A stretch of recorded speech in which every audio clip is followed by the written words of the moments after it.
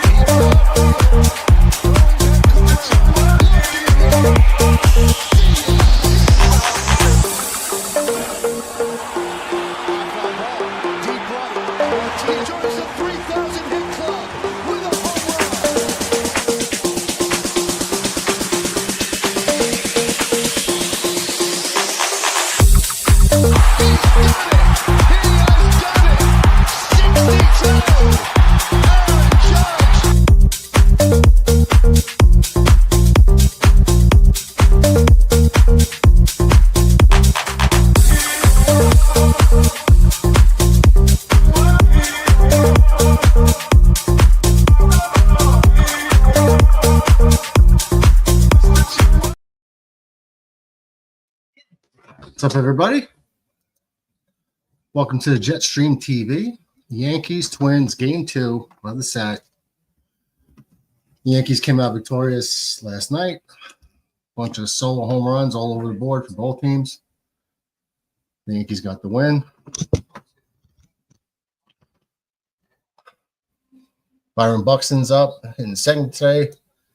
Martin left off and struck out. We got Carlos Rodon on the mound. It's 11-7. He's been rough the last 6 games, the last 6 starts for him. Type in and turn it up.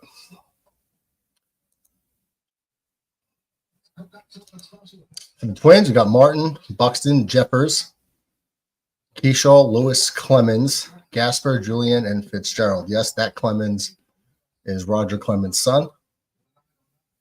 Austin Martin, it's a base hit to center field.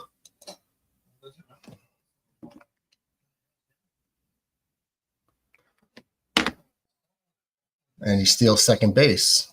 So we got a runner on second, one down. It's only Martin's second steal of the year.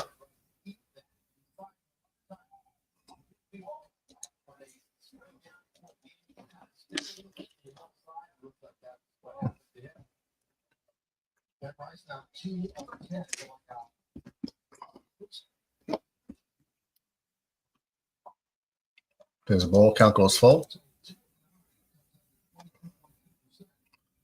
We need a good Rodon tonight, especially considering these are the games we got to win.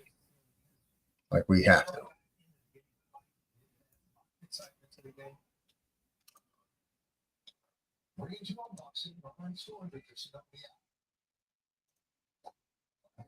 And he walks him.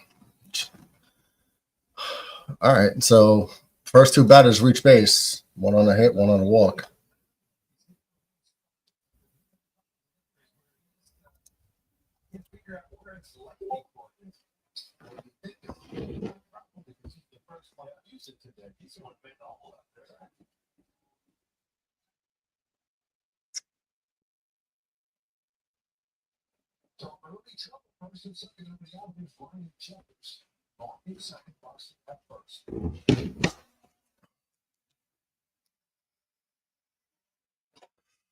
All right, here's Ryan Jeffers hitting 268. First pitch fouled away. It's the DH tonight. Yassine in the house. What's up, Yassine? What are your thoughts on what Clint Frazier said about the Yankees? I don't know. What did he say? I didn't see what he said. I'm sure it's not good. I had a lot of hope for that guy, but I'm sure it's not good.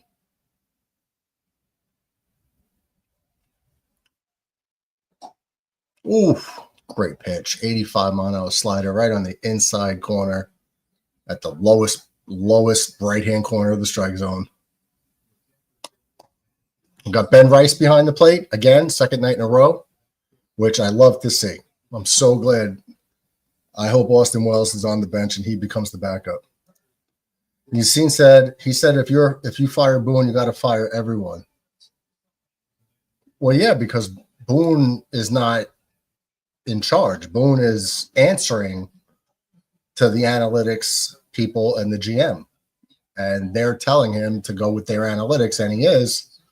It's not working out, but he's the fall guy because he's following their script. Now, I don't really care. I mean, if he had a backbone, he'd say, listen, this is losing baseball. We're losing based on following this game plan when I would rather go a different route. So if he doesn't stand up for himself, I don't want him in the manager's spot anyway. You're losing baseball games. Like as of the other day, they lost 30 out of 50 games. That's a 40% winning percentage over that span. That is not okay. Not when you're a Yankee, and not with the talent on the team. They're still not going to be good enough to win a World Series the way they are, but I mean, they can at least be in first place right now by 7-8 games. And he hits Jeffers on a 2-2 pitch. So the bases are loaded, nobody out, against a watered-down Minnesota Twin team who traded 8 people at the deadline. And you got your number 2 on the mound right now, struggling through three batters. Like,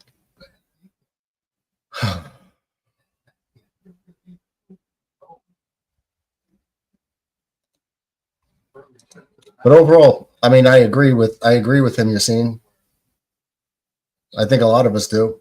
I don't think we want any of them back. I mean, do you? What do you guys think in the chat? Do you guys want that? Do you want anybody from the managerial or front office back? I don't.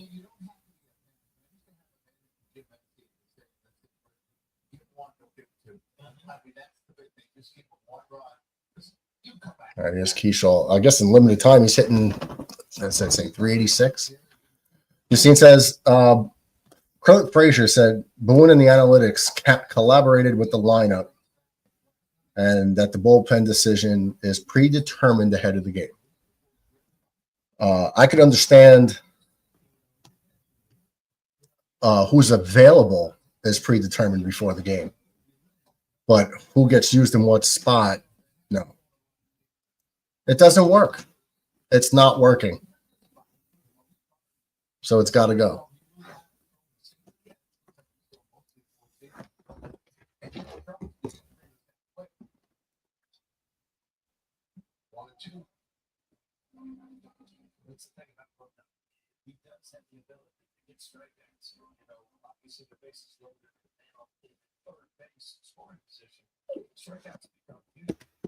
One-two pitch.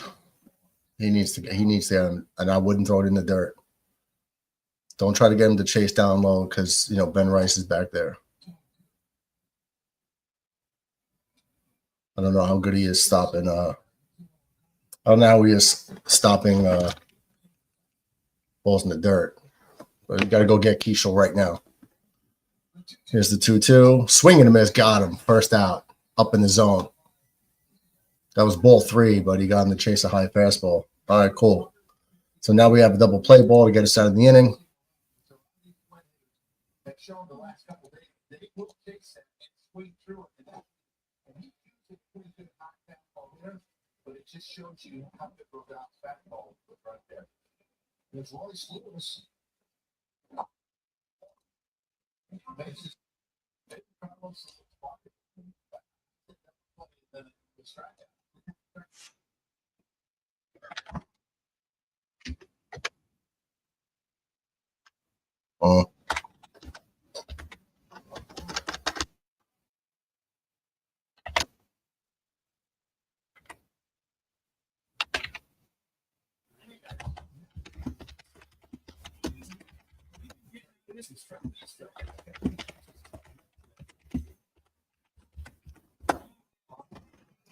All right, there's a ground ball to short on the second for 1. He's going to beat the throw to first, so they can't turn the double play, and a run's going to score.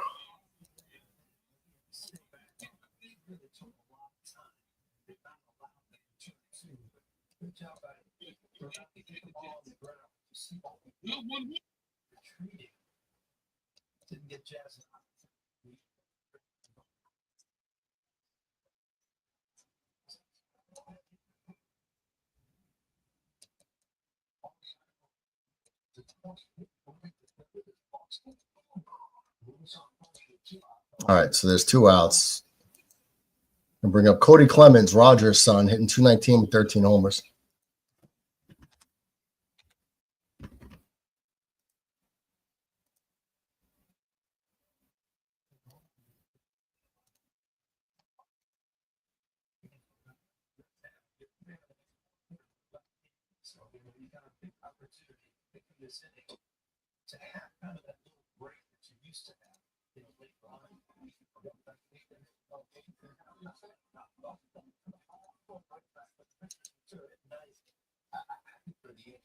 Rodon's already at 27 pitches. This is about to be his 28th pitch. There's a strike. Count goes to 1-1.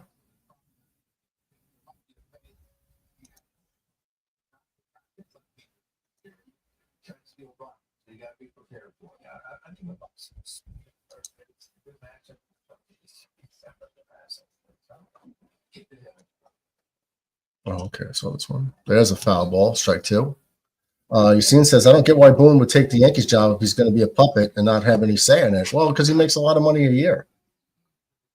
You know, you're going to pass up a couple of $1 million a year, be the Yankees manager. Uncle DJ in the house. Hello, Murdog members in the chat. Everyone needs to hit the like button. Yes, you do. Don't be a dick. And if you haven't already, you need to subscribe. Yes, sir. It's a good idea. You know how I feel. Fire Cashman, Boone, and the idiotic analytic manager. They all got to go. The whole fan base, I don't want to say the whole fan base, but I think the vast majority of the fan base is tired of this and want them gone. Struck him out way inside. Can't believe he swung at that. All right, so the Yankees dodge a bullet. They only give up 1 run. Rodon had a rough 31-pitch inning. And they only got 1 hit, which was the leadoff guy. So they did all that on 1 hit, all the base runners.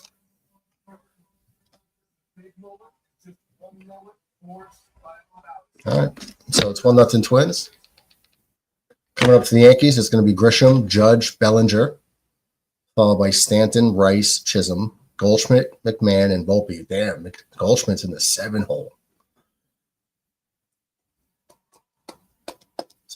So that is going away from lefty righty. So let's just do it. Grisham left, Judge right, Bellinger left, Stanton right, Rice left, Chisholm left, Goldschmidt right. I'm surprised they didn't flip flop Chisholm and Goldschmidt.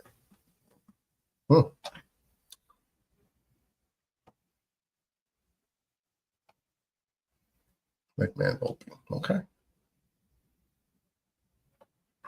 All right, so on the mound for the Twins is Adams. It's his 2nd career start. Travis Adams. He's 25 years old.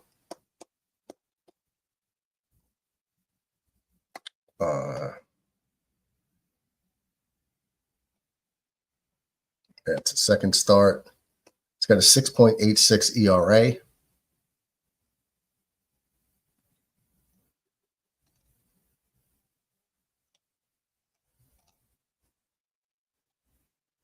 Let's hope that the Yankee Stadium aura gets him a little shaken in the panties.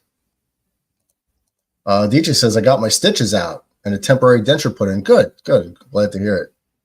The stitches he said the stitches made him feel like a spider was crawling around in his mouth. That would be so weird. Hurts like hell, but I want to eat some solid food. I'm off to try to eat a hot dog. I'll be back. You could always eat it like the Coney Island 4th of July, like Joey Chestnut. When's the draft? Also, what do I do when I win? We'll throw a parade for you, Ratcliffe. I know you'd like that. Or if you win, we'll let you come on the show and perform in drag like you usually do on the weekends. But we'll let you do it here on the channel. So you could show everybody your world-class drag talent.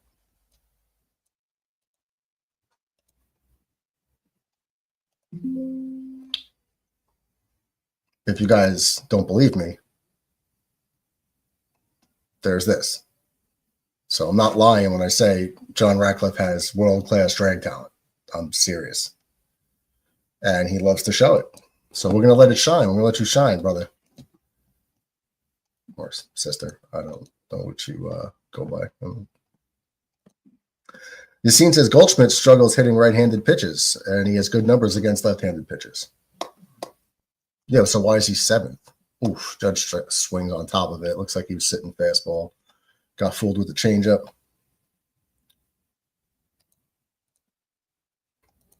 Ratcliffe says, less attention the better. I'll just take endless praise. I'm also deciding I'm going to join the reserves. Nice. Smart man.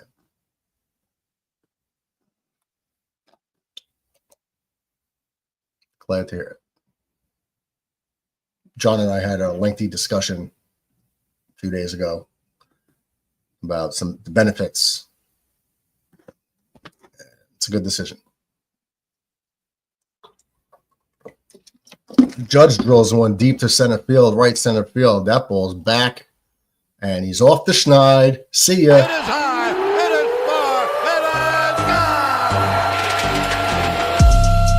That one's driven deep to left field. There it goes. See ya. That is ripped into right. Back at the wall. See ya. Schmidt swings at the first pitch and launches it to left center field and deep.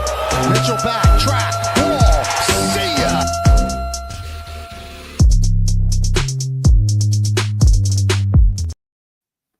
All right. So Aaron Judge goes deep into the Yankees bullpen for his 38th homer of the year. The Yankees tie this up just like that. And Cody Bellinger hits a weak ground ball to shortstop, who comes over to the second base side to grab it and gets Cody Bellinger for the second out. But damn, that was a bomb by Judge. Glad to see that back.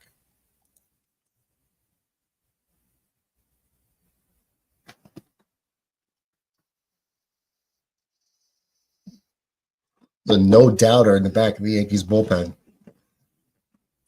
Man, when you got power like that to the opposite field,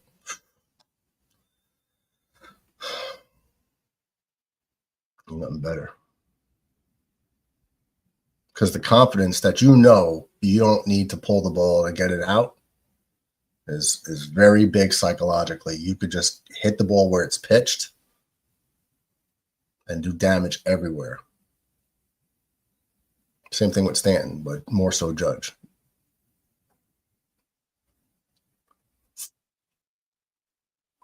That ball was dead center field. It tailed to right center, too.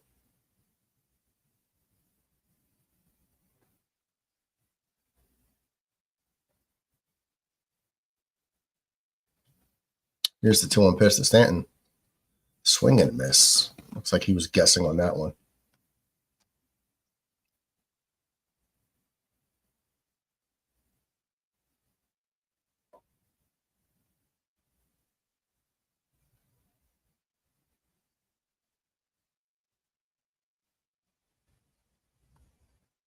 Seems like Judge hasn't hit a home run in a while. Was that like a second since the All-Star break or something? Something crazy. He hasn't hit many. I mean, Cal Riley hasn't stopped. He's got 45 in Seattle.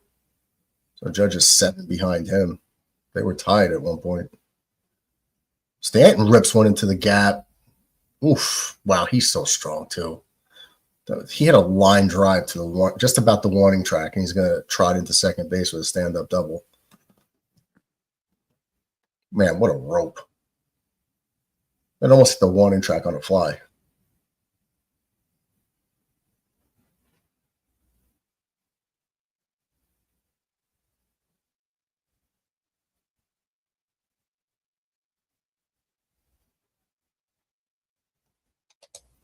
Buckeyes football is in 3 weeks. Nice. You're probably the only Buckeye fan here. Okay. Notre Dame starting soon. I think they're a month away. Ben Rice drills one deep to right field. That's going to get caught on the warning track, though. Nice shot for that kid, man. The low line drive. It was almost a 2-run homer. All right, but the Yankees get the run back, tie it up on Aaron Judge's 38th homer of the year.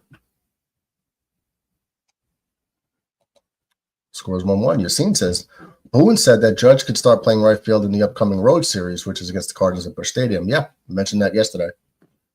Judge was throwing in the outfield, and they said he's not going to play in the field this series, but possibly the following series.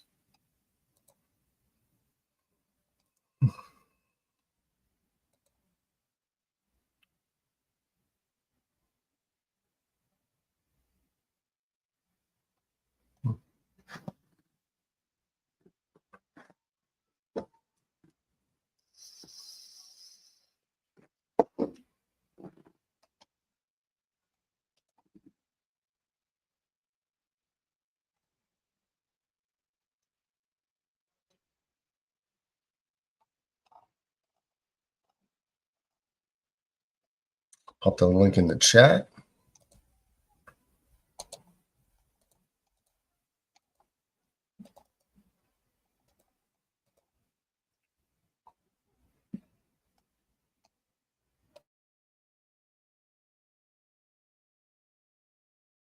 I feel like I got to sneeze.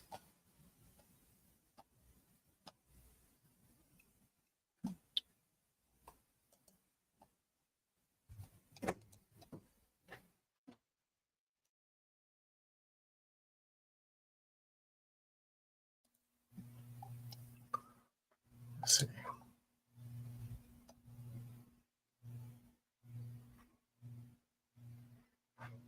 Okay. Oh, the second link didn't pop up. Okay, got it.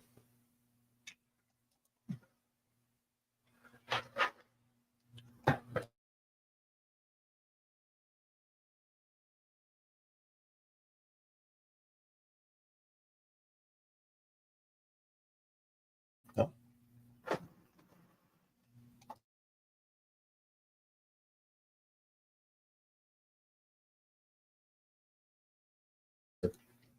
All right, so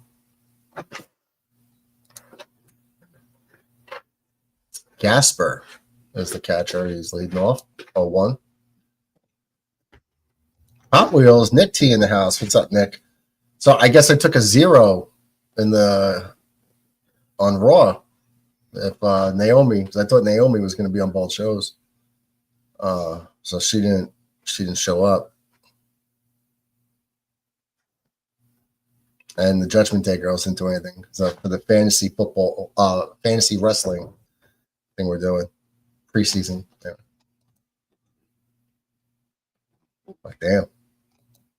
Ratcliffe says, August 31st, Notre Dame versus Miami. They're 6th. They're starting 6th. Thought they'd be higher than that. It's a good way to open the season. However, number 1 Texas and number 3 Ohio State on at freaking noon. Noon. It is a primetime game. That is crazy. Wow, they're playing at noon. Wow. That shouldn't be. We finally agree on something. Nick's just getting everyone in the scoring, but yeah, Aaron Rodgers too. She did. She did. You think it's like a real thing, or you think it's storyline related?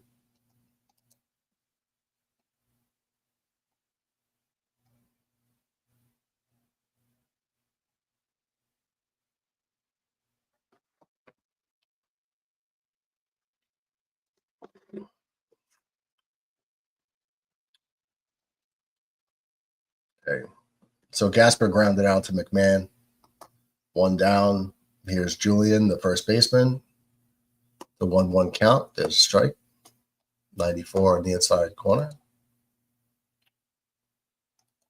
Ratcliffe says, I can't wait to kick Archie Manning in the teeth and knock the hype off that kid until he earns it. That kid's going to be good. Ground ball to second base. Jazz bobbles it, but has time. Flips over to first to the second out.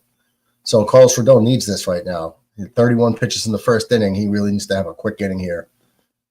As he's only throwing 8 pitches to get 2 outs. I'll take it. It's going to bring up Ryan Fitzgerald, the shortstop, hitting 222. Only in 5 games. 1 homer, 2 RBIs.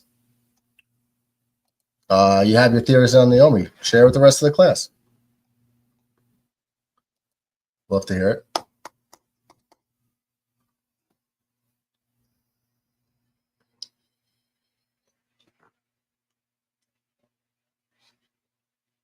There's a foul ball, strike one.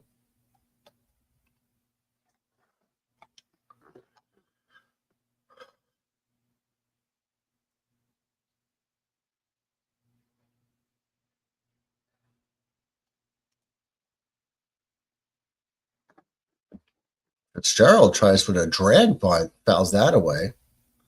Hard to bunt a 91-mile-an-hour sinker. So the count quickly goes to 0-2. Who's stopping Smith this year? Probably nobody. He's going to be good, but I don't think the rest of the chat knows who Jeremiah Smith is.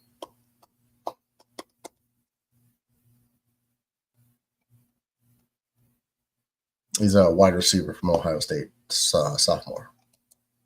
Going to be a top pick in the draft, whatever year he decides to come out this year or next. Strike three got him. Awesome inning for Rodon.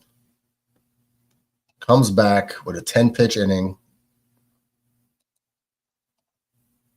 Sorry, an 11-pitch inning. That's exactly what he needed after a 31-pitch first inning.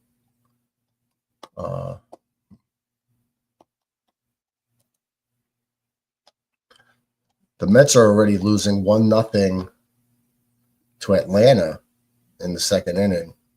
So I could see Mets flipping out by now.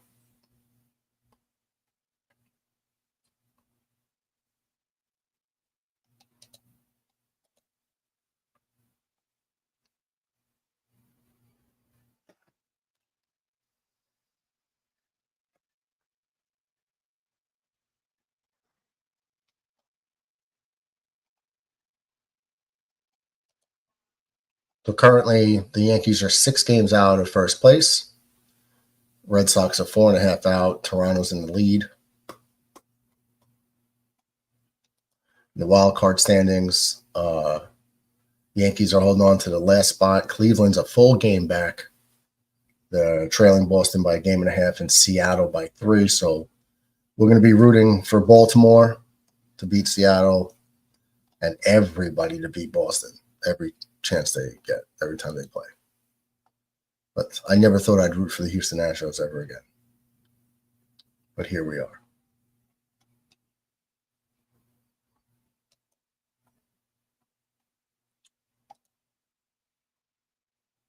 You know, the Yankees are 63-56, so they're 7 games above 500, but it doesn't feel like it. Nick says, Emmitt Smith, nobody's stopping him beyond that great Dallas O-line. Yeah, the most overrated running back in the history of NFL. Sarcasm, just in case. Now,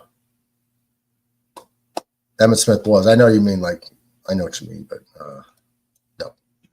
Here's a good question. If the Yankees re-sign Soto, where are they now? They're doing better. No Fried, presumably, but where do you see them in that scenario? Maybe Soto performs better with another year in pinstripes. Well, he would have had Aaron Judge hitting behind him, so he would have been protected. He'd probably have another like 8 home runs to 10 home runs at this point. He'd probably be hitting 40 points higher at least. And, you know, having Aaron Judge hitting behind you makes the world of a difference. So, yeah, he'd be doing a lot better. He'd be a lot less pressure on him. But this is what he wanted. He wanted to be the man. He didn't want to sit in Aaron Judge's shadow. So for the next 7 years. So he left. And you reap what you sow, brother. Jay Updates, what's up? Tia, coming from Nace Avenue. What's up, brother?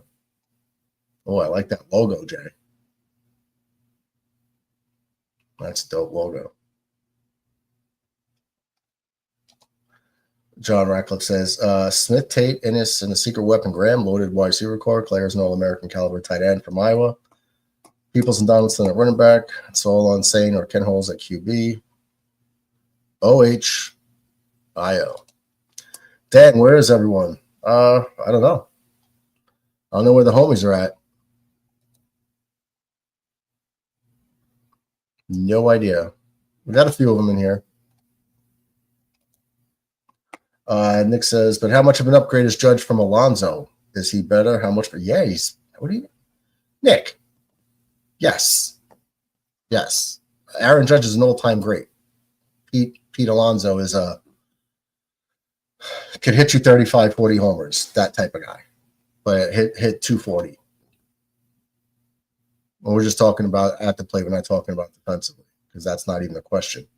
But Pete in the house. What's up, Pete? Yeah, Pete Alonso is a straight up like power guy. That's never going to hit 300. The fear of Aaron Judge is real, and rightfully so.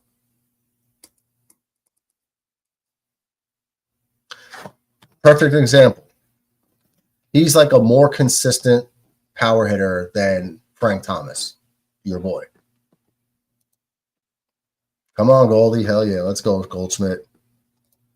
He says, good evening, brothers and sisters. Strike 3, Goldschmidt. Pete, you jinxed him. You jinxed Goldie. Well, there's the first out. That's going to – Jazz Chisholm has walked. That's going to bring up Ryan McMahon, bring in his robust 221 batting average from Colorado with him. But I'll have to admit, it's better than what we were putting out there at third base. So it's really just a defensive upgrade. But we'll take it. Hopefully the left-handed swing in Yankee Stadium could, provide a little bit of an increase of production at the plate for our third baseman. Yeah, you jinxed them. Just kidding. Yassine says, Posada in the current state of the Yankees says they got to get a little angry. You can't be friends with everybody. Randolph said, teams are not afraid of us anymore. We need to get that mojo back. Well, you got to, yeah. And you know how you do that? You get guys that get on base, that run around the bases, that cause havoc on the bases, and they get to get driven in by the bigger hitters. The Jazz almost got picked off. He was out. If that throw and tag was a little bit better. But he definitely should have been picked off. That tag missed him by this much, and he was out. He got caught leaning. He's like Jazz Chisholm is like a bad omen. Jazz is lucky he went to the outside part of the bag. He's lucky. And now he's stealing second base successfully. The throw almost goes into center field. So I guess Jazz didn't want to get picked off first. So he said, screw it, I'll just steal second. Terrible throw by the catcher. That went. And the catcher looks like Super Mario. He's got one of those 80s mustaches. They should ban those mustaches in baseball or any sport. There's a ball, 3-1 to Ryan McMahon. Volpe's on deck. So if Ryan McMahon can work a walk here or get a base hit, give Volpe a chance to do some damage, maybe with a double. Here's the 3-1, way low. 94-mile-an-hour sinker. So McMahon does walk. First and second, one out.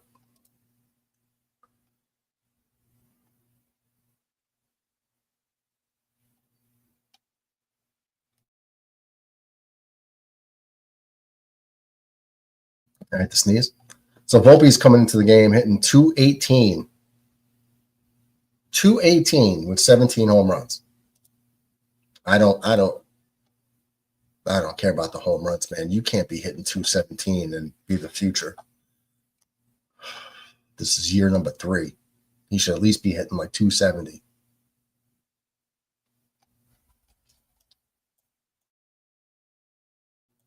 All right, count goes to 1-0. Yassine says, Hal needs to man up and fire Cashman, Boone, and everyone in the analytics department. If George was live, he would have done that years ago. George would have done that 6 years ago. How did he effing catch that? Jazz should have been on third. Oof. Fouled away. Count goes to 1-1. Yeah, that ball tailed. Jules in the house. What's up, Jules? What's up, Murdo? Despite the Yankees win last night, I feel like we need to fire Cashman and Boone because if we don't, these problems Yankees have will only get worse. If you guys go to my channel right? I don't care if you do it now or later. Oh, Volpe puts a drive into one to right center field. That ball is gone. It is high, it is far, it is gone. That one's driven deep to left field. There it goes. See ya. That is ripped into right. Back at the wall. See ya. Schmidt swings at the first pitch and launches it to left center field and deep. Mitchell back, track, wall. See ya.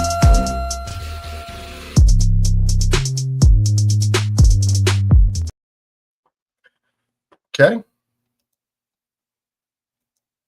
So a little update. Volpe hits a 3-run homer. I feel like I just manifested that though. When McMahon was up, it said if he can get on base, a hit or a walk, and then Volpe can go do some damage, or at least a double. McMahon walks, Volpe brings everybody in with a homer. I'm going to take a little bit of credit for that one. The Yankees go up 4-1 in games they have to win.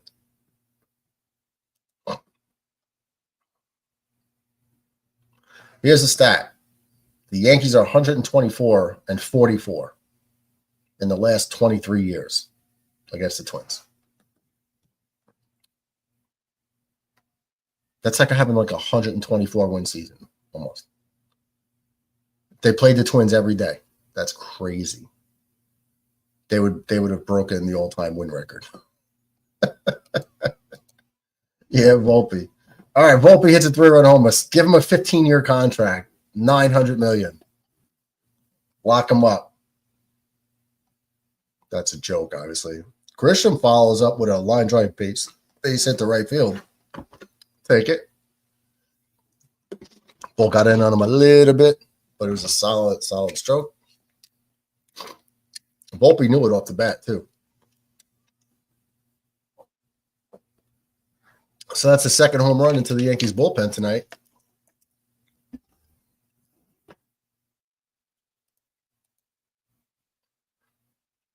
So the Yankees got 4 hits. Here's Aaron Judge, who homered in his first at-bat. Got a mound visit. Reckless says, I wasn't aware beating on your mentally challenged child was legal. The Yankees have been filing them as property for years now. Yeah, 124-44 in the last 23 years. Grish him. Oh, look at that. Peter, you're clever, man. Grish him. That's funny. I like it, though. Very clever, Peter. Judge takes slow. Ball 1. Nick T says, interesting. Alonso averages 10 homers less through 10 games than Judge and 4 less RBIs. Judge is better, like I said, but not a big difference as you think. That's not true. Judge was hitting 400 after 2 months of the season. He's still hitting. What is Judge hitting right now? He's hitting like 338. His batting average is 338. Pete Alonso is hitting 265. So it's like 75 to 80 points better almost. On base percentage probably isn't even close. So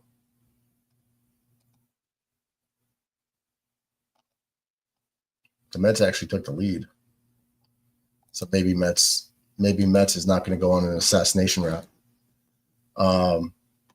Ratcliffe says, Joe Buck 2018, Red Sox won the World Series. Listen, I'm going to have to delete this comment because you bring in bad juju to the Yankee universe, Red Sox fan. Peter says, thank you, Brother Murdoch. You're welcome. He was clever. Marginal difference. Nick, you are incorrect, sir. You're talking about a first ballot Hall of Famer. First ballot, not even close. Aaron Judge will get every vote. He will be 100% vote getter. Mark my words. Love you too. No Diddy though, but still love you. But you're wrong. You're batshit crazy on that one. They are not both. Pete Alonso is not a Hall of Famer. See, you're bad juju as a Met fan. So Aaron Judge strikes out. You guys are trying to put the mush on the Yankees tonight. I know what you're doing, Red Sox fan, Mets fan. I know what you're doing. 400 plus home runs. That doesn't do it anymore. Even 500 home runs doesn't do it anymore. But Pete Alonso never won an MVP. Cody Bellinger check swing. He went. He definitely did go. Strike one. Don't Diddy me. No, I said no Diddy. I had to attach no Diddy to it just to make it clear, like, no Diddy. Come on, man. I'm on top of that. Oh, Grisham steals second base. Oh, Ratcliffe, you're such a dick. John Ratcliffe just sent me a video of the Red Sox World Series. See? But Ratcliffe, that's a Ratcliffe right there. John Ratcliffe me. Stop using the baby oil and Judge's Batmurray dog. I've done no such thing. Judge had a home run in his first at bat. He hasn't hit one in a while, so it's good to see. Joel says in minor league news, the Yankees 2024 first rounder Ben Hess is getting smacked around in Double A. Okay, he's still getting used to Double A hitters. Wow. Double A.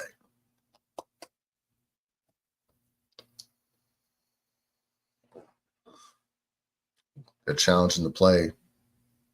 Grisham might be out. He was called safe, but Grisham might be called out on the replay here. Sliding in head first, it looked like he slowed up. Oh, he is going to be out. Okay, so Grisham's going to get called out on the challenge. So what happened was, say here's the bag. Grisham's hand was like right here when they tagged him. So it was over the base. It was over the second base bag, but it was hovering over it. It wasn't on it. So even though if he had it lower, he would have been safe. But since it was like here, and when the tag touched him, he's going to be out.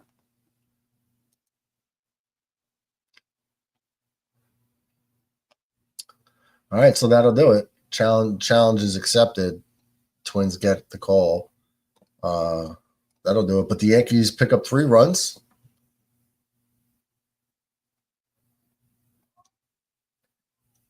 On 2 walks and 2 hits. Big 3-run homer by Volpe. Yankees increased their lead to 4-1 as we head here into the top of the 3rd inning. Nice little break for Carlos Rodon. After that rough first inning where he threw 31 pitches. I did check Discord, and I won't enjoy it.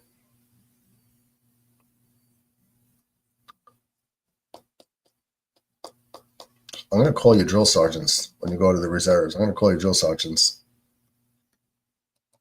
and let them know. Private Ratcliffe, you'll be doing all types of exercises. Spencer Jones has 30 home runs in AAA. Everyone wanted to get rid of this kid. Oh, he strikes out. You got to see what he's got. You got to bring that kid up. You could have Aaron Judge 2.0 or Aaron Judge light. I'm looking at him so if you're a Jet fan, I've always been saying since we signed Justin Fields, I said the Jets are going to transition into a Ravens light offense. One good receiver, really. They got us in the tight end play, but the running back room is a strength. That's what the Jets are. It's going to be a run-heavy team, not really throwing, 50 times a game. As Martin flies out to Stanton for the first out. And the mobility of Justin Fields. So they're not going to be the Ravens because they have better personnel, but we're going to be a light version of them. And you probably saw that during the first preseason game. That's what Spencer Jones is to me in regards to Aaron Judge. He's an Aaron Judge light. So if you got a guy, an outfielder, a young kid, 6'7", that's going to hit 40 home runs a year, sign me up. Work on the strikeouts. Jill says Elmer Rodriguez Cruz, the Yankees' other top pitching prospect, racked up 7 strikeouts against the Binghamton Rumble Ponies, the Mets Double-A affiliate. Nice. Nice. Love good news down from the farm. Rackler says the Jets going to keep that cheating running back who played a great game, Donovan Edwards. Wow, Paul Goldschmidt just fell down in foul territory and made the catch. He fell down, though. Wow. That's he had like a senior moment. He slipped on the dirt, but still concentration. He still kept his balance enough to still make the catch. But so Byron Buxton's out. That's quickly 2 outs. Oh, man. Love it.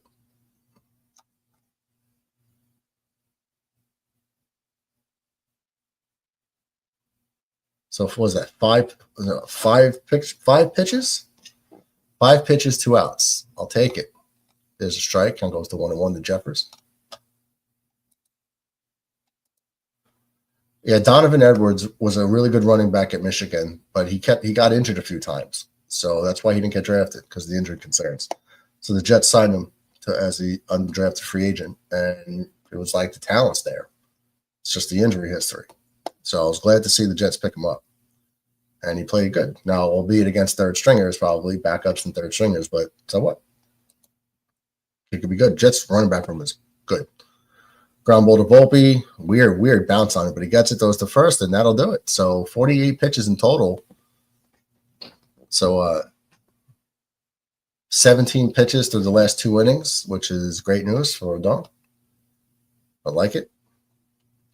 He doesn't deserve to be called by his given name. He's cheating running back from now on. Wow. Or for now. RB1 Allen, RB2 Davis, RB3 third down back cheater. So you think we're trading Breece Hall? Okay.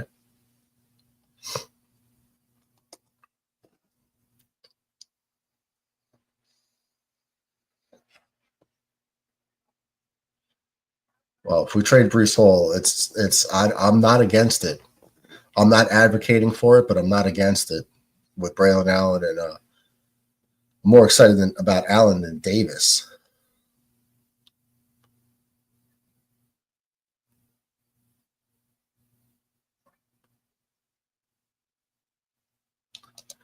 Ratcliffe says, I don't give a damn what they do with Hall. Get his ass off the roster. No, you can get something for him.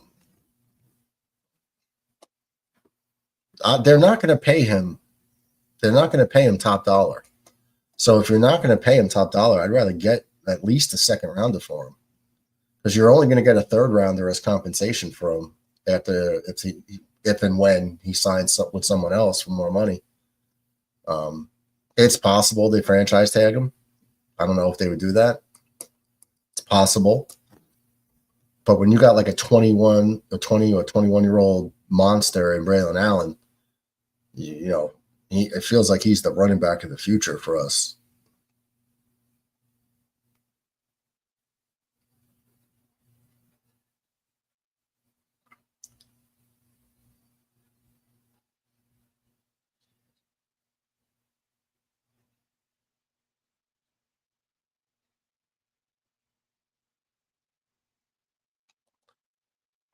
When are you playing Resident Evil 4 remake? I'll let you share play of my system. You really like it. We could do that, but I'm not very good. I like to play co-op, like what we did with Call of Duty, Black Ops 3. That was fun.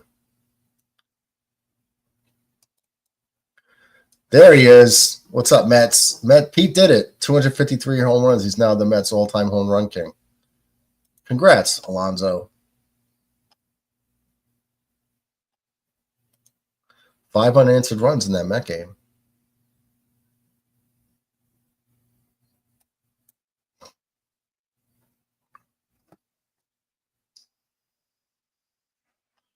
Let's see something. Let's see something for Nick Teodoro.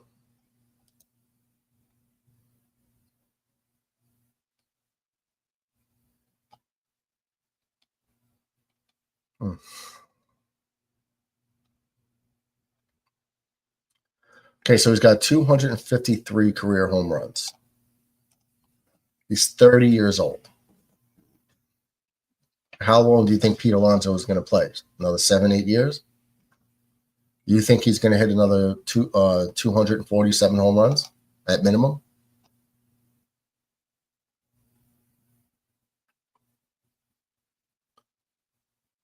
Does Cody Bellinger beat that out? Looks like there might be an error. Ground ball to first base, and he bobbles a little bit.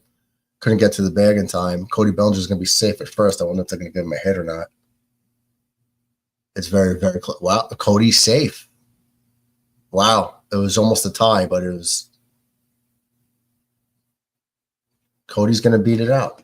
So do they give him a hit or an error? It's an error.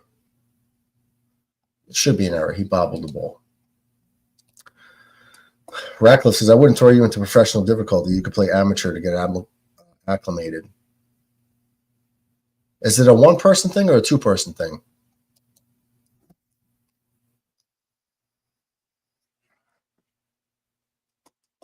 There's John Carlos Stanton, who roped a double in his first at-bat.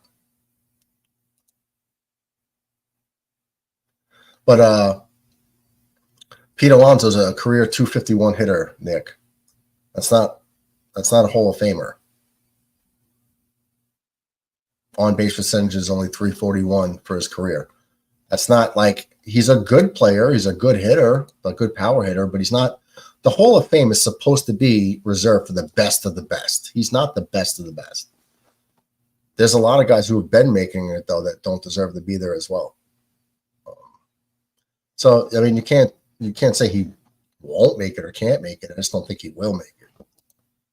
One player, but it's a universally acclaimed game. Yeah, it's all monsters and stuff. It's probably scary. Jules says, if we do fire Boone, my top 5 managerial candidates are the following. Mattingly, Matt Williams. I like Matt Williams. Girardi, no. A-Rod, interesting. Jorge, I'd love to see Jorge behind the plate, in the manager spot.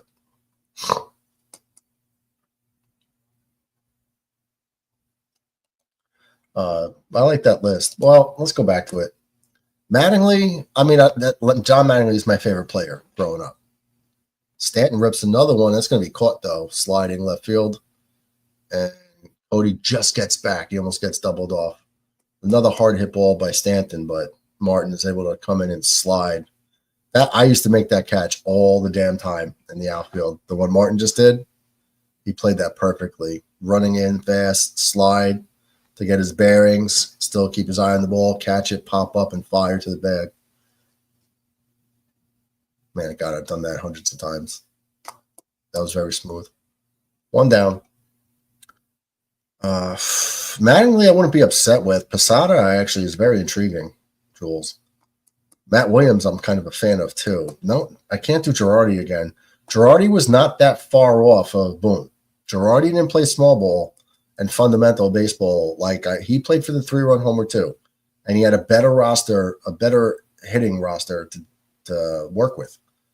I was surprised because I thought he's a catcher and a National League guy for a lot of his career. I thought he would be more in that vein, but he wasn't. If we could get Mike Scioscia somehow, which we're not going to do, but Matt Williams is interesting, and so is Jorge. Rackle says, I want people to stop saying the piss-ass crybaby Pedroia is a Hall of Fame player. He's not. Nah, he's not a Hall of Famer either. He's a very good player, but not a Hall of Famer. I mean, Nomar's not even in the Hall of Fame, and I think Nomar is more worthy than Pedroia. My point is the numbers aren't that different. Yes, they are. Yes, they are, Nick. Nicholas.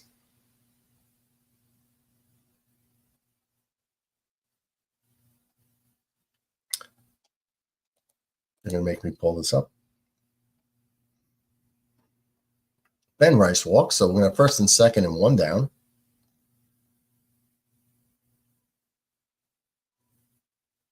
Okay. Aaron Judge, 353 home runs. Well, he's got more at-bats and stuff.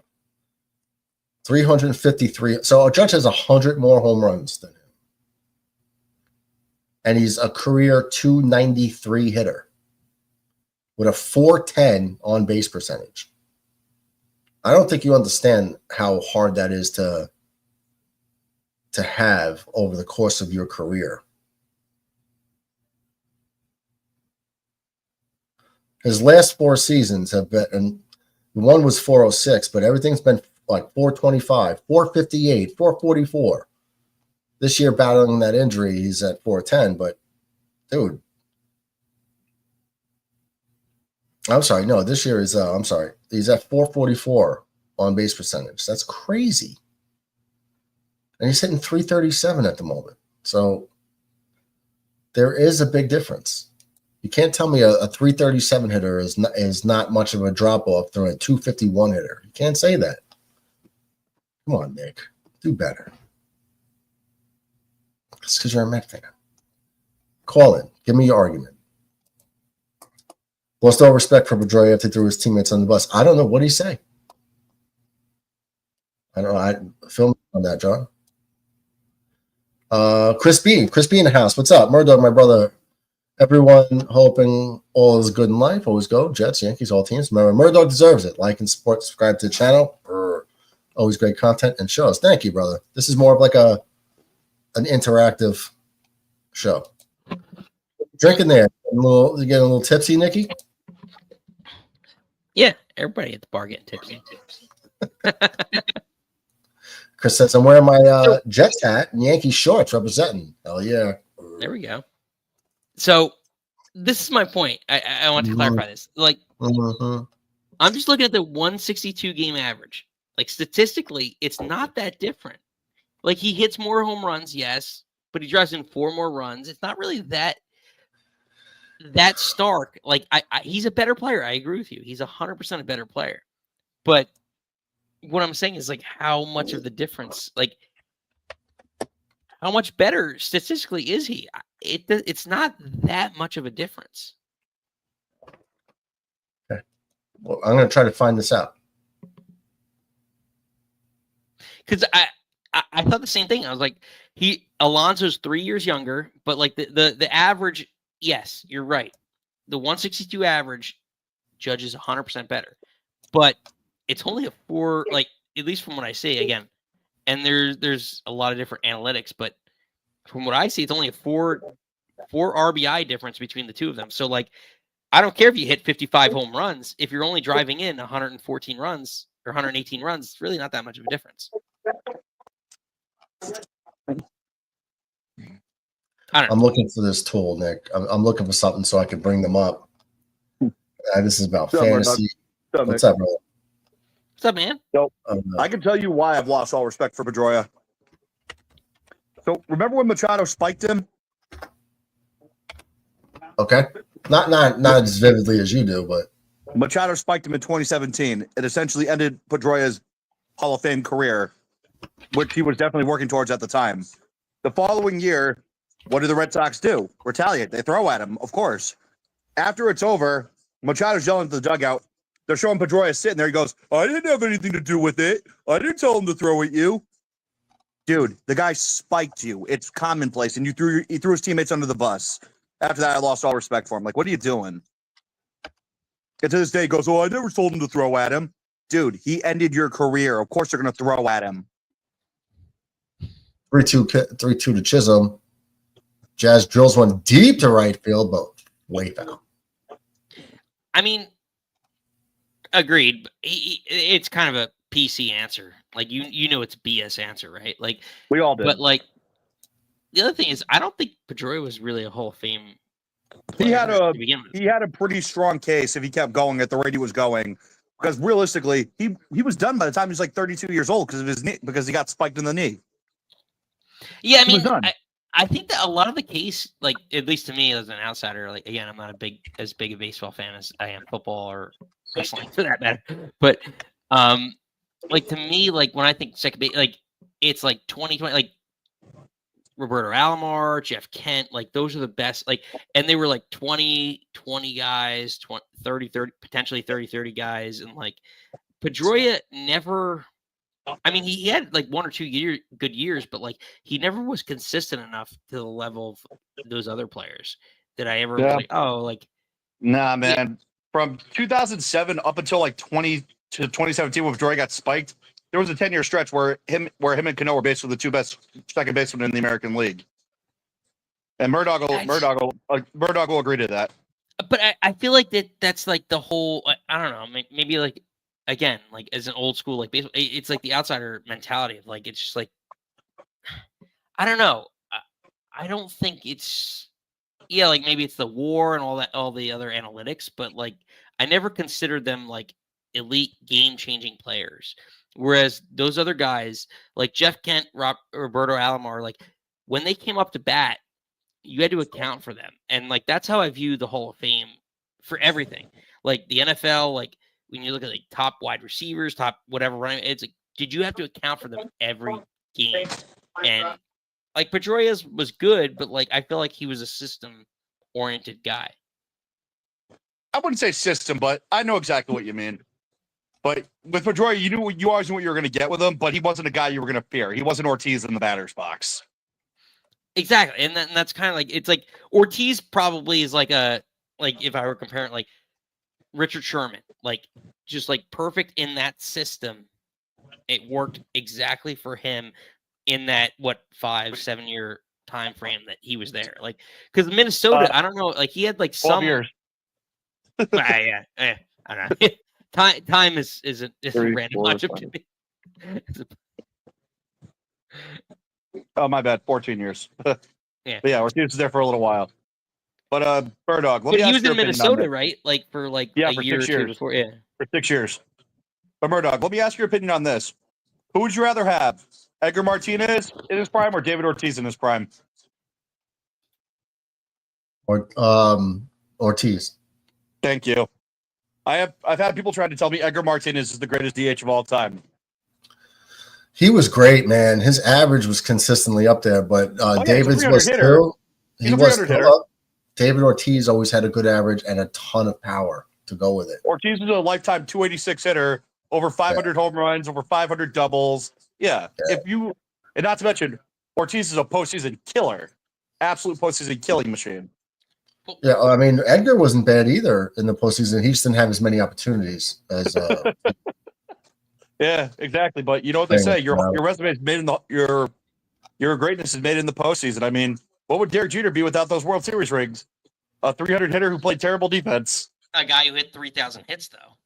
Exactly. Yeah. But that's why I said a 300 hitter who played terrible defense. Yeah, but it's overlooked because he got 5 rings. It's a big highlight. And this is where, like, I agree with you. Like, Ortiz is a better DH, 150%. But, like, it comes down to, like, that whole – again, like, if you hit home runs, you're producing runs. At the end of the day, a home run – like, if you strike – like, the guy's, like – and it's a stupid comparison, but, like, he's never going to be in the Hall of Fame, right? Adam Dunn hit 220, but he still hit 40 home runs. And at the end of the year, it's still 40 runs you produce. And, like, I still value that way more than like a 330 hitter because it's tough. You still have to be put in the right scenario to drive in 100, 120, 130 runs, you know? Right. Like Murdoch knows exactly when I say this. My dad calls him the king of the empty stats. Dwight Evans. Dewey Evans. Or no. Wade Boggs. My bad. Yeah. Wade Boggs. Wade Boggs is a slap hitter. Exactly. Lifetime like 315 hitter, lifetime 300 hitter. I don't even think he hit 100 home runs. Yeah, that's like Rod Carew, slap hitter. But they're important. Well, you dude, get on Rod Carew base. can steal bases, man. Yeah, when you set the table, you set the table, get on base. You don't have to be a home run hitter to be great. You need to be productive. Right. Jules thinks he's got a list here. So great. Jeter, you knew when he was coming up in the key situation, you knew he was going to get that freaking hit, and you just knew he was going to do it because he always did it. You look at someone like Ortiz, the most clutch postseason hitter I've ever seen. It's in the clutch. It's like, okay, game time, let's do it, and guy delivered. And then you look at a guy like Aaron Judge, for example, monster in the postseason, or monster in the regular season. Postseason time, it's like he can't flip that switch. He hasn't quite found it yet. Do I think eventually he'll do it? Maybe. Yeah, but look, even A-Rod was the same way. Multiple-time MVP, monster.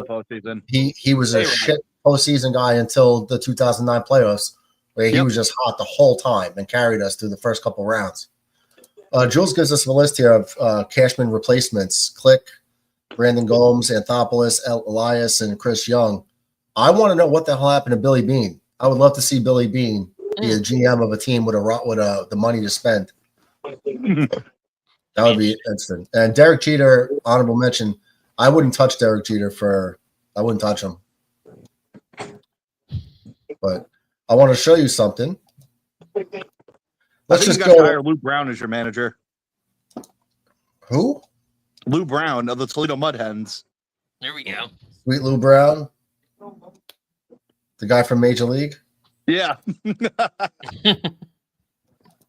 All right, so let's just go. Baseball Let's just go movie here. ever made. Let's just go here for a little bit. Let's go. It's the last 4 years. Oh, what? No. It's too small. Hold on. All right, so the last 4 years, Pete Alonso has played an extra, what is that, 22, 65 games over the last 4 years. So with Pete Alonso having about 350 more at-bats and more games. See here, look at the games. He's played more. Aaron Judge has 41 more hits, scored almost 100 more runs. He's got 51 more home runs, 21 more RBIs, almost double the walks. Pete Alonso's been hit a lot more. Judge has struck out more, but look at the stolen bases. And this is all in a lot less plate appearances. And he's got a lot more total bases. Look at that. Is that this year? This year. In the last 4 years. 4 years. All the extra base hits, extra. Now look, Pete Alonso had a lot more at bats and games, and Judge outperforms him.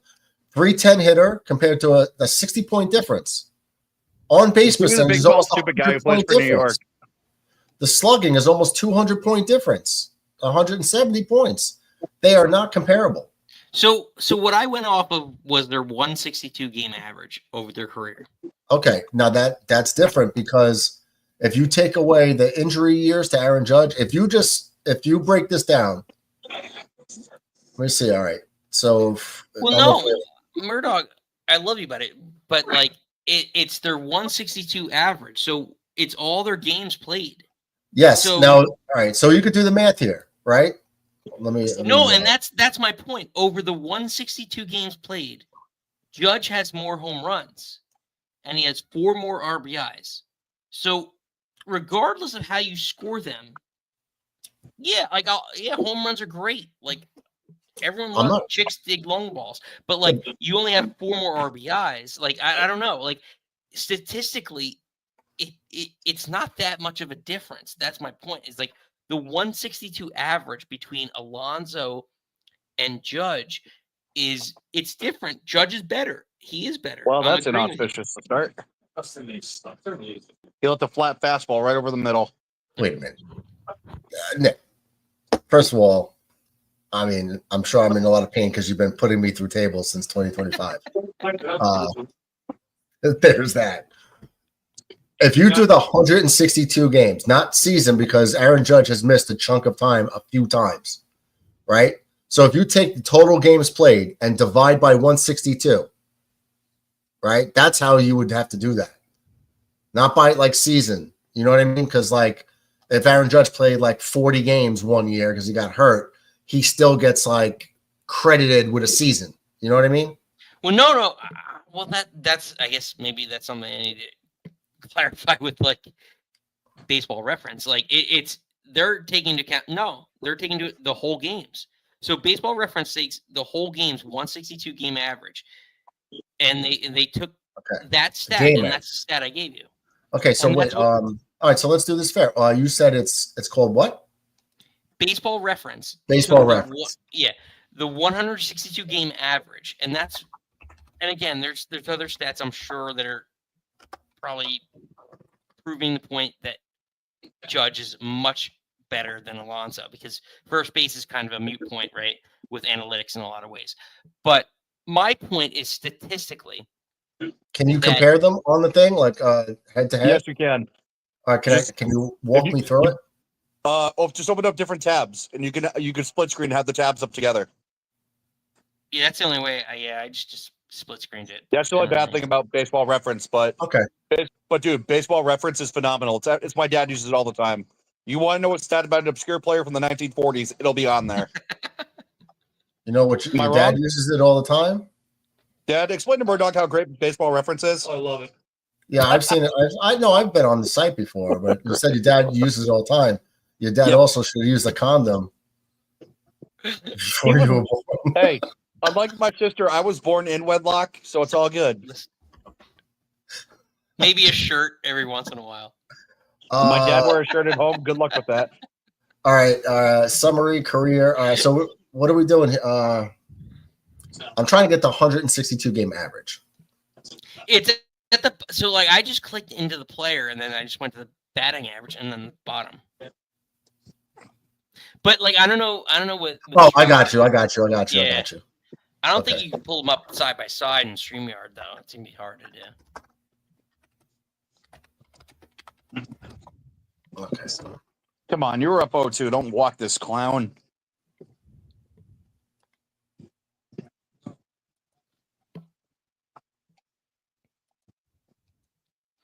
So random question: who's the best knuckleballer right now?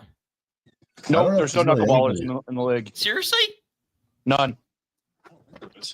Not to my knowledge. The last great knuckleballer was Tim Wakefield. R.A. Dickey. Dickey I was said great knuckleballer. I didn't say 2 to 3 year sensation. I don't know. Dickey. I would argue Dickey was better than Wakefield over his career. Like as a career knuckleballer, nah. Dickey picked up the knuckleball later on in his career. Tim Wakefield came in with a knuckleball. Yeah, but Tim Wakefield had like how many years of like 5 ERAs? So like, how effective were you? Like you were throwing a friggin' lob ball and hoping nobody like crushes it 500 feet and left. Well, that's the thing about the knuckleball. You throw it right, it dances. You're not doing anything with it. I like this one, Jules. I would love to see Paul O'Neill as a manager. I'm giving up. And Paul O'Neill, he was the dude in the Seinfeld episode. He was going to hit the home runs for the kid, right? Yes. Paul O'Neill hit 2 home runs for a kid. Yeah, I think it might have been one Baltimore. was a triple with an error. Murdoch, what do you think of the carrying cross situation going on in WWE? A lot of people tell me this might be a work, but there's a chance it might be legit. What situation with carrying cross? They're dicking him around. He's super over, super popular, but WWE doesn't like it if you do that on your own. No, I think it's it's a thing. No, because if they were mad at him, they wouldn't have put him in the program with Sami Zayn. You agree, Nick? That's a good point.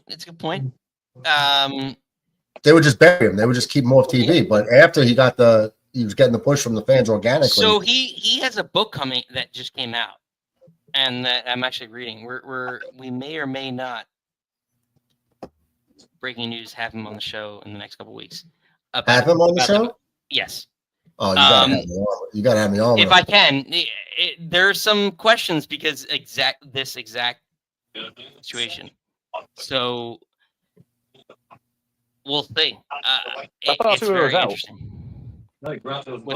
Oh, okay, it's still out anyway, so who cares? It's interesting because his book is very telling, and the fact that his contract ended and he wrestled at SummerSlam in a big event. Lost to freaking Sami Zayn. Ugh. Can't stand Sami Zayn. Who's probably going to win the Royal Rumble. What did I tell you what did I tell you before WrestleMania? On your show, I said clip this.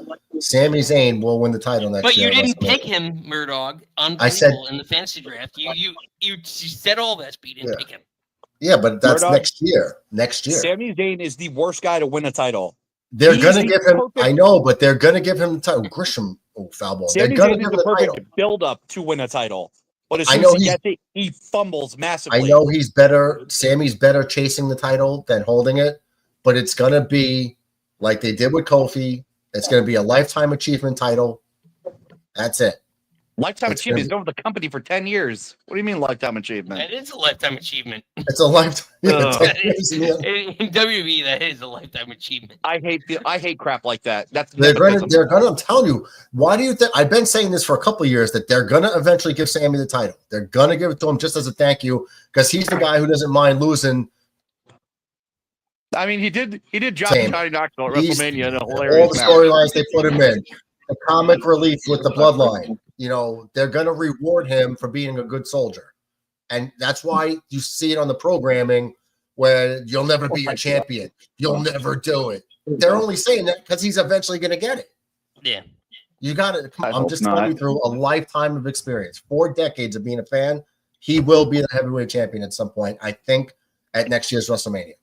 Well, I mean, that is why they gave the title to the Iron Sheik and why they gave it to Mad Dog Vachon. He beat Bruno, right? I don't know. Ivan Koloff. Who beat didn't Mad Dog Vachon win a title? Luna's Who father? beat Koloff? Ivan Koloff beat Bruno. Flair? Was Flair around then? Well, Flair beat everybody. There were a couple guys who were transitional champions between Bruno and Backlund and Hogan. But those Pedro were lifetime Morales. achievements. Like those were lifetime achievements. Like, hey, thanks for being a jobber. Here's your belt for a month. No, there's a difference between a transitional champion and a lifetime appreciation champion. Sammy will be that. I'm telling you right now. I I said hope it. not, man. I said it can't months stand ago. Sami Zayn. He's a perfect middle man. Look, I don't. He's not a champion. He's not, but they're gonna give it to him. I don't think the Miz was a champion. I hate They Daniel gave Bryan, it to him dude. a few times. No, dude, Miz won that belt because it wasn't a lifetime achievement award. That was No, because I'm- Miz was so universally hated. His I second know. reign was an absolute lifetime one. I agree. What I'm saying is the Miz never deserved to be the champion, but they gave it to him anyway. So deserving is objective.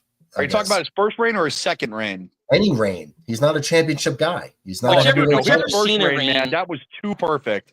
The reaction he got when he cashed in that Money in the Bank, they still use that pissed off girl as a meme to this day in WWE. That's Yeah, fair. it's one of those Dude, moments. Miz That's a good was point. so over as a bad guy. Him being champion was great. Nah, not for me. See- I just don't see, think Miz- he, Miz deserved it because he, like, everyone knew his background and how much he worked. Like, and even when he came in WWE, he was an undersized guy, and like everything that led up to him getting there, he got abused by like Jericho and like the backstage and like all the politics. and Benoit killed everything. him. Yeah, like they all like he earned his stripes, and that's I think why he got where he was over time. But was his first reign? Was that the Cena WrestleMania reign or no? Was that Mania That 27. so? His Cena, the concussion one, right? Like he got a concussion in that same match. Yeah. Like, the Rock That was when they won. were starting to build up Cena Rock. The Rock Yeah. came out and screwed Cena. So that was his first reign. Like he deserved that win because everyone knew he was like the first. He might have been the first like wrestler that was a fan that everyone knew was a fan. That Yeah, he was the first. He's Yeah, the like- first reality star to become like a become a star. well, like but like the whole like like blurring the kayfabe and like real life and like character. Like everyone knew he was a fan that got into it and like worked his ass off to get to that level. So like everyone kind of like he was the first like before the whole Logan Paul and all this garbage like celebrity MTV whatever crossover stuff. To my knowledge, he was the first one that like really like earned it. You know, like Yeah, everyone he talks was. about like Bad Bunny and all these other guys, but like he earned it. Yeah, Miz Eric, was on let's the just do a what was he on? second. He was on the Real World, right? That's where he got Yeah. his break. Then he was on Fear Factor. Then he came to WWE. Aaron Judge is still second base. Guy could run too, Nick. Alonzo steals a base every once in a while. Let's see. Let's look. Gold glove He's got- defender in right field. Hold Who on. also plays center field too, because he's athletic enough. It's But yeah, if you got to Bellin's book it now, last. you're taking Sami Zayn to win the Rumble in 26 in Saudi Arabia. Yeah. Is that? Yeah, I think Sami Zayn wins the Rumble, and definitely if it's in the Middle East, I think Sami Zayn wins it. I still can't believe they're actually pissing off the American audience by doing that. We don't want to wake up at 2 a.m. to watch a freaking show. It's all There's about money. rumors that there's going to be 2 pay-per-views. Just one. The, So if I had to there's put my no money down right like- now for a Royal Rumble, I'm going with Braun Breaker. So Well, you also forgot the everything's been elimination 2 nights. What? So everything's been 2 nights, and they've kind of set up that premise, right? Like, and here's the thing that like we're removed from it, but we're not that far removed from like COVID, right? Like the idea of like different situations, like setting up different sites, right? I wouldn't be shocked if they eventually go to like a multiple site PLA, and They're not doing that again. I'm telling you. No, they I tried it think- once before. It was a disaster. Multiple site. Yeah, Yeah, WrestleMania 2 I took would- place in Chicago, New York, and Los I know. Angeles. It was a I was- disaster I was Yeah, there. but you had because 3. it's like, oh, we're here in LA. We get the World Championship match. Meanwhile, you're in Chicago and you get some nonsense that no one cares about. You You got a get to watch battle it on the royal. with a bunch of- Jumbotron. You got a. I was there, John. I was there in New York. You were at Mania too? Yeah, 1 and 2, and it was Hogan and Bundy in a steel cage. Okay. And in LA, it was Andre won the battle royal, picked up Bret Hart and threw him over the top rope, and Anvil caught him outside. Those were the final 3. Yep. And it was Macho Man. I think maybe for Tito Santana or something for the Intercontinental title. I think it was Nassau Coliseum. Yeah, they're not doing that again though. We had to watch it on TV, and it was like watch a match, then watch a Chicago match, watch an LA match, then you get a match. It was kept going back and forth, and it did suck, but it was just. I'm not saying going back and forth the same day. I'm saying night 1 is in Saudi Arabia, and night 2 is a different group of superstars in, you name it, Chicago, Illinois, LA, New York. That wouldn't work. They don't have the roster to pull that off. They do. They have Raw and SmackDown already. They divide up the roster already. They just did it. How many of these guys are actually really cared about, though? That's the problem. Yeah, but if you're talking about the Royal Rumble, they had a TLC match at SummerSlam. It was great. Don't get me wrong. How many of those guys are actually cared about, though, besides the element of TLC behind them? That's the problem. You can't sell a show with, okay, Royal Rumble, we got to put the stars in to make it look convincing. And then part 2, oh, by the way, here's the lower mid-card second-tier main eventer guys that just aren't quite strong enough to carry a show. If you put them on the wrong show, yeah. But, like, the idea is that if you put them in 2 separate shows, the reason that you hated that I want to say you, but, like, people hated TLC, which also got a raving review from a lot I didn't hate TLC. I thought it was great. Yeah, but it got desensitized because it was on a card of 6 other street fights and title matches that you got lost in the shuffle. And that's the whole point. If you're going to do it over 2 nights, that you can separate the stars that you have over 2 nights. And even after a 2-night SummerSlam, you have guys like LA Knight that didn't compete. Ridiculous. Damian Priest that didn't compete. He's injured. Right? No, they gave him time off. They said but he didn't compete. He's a top star that they've been booking for a while. So there's 2 guys right there. So even off of a 2-night PLE that had 6 matches each night, you still kept off 2 potential top of the mid card or below main event status wrestlers. So that's my point. Is you can still do it. As you're having those matches, you're then supplementing with bigger stars to come in like, okay, now we want to see Rhea Ripley versus Io Sky. We don't know why Naomi's in this match. You know what I mean? It's like you have that TLC match, which you said got lost in the shuffle. I think it was the standout show of the entire event, match of the entire event. Agreed. But their thing is those guys are there to sub in and out. Like, okay, lower tier match, people aren't really going to care about as much. Bathroom break, big star comes out next. That you don't get that if you do a show in Saudi Arabia, then you do one here stateside. No, you do, because here's why. Because now you have 2 shows and 12 matches versus 1 show and 6 matches. How many more people get exposed? Twice the people get exposed over the course of that 2 nights.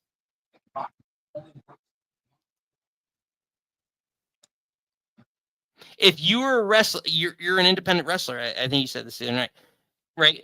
If you were an independent wrestler trying to get on the card, what would you rather have? 1 card of 6 matches or two nights of 12 matches where you could shine as an individual or tag team specialist versus 1 event where you might have to come in as a battle royale entrant. One event. I worked the indies. Let me tell you, multiple day shows don't work. You want to get yourself over, do all the small stuff and do it right. That's what people are going to remember. I promise you. So you want the 30-second spot on a 6-hour card? That's all it takes. Let me ask you a question. TLC 2 was April 1st, 2001. What's the 1 spot you remember from there that took 6 seconds? What, the spear off the... Yeah. There you go. Spear. There you go. What's the one thing everybody remembers Undertaker Michaels won at WrestleMania 25? Was that the one where Michaels hit his back on the announcer table? No. Michaels. Where Undertaker fell on his head. From where? The botched cameraman at Mania 25. A botched cameraman? The guy didn't catch him. The suicide dive. Remember, all it takes is one good spot or one bad spot, and it's gonna be remembered forever. Hogan versus Andre. Right. What does everybody remember about that match? The body slam. Correct. It's the body slam. When you're a wrestler, it's the one big spot you need to build to that everyone remembers. How about Titus O'Neil falling under the ring? Here's the point. Undertaker McFoley. My dad brought it up. What do they remember about that? Yeah, the Hell in a Cell match. What does everyone remember about that match? Well, two things: him going off the cage to Most people don't remember table. him going through the second time, though. A lot of people just remember the first one. Off the cage to the announcer table. Right. But here's what when I was wrestling, perfect example. Me and my teacher, when I was wrestling, we did a birthday party. He and I still talk about this to this day because how well it went off. Big guy versus big guy, young guy versus old guy. The one spot he and I always talk about was the military press. This is a near 275-pound man. I'm military pressing above my head. You don't see that every day. That's the one spot he and I always talk about doing. And when I still talk to some of the guys I worked with back then, they still say, "Oh, we can't believe you actually did that." That was almost 10 years ago. Right. But here's my point, is you were on a card that had 5 or 6 matches. I just told you it's one. I want the one card. No, because I can get myself over. Exactly. But my point is you were one of 5 or 6 matches. So if I told you that you were on the fringe of getting cut from that whole pay-per-view, would you want 1 or 2? I only want one. I only want one. That's it. So then you're off the card. That's fine. And that's the idea, is that you're not getting the time on TV if you do one night versus 2. You're not on the card theoretically. But now you're playing into exactly what I'm talking about. You're not on the card because people don't care about you. That's the problem. If people care about you, they're gonna find a way to get you on that card. That's the thing. If you can make them money, you're getting on that card. It's that simple. At the end of the day, money talks, nonsense walks. It's that simple. Right, but if you have enough of a roster that's built up over people that have made millions of dollars, like guys like CM Punk, like there's guys that made hundreds of thousands, millions of dollars for the company, right? And you're where are you leaving LA send those Knight. Guys? Wait, no. Let's talk about LA Knight. How much money do you think LA Knight? He's probably one of the top 5 merch producers for WWE. He's currently number 1. So exactly. So if you're going to leave him off your WrestleMania card, in your money-making card, why? Why would you leave your biggest attraction, your biggest money-making attraction off of the card? If you had the opportunity to put them in front of the public that purchases your product, why wouldn't you? So you have the opportunity to add an extra night of extra matches. His story? And do that. What was his story at the time? His story was SummerSlam was he lost to Seth Rollins, he beat Seth Rollins. Yeah, he beat Seth Rollins at Saturday Night's main event. So even more so, he had momentum over a guy who was the Money in the Bank winner. He had all the storyline momentum you need to have a match at the biggest card, the second biggest card of the whole year. And he wasn't on it. They had nothing for him. That's their fault. You want to just throw him randomly into a match? If he's that big of a star, yeah. If he's going to draw, if he's going to make me money, yes. That's all. At the end of the day, so here's what happened in New Jersey. I don't know if you know this. Ticket sales were really down for SummerSlam. And for what? SummerSlam. They were what? They were down. Oh, yeah. I'm not surprised. So, okay, so you have a popular guy, like you said, of LA Knight. Why wouldn't you put him on the card? He might sell a ticket or 2, right? Good. Over 2 nights. Like I said, he had nothing going for him at the time, and fans don't want to see him in the United States, the Intercontinental title hunt. They want him in the world title hunt. And unfortunately, didn't he lose that? Didn't he lose the number one contendership to Braun Breaker? Didn't he lose that in that battle royal or that gauntlet match? I mean, Last I remember him, he beat Seth when Seth got hurt, faked the injury. He got the win. No, I'm not talking about that. I'm talking about the gauntlet match that made CM Punk the number one contender. Wasn't LA Knight in that? I don't remember. Yeah, Is LA Knight on Raw or SmackDown? SmackDown. Well, now he's back on Raw. Hmm. And he didn't like. He's challenging Seth, but like. Jesus, timeout. Giancarlo, what? It is high, it is far, it is gone! That one's driven deep to left field. There it goes! See ya! That is ripped into right. Back at the wall. See ya. Schmidt swings at the first pitch and launches it to left center field and deep. Mitchell back, track, wall, see ya!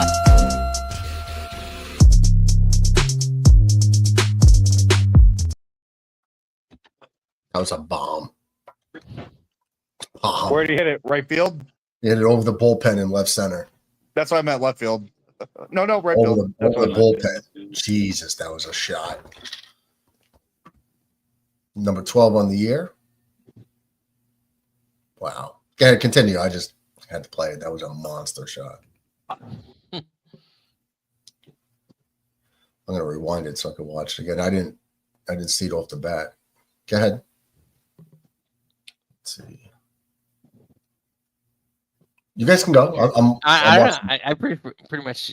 I think it pretty much said my. Now said what needs to be said. 85 I'm taking Braun miles. Breaker to win the Rumble. Murdoch, you got Sami Zayn. Well, Braun Breaker is a choice of mine as well, but I'm just saying it doesn't. I don't know about Royal Rumble, but Sami's winning a title. He's winning a title at WrestleMania. 447 feet. If Sami Zayn's going to win a title, let's hope it's the title to unemployment. I'm not a big Put him Sami in TNA's Feast or Famine match, and he gets the fired briefcase. Jules says, also, what was the point of Seth Rollins winning Money in the Bank? He's already been champion multiple times. Why couldn't WWE give LA Knight or Karrion Kross the Money in the Bank briefcase instead? Nepotism. Kross is coming back. I'll say it now. He's coming back. Yeah, he's not going nowhere. Seth Rollins was the one guy in that match who did not need to win. It was a horrible booking decision. But let's put it this way. We all know him versus Punk. That match could draw money with the world title on the line, but they already did it. So, don't care. They also did Seth versus Cody I don't think the title was online. But what? What? Punk already beat Rollins one-on-one. But now they have a championship in the mix. It's the only it has a lot of heat to the storyline. That's the only reason it's keeping going, But we'll say Braun Breaker is eventually going to be the Braun versus Seth is the match that's going to be. It's going to have to happen where it's kind of like, remember Evolution when Randy Orton Evolution was great. won the title and then they dropped him on his head. Good job. Triple H and Batista does this and Batista drops him. It's gonna be the same thing. Like Braun's gonna take a title, and then Seth's gonna be pissed, or Paul Heyman's gonna say, "Listen, Braun's the future. I'm done with you, Seth." Well, the rumor is that Paul Heyman's going with Braun Breaker. Yeah, that's what I'm saying. But Paul Heyman always strapped his horse to the front runner. Because he's the future. Braun's the future. Seth is getting up there in age and injuries. Here's the thing: Braun is a face. Everyone loves him. The crowd chants for Braun Breaker. He doesn't need Paul Heyman. He really doesn't. No, but the storyline is Paul is so duplicitous that, look, he went from Brock, dumped him for Big Show, then goes back to Brock and Big Show and Kurt Angle. Right. He went to Kurt Angle? I don't even remember that. Dude, he's the one who gave Kurt Angle, Charlie Haas, and Shelton Benjamin. He's the one who brought Team Angle in. He was protecting Kurt as world champion. I don't even remember that. So long ago. I do.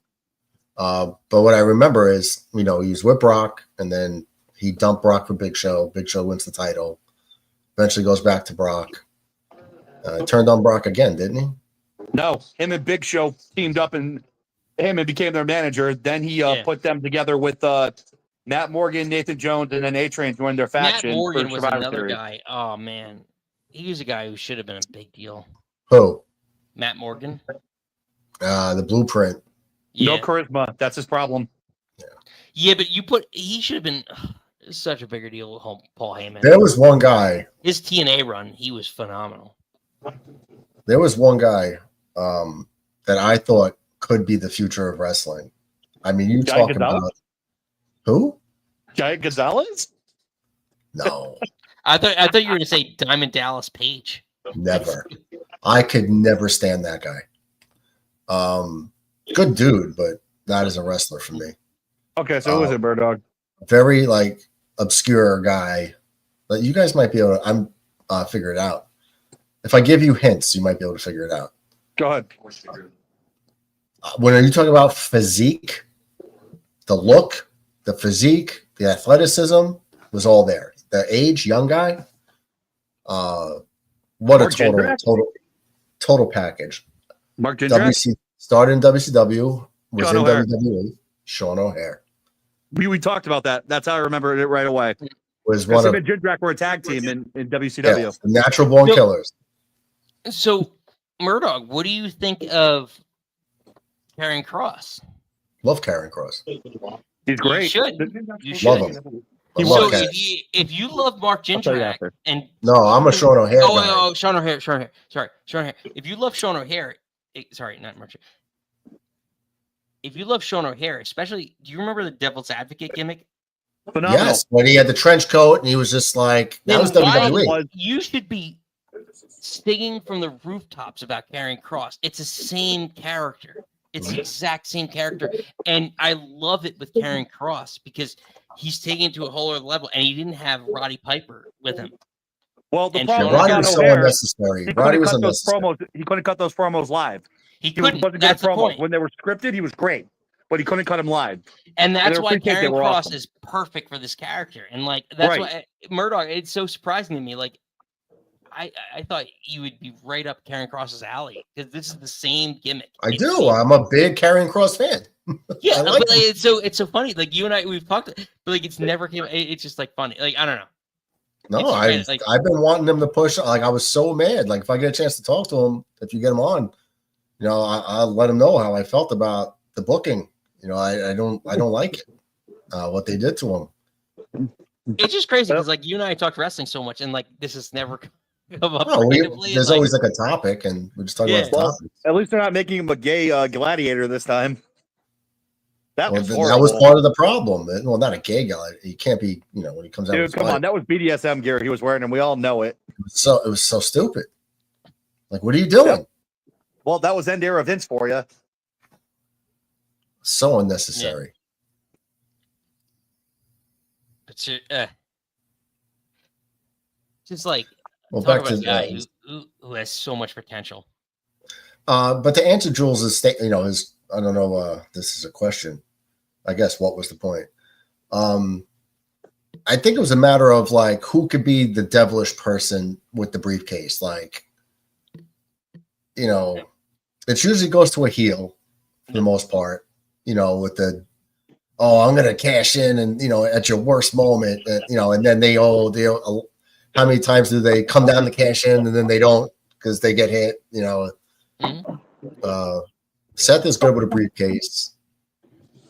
No one's ever beaten Edge's first cash in, though. That was great. Yeah, Edge's was the best. No, dude. I don't know.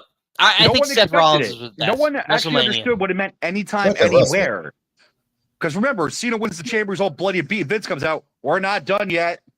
This man's cashing in. You're like, oh my God, anytime, anywhere. Here it is. And Yeah, but just because it was the first one. Of course it has to be the first one, but it doesn't mean it's the best one. I would. It's the best because that established when and where you could do it. We already knew That really the established parameters. it. Yeah. We already knew the Because parameters. remember, the original stipulation was he wins a contract for what you can even go back and listen to Howard Finkel because I've listened to him say this numerous times. In the briefcase, there's a contract for a world title match at any time in the next 12 months. They never specified anytime, any place. It was JR and the King who even said after the match, he has what he wants now, and that's the opportunity to challenge for the world title. That's all they said. When it became anytime, any place was when Edge did it, and that's what really made Money in the Bank so special. But wouldn't any time be any place? Yeah. No. Anytime would not be any place. Anytime could specify, we're going to fight here at this time. That's a time. Anytime, any place means, okay, let's get it on right here in the airport. What's the 24/7 title on steroids? if I say like, just theoretically, just for shits and giggles, but like, sorry, Murdo, I mean, you could say shits. PG, S&G. but like, if I told you any time, and I say 7 a.m., like noon, sundown, like old school, like sundown. We're meeting at dusk. Yeah, dusk, 6 p.m. Well, the crack of dawn. When the rooster crows 3 times, the bell will ring. Exactly. Like, theoretically, it could be anywhere. Like, so, like, I don't know. I feel like it might have understood. It adds to it because after somebody has a match, the champion, you're always like, is that guy going to come down and beat him, a beaten up guy? You know, like, that's how it happens. That's what adds to it now, and they never did that before. You know what I'll tell you? Can you tell me the only guy? Actually, it's not even that way anymore. But originally, RVD up until Big E was the only guy who said, "I'm cashing in here this night, and I'm going to win." He was the only guy who did that up until Big E Langston, when he randomly cashed in on a Monday when he goes on Raw. Oh, I'm cashing in tonight on the winner of Bobby Lashley versus whoever the hell he's facing in Boston. I was there for that. Was Cena before that or no? Cena was way before that. When he bashed the briefcase or Big Show's head and it broke, that was way before. But like when he called his shot, Cena was the first one that I thought called his shot. I'll give you an underrated one. Was Liv Morgan's, because she won it that night, and no one expected her to cash in. Huh? Kane is the fastest ever. No, Liv Morgan cashed in the night she won it. Like they won the. He did, but Kane is still the fastest to ever do it. Kane won the Money in the Bank match to open. Rey Mysterio then won the World Heavyweight title. The very next match, Kane came in and cashed in. Kane held the Money in the Bank. I think it was for a total of like 31 minutes or something. Kane held it for 31 minutes? Yeah, look up the shortest Money in the Bank cash in. Or shortest amount of time with the Money in the Bank briefcase. I'm pretty sure it's still Kane. That sounds right, yeah. Liv Morgan. But Morgan I think Kane still has the record, though. It was those like aughts years where Kane was maskless and it was just kind of a shit show booking. It's when they were setting up him versus Undertaker. Well, why the maskless Kane was like becoming a shit show is because like with the hair and the shaved and spotty hair and the charcoal on him, this was like, wait, what? Well, like, no. I think this was like later. Like they started like bringing back the Undertaker like round 2, and they tried like it was a buried alive match. Like crap, who the hell was he facing? Jules picks. Yeah, this guy's been living on a prayer for his first couple innings. They got to catch in right now. Jules's picks for the Rumble in 26 is Punk, Cross, LA Knight, Jacob Fatu, and Drew. I don't see Drew winning. I don't see any of those guys winning. Jacob possibly, but no. Drew, no. Karrion Kross, no. Punk absolutely is a front runner. Punk's a front runner, and don't sleep on Sami Zayn. Jacob's not Punk winning. Actually needs a real main event. Cross is definitely not winning. I'm not saying I agree with my own thought. I'm saying like I think it's going to happen. Doesn't mean I want to see it happen. I'm just saying I think it's going to happen. Let me ask you this. Do you think night 1 is a main event, or do you think it's the last match before intermission? It's the last match before intermission. Thank you. That's not a main event. I don't care what people say. I actually said that on Nick's show this year. Oh, I main evented. Oh, you closed out the show? Yeah, on night 1. Oh, so you did the intermission match. All right, so there was 6 more matches after your match? Exactly. That's not the main event. I've gone back and forth with this so many times with people. It's like, how is that the main event? The main event is what closes the show. Nothing is on after it. That's the main event. Right. Close the event, not the show. I remember I finally said it to my teacher. We were talking about this one day. And I said to him, when they did that whole Avengers movie thing, was Infinity War the main event, or was Endgame the main event? Oh, well, it's 2 parts. I said, so which one's the main event then? And finally, they all like, oh well, it is Endgame. I'm like, exactly. I'm like, that's what everybody's gonna remember. I don't think that's a great example because you're talking about two separate shows. No, yeah, but really. it's under the same. It's the same event. It's like saying if Mariano Rivera comes in the 5th inning, and then it's, he doesn't get the save. If it gets like a rain delay, when the game is over, Mariano gets the save. You know what I mean? I wouldn't consider but like the Marvel, like the event. I would consider that 3 separate events because of the fact that each story is its individual story that leads to another. So come on, Durant. I wouldn't necessarily consider it like all together. Like, yes, like you're looking towards the conclusion of what everything happens, but I wouldn't consider them all. Like, you know what I mean? Like, I wouldn't break it. Like, if you're saying you're breaking it, because there's each individual character that takes the lead in each story. Like, Iron Man is a lead in probably one, at least a third story, right? Like, or second to the third story. So, like, you're getting too much into it. We're literally looking at the last 2 movies. So the last 2 movies supposed to be done as one. They were one entry. They were the same movie.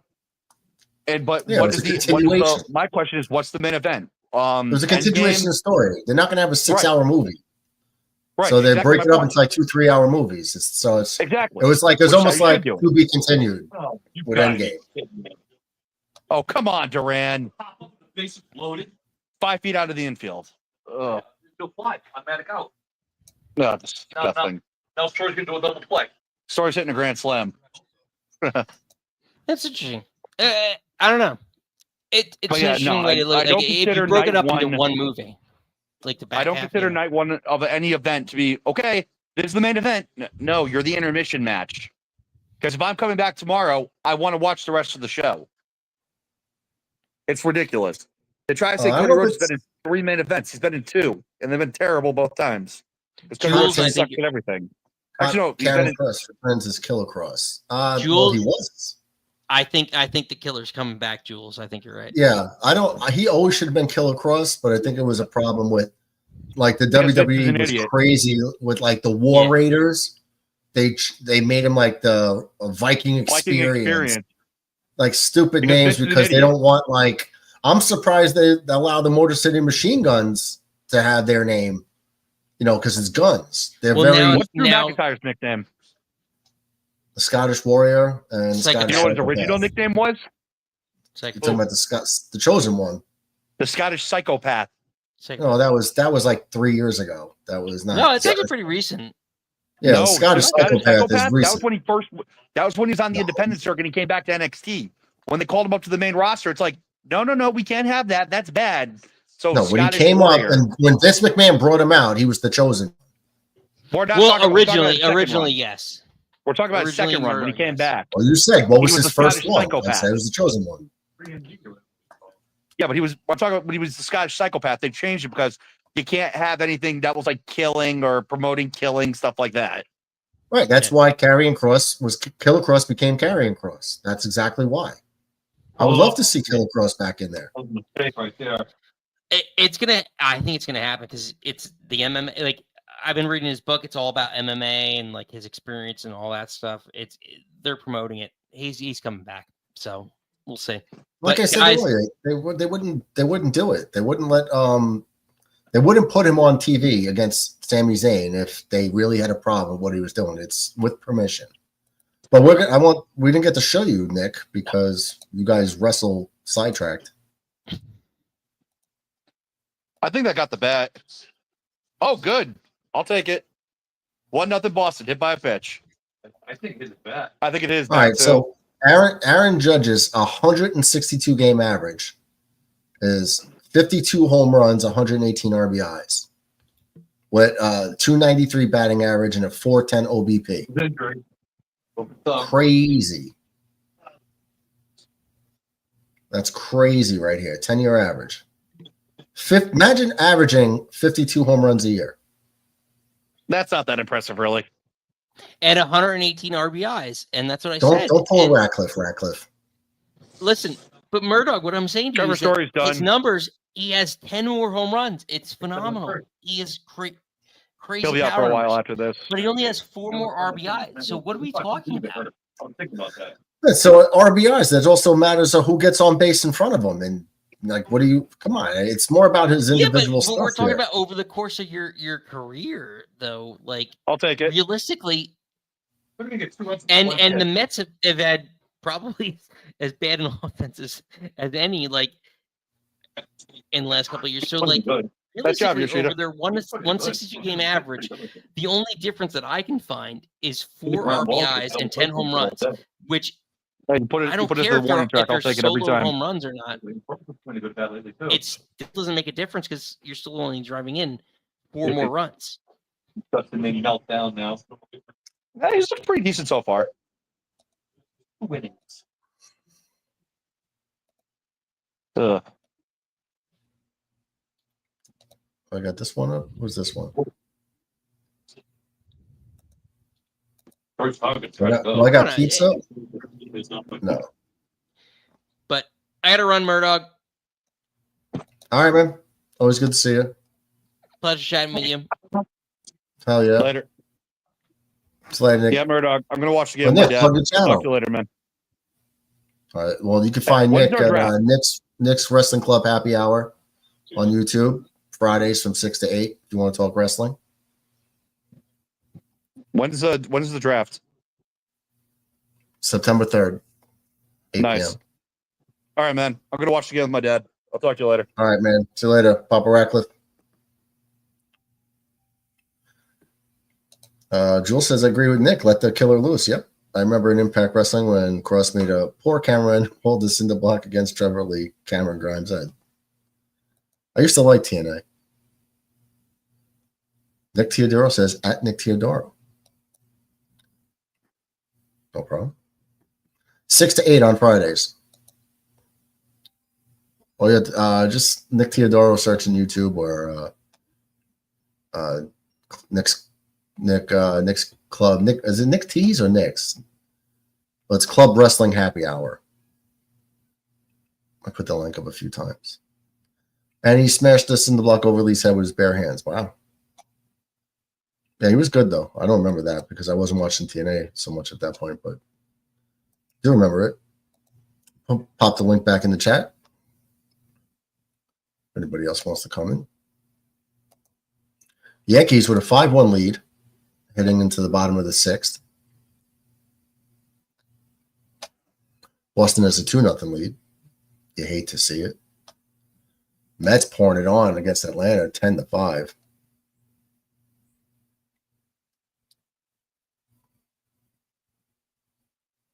Nimmo with a 3-run homer.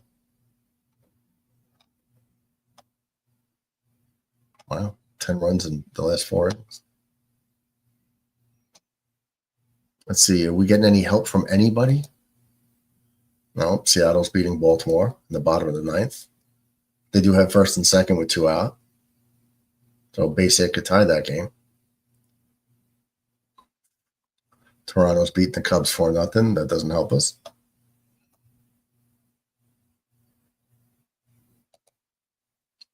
All right, here's Aaron Judge. Takes the ball.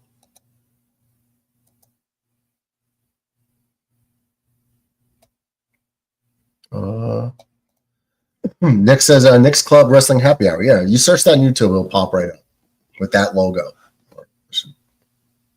This logo right there. Drop a sub for Nick, and he does a show with his wife, who's probably going to win the Wrestling Fantasy League that we got going on. Stacked roster, courtesy of me getting my pick skipped, where she took the tag team I was going to take. Damn it. But Nikki will probably win that. Love you, Murdoch. Love you too, Nick. No Diddy.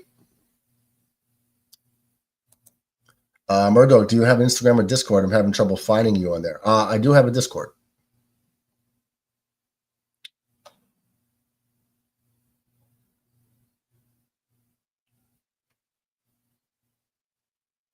Let's see.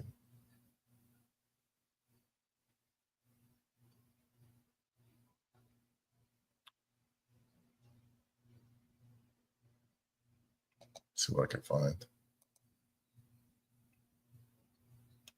I think it's Murdoch Dot, if I'm not mistaken.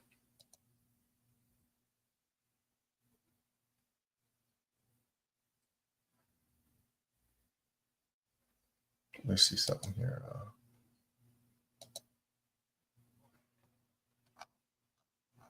Try to help you out. Not very good with this.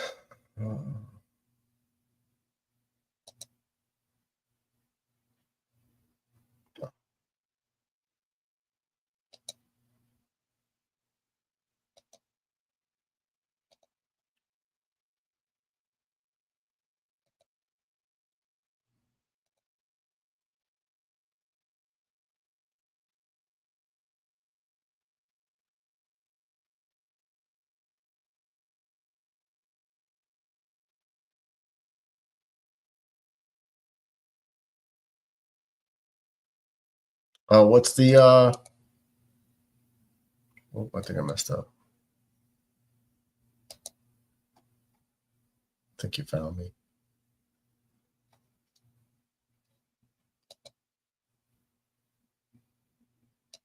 Let me see if there's a pause here.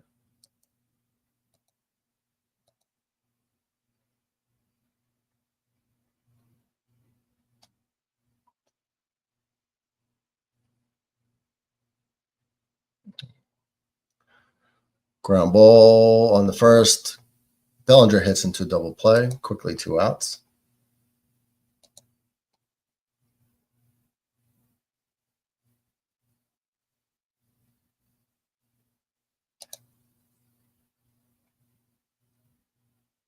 I think I got you there, Jules. The other ones in what I put in the chat is an invite to the Discord. What up, brother McAteer? Brother McAteer. What's up, Shawnee Mac? So Aaron Judge walked again, and Cody Bellinger swiftly grounds into a double play. So 2 outs.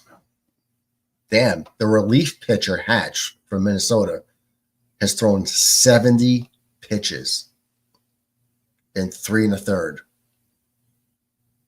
He's only given up 1 run, but he's walked 4 people. The Yankees have walked 8 times, which is crazy. They've struck out 4, but walked 8, and they have 6 hits. So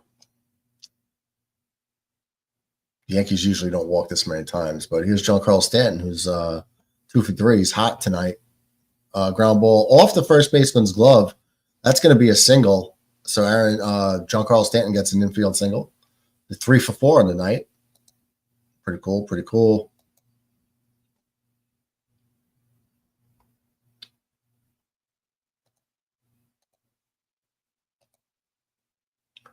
Brother McAteer, did you vote? Did you vote in that that poll that was made?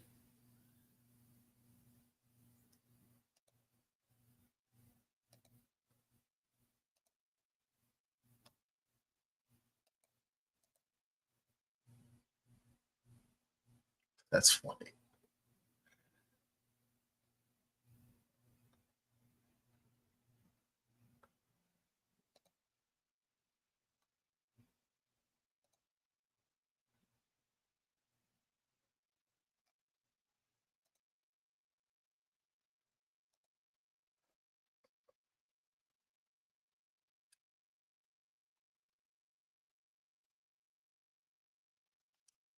Jules, you need your camera on, bud. McAteer says, yes, I put all the above. DB, you got to play, bro. Yeah. Yeah, I agree.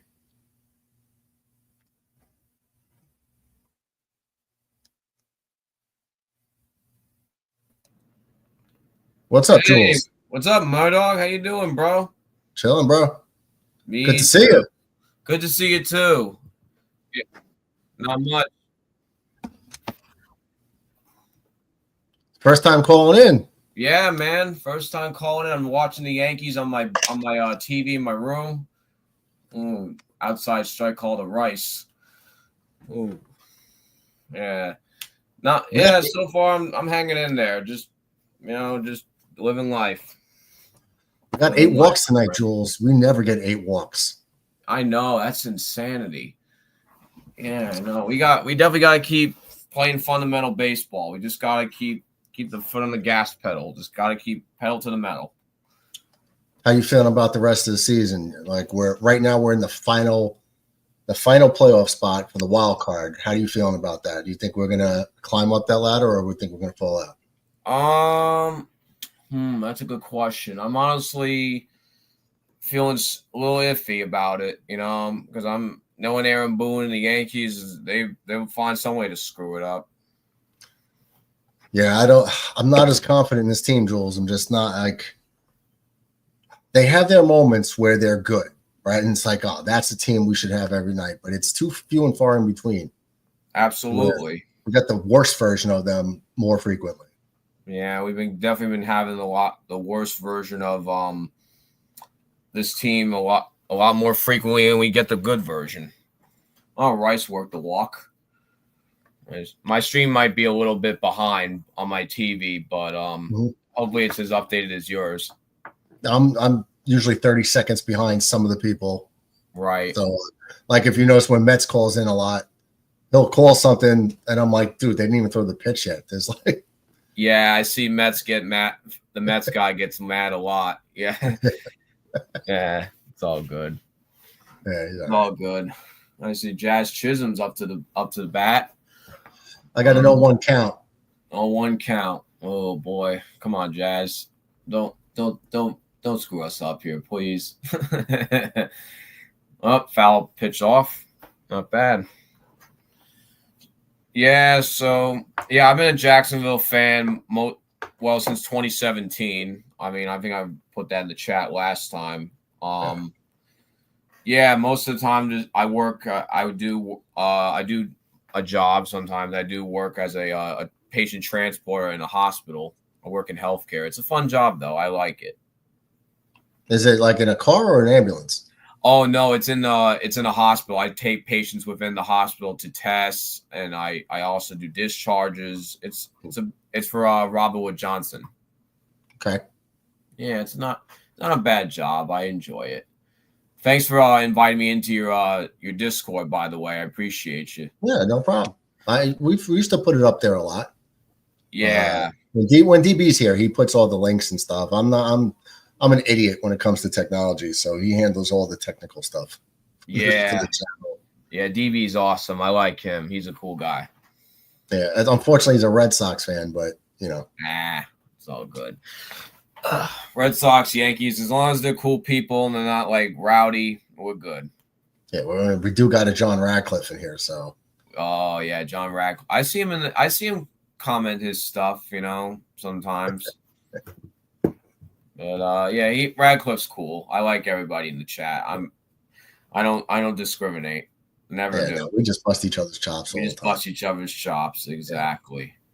It's all in good fun. Absolutely. Yeah, I'm curious to see what WWE does about Karrion Kross. I'm hoping he comes back, but something makes me think because my friends tell me a lot. Well, my best friend Jason and his brother Kenny, they tell me a lot that this might be a work. They're just working the fans. He's gonna come back as Killer Kross. I'm honestly curious to see how this all plays out. I just don't think, like I was saying to Nick, I just don't see I can't see them putting him on TV against Sammy over and over, in the backstage stuff. Yeah. If they were mad that, what he's doing on social media and interviews, if they had a problem with it, their punishment would be you're just persona non grata in the company. Yeah, they wouldn't promote him, they wouldn't put him on TV, they wouldn't give him airtime on backstage. So it has to be with approval. Absolutely. And they do things like that. They go to the social media route. They were even doing it semi with Ronda Rousey when she showed up at the Royal Rumble when she first got here. Yeah, absolutely. Ronda Rousey was a big one, I think. When she showed up at the Royal Rumble. Honestly, I've been watching WWE since, I believe, 2011. Yeah, 2011 is when I didn't see the CM Punk pipe bomb promo live, though. I think that was June 26th. I remember correctly. I think it was June 26th. But I think it was like 2 days before my 11th birthday. My birthday is June 28th, so it's 2 years after the pipe bomb promo. I think went viral, and I'm like, oh man, Punk went off. Yeah. Then if you saw like when Cena and him were getting their feud going, John Cena recreated the pipe bomb. He said the same exact stuff. Yeah, that was cool. I gotta admit, that was pretty cool for John Cena to go and say that about CM Punk. You know, I thought that was pretty rad. I like that. What it was you know, Punk was laying in the corner on the floor, all beat up. When Punk did the pipe bomb, Cena just got thrown to a table, so he was on the floor. Truth, yeah. It was the same stuff, the same scenario, except for Punk was on the ramp, Cena was just sitting on the top rope. But he said the same things. Like Punk was like, "I don't hate you, John. I don't even dislike you. I like you." I like you. Cena said the same thing in the back. he just said the same exact things.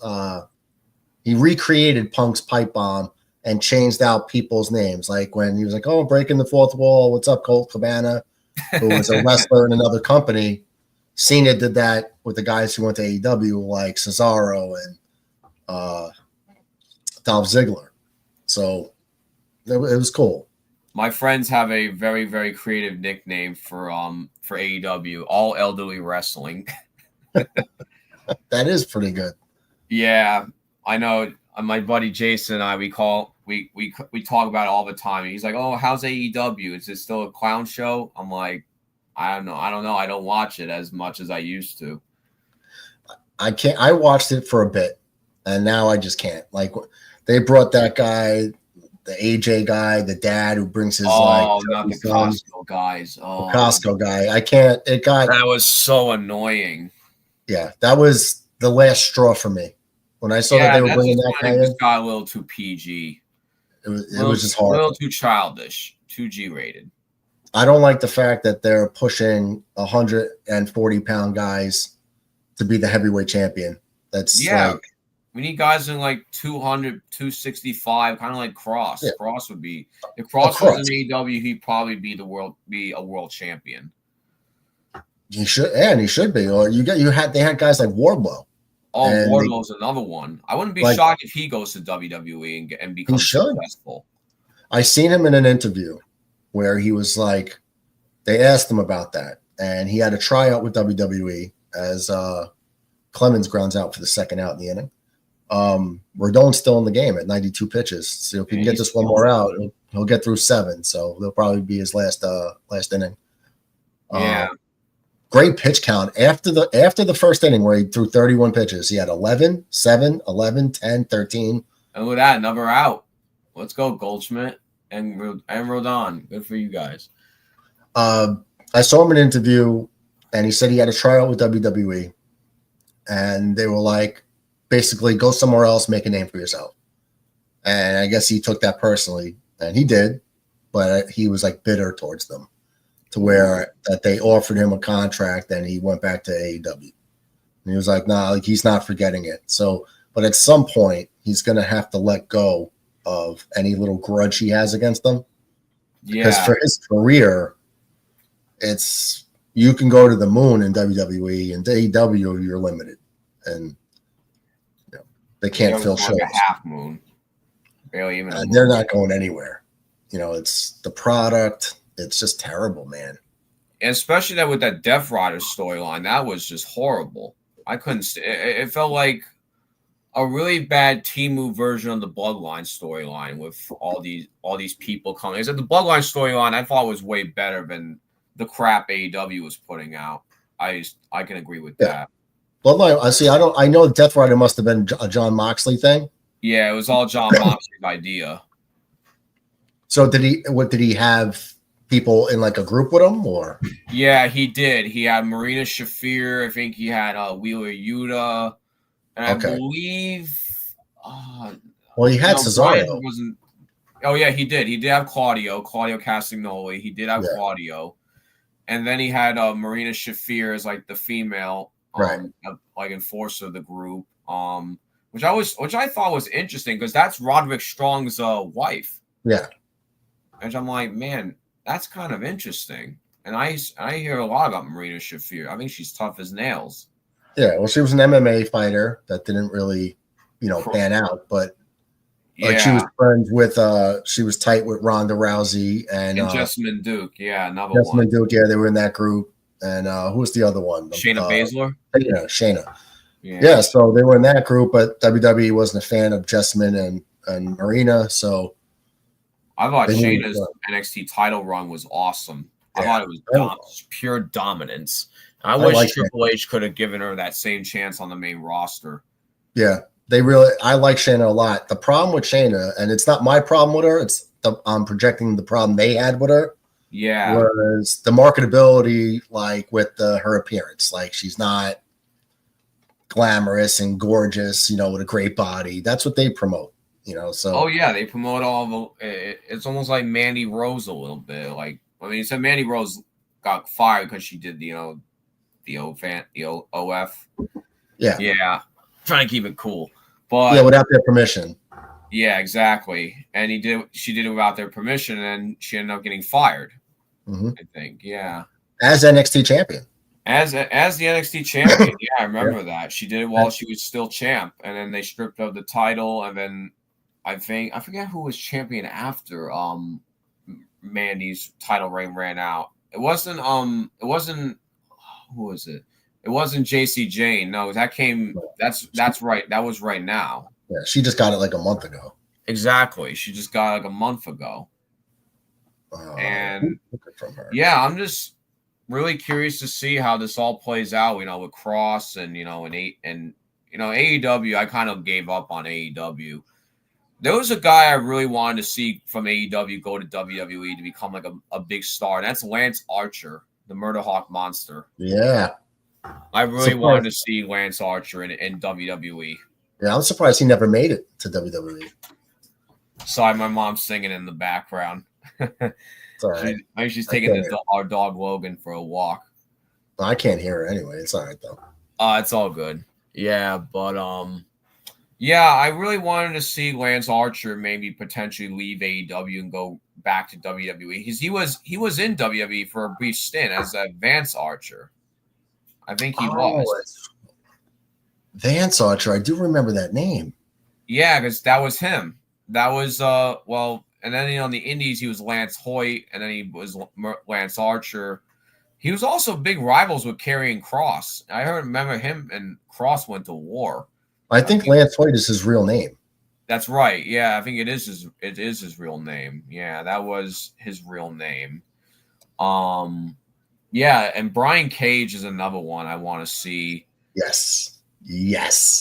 Yeah, Brian Cage. Love Brian Cage. Oh, yeah. I remember that was the guy that held the FSW Heavyweight Championship before Kross ended it in 500 days.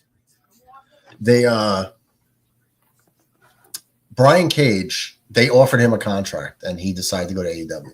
Wow. Yeah. That's incredible. Now, he was offered a WWE contract and still goes to AEW. Yeah. Look what he's doing in AEW. Nothing. Yeah, they're burying him, making him like a joke.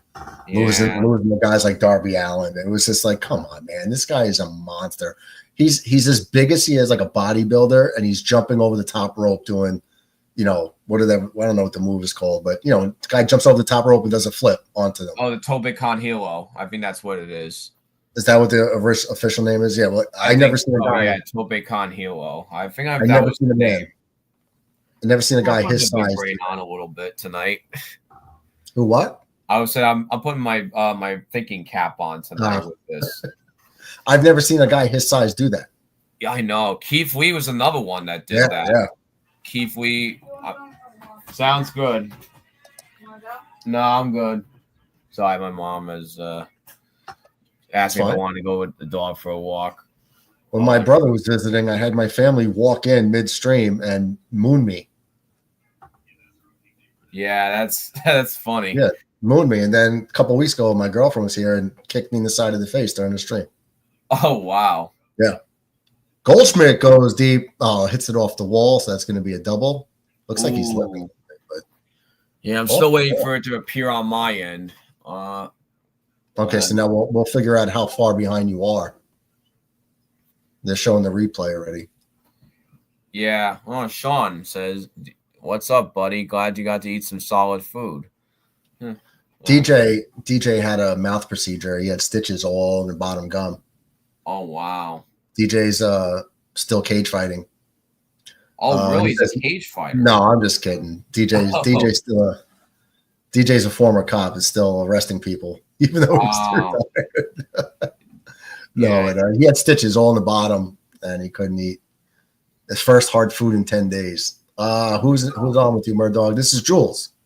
Yeah, I finally make my debut. Makes his debut. See, it's not that scary to call in. Yeah, I figured I check it out. I go on my laptop. My laptop camera is a little bit better than my phone's camera, but I just figured I'd call in and see what's up. Yeah, man. I try to encourage everybody to call in. For sure. Yeah, a lot of people get nervous. Man up right now. Yeah, he's up for me too. Yeah, he just hit the ball. I won't tell you what, but he just hit the ball. So you can tell me how many seconds have elapsed. Yeah, definitely.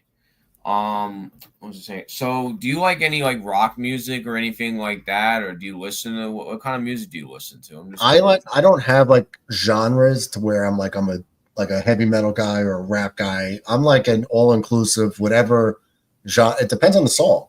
There's songs from almost every genre that I like. Yeah. If I had to choose one, I'm an old school rap guy, not the new stuff. I'm talking old school. So I'm talking 80s, 90s. After that, when it got started becoming all about money, guns, and hoes, and then to where I can't understand what they're saying. Oh yeah, I know the new stuff. I can't understand it anyway. I can barely get even through my friend listens to Morgan Wallen a lot, and yeah. Hey, Sean, glad you called in, Jules. Yeah, absolutely, bro. Absolutely. So yeah, my friend listens to Morgan Wallen a lot, and I think he's okay. I think his voice is okay. I think he's a country artist, I believe. Yeah, I don't really know too much about him, but he's okay. It's not really my cup of tea. I'm more of a house music guy now. Yes. If you hear the music when I end the show and you hear the outro song, I'm into the beats and that stuff. So if I have a preference, it's that. It's house club music. Yeah, I love house club music myself. I think my favorite house club song is from 2012. It's by Bob Sinclair. It's got Pitbull, Fat Man Scoop, and this female artist Dragonfly. Her dance moves are just ridiculously good. It's called Rock the Boat. It's a great song. It's a great song. It's energetic. It just makes me want to dance, man. So good. Yeah. I have a VR headset. Nice. An Oculus thing. Oh, the Oculus. Yeah. That stuff's cool. Yeah, it's a meta too. Actually, me and Sean McAteer go on and play games together. Oh, nice. Yeah, so you go around all these worlds and do whatever. But they also have this arena to where you can go watch a basketball game and you're sitting front row on the court. And they also have concerts. So it was about a 45-minute concert for Tiesto. Oh, Tiesto. Oh, he's so he was it was at Red Rocks. It was filmed 8 months ago. But they had his show, the 45-minute show, and the camera is on stage with him. And then they pan out, they go to a different camera with the crowd, and it's just they show you all points of view, but you're literally right next to the guy. You know what I mean? And he's playing his set with the light show and the music. So they had what's that little blonde girl? Something Carpenter. Sabrina Carpenter, yeah. Sabrina. She had a show. Doja Cat has a show on there. So you can literally go to the concert from your chair. That's awesome. Great. Yeah, my last concert I've been to was actually it was a rock concert, but it was more 1950s rockabilly, style music. It's this band called the Stray Cats, and I find them to be very, very interesting. I love the lead singer Brian Setzer. His voice is just chef's kiss. Plus, the vibe is just it's so good. It's so good. They have like a guitar player. That's Brian Setzer. He's the lead guitarist. He plays a Gretsch guitar. It's like a 1950s style guitar. You also have an upright bass player and a drummer. And I'm like, man, I've never seen an upright bass player in a rock band. That's pretty cool. I thought, man, I can get into this. Nice. Absolutely. McAteer missed the concert. I told him so far in advance, and he still missed it. It was on there for like a week, McAteer. Wow. And it was just running concurrently. Like it would go for like the 45 minutes, and then would start right. Like would just start over. So all you really had to do was watch 45 minutes straight, and you saw the whole concert. McAteer the missed. Yankees got the bases loaded, and up comes Cody Bellinger. Yeah, Aaron Judge intentionally walked, so that's Aaron Judge's third walk of the day. Was he like 4 for 4, 5 for 5? I forget what. No, not even. I think he was. He's 1 for 2, but he's walked 3 times. Not bad. Yeah, there's the situation. It's nice to see us getting walks and hits and playing fundamental baseball for a change. I've been screaming about this for a long, long time. That's how you win. Absolutely, you win games by playing fundamental baseball, small ball at least, sac flies, base hits. You can get a home run or 2 here and there, but it shouldn't be relied upon all the time. I don't know if you saw my early videos in the beginning of the season, but like when I did 2 videos on, I think Boone and the strikeout rate. Like guys like Jazz Chisholm was rocking a 37% strikeout rate. You can't succeed. Like not 7% of his outs, 37% of his at bats ended in a strikeout. 37% of his at bats were strikeouts. Wow. 37%. So he might be at like 31 right now. I'd have to do the numbers again.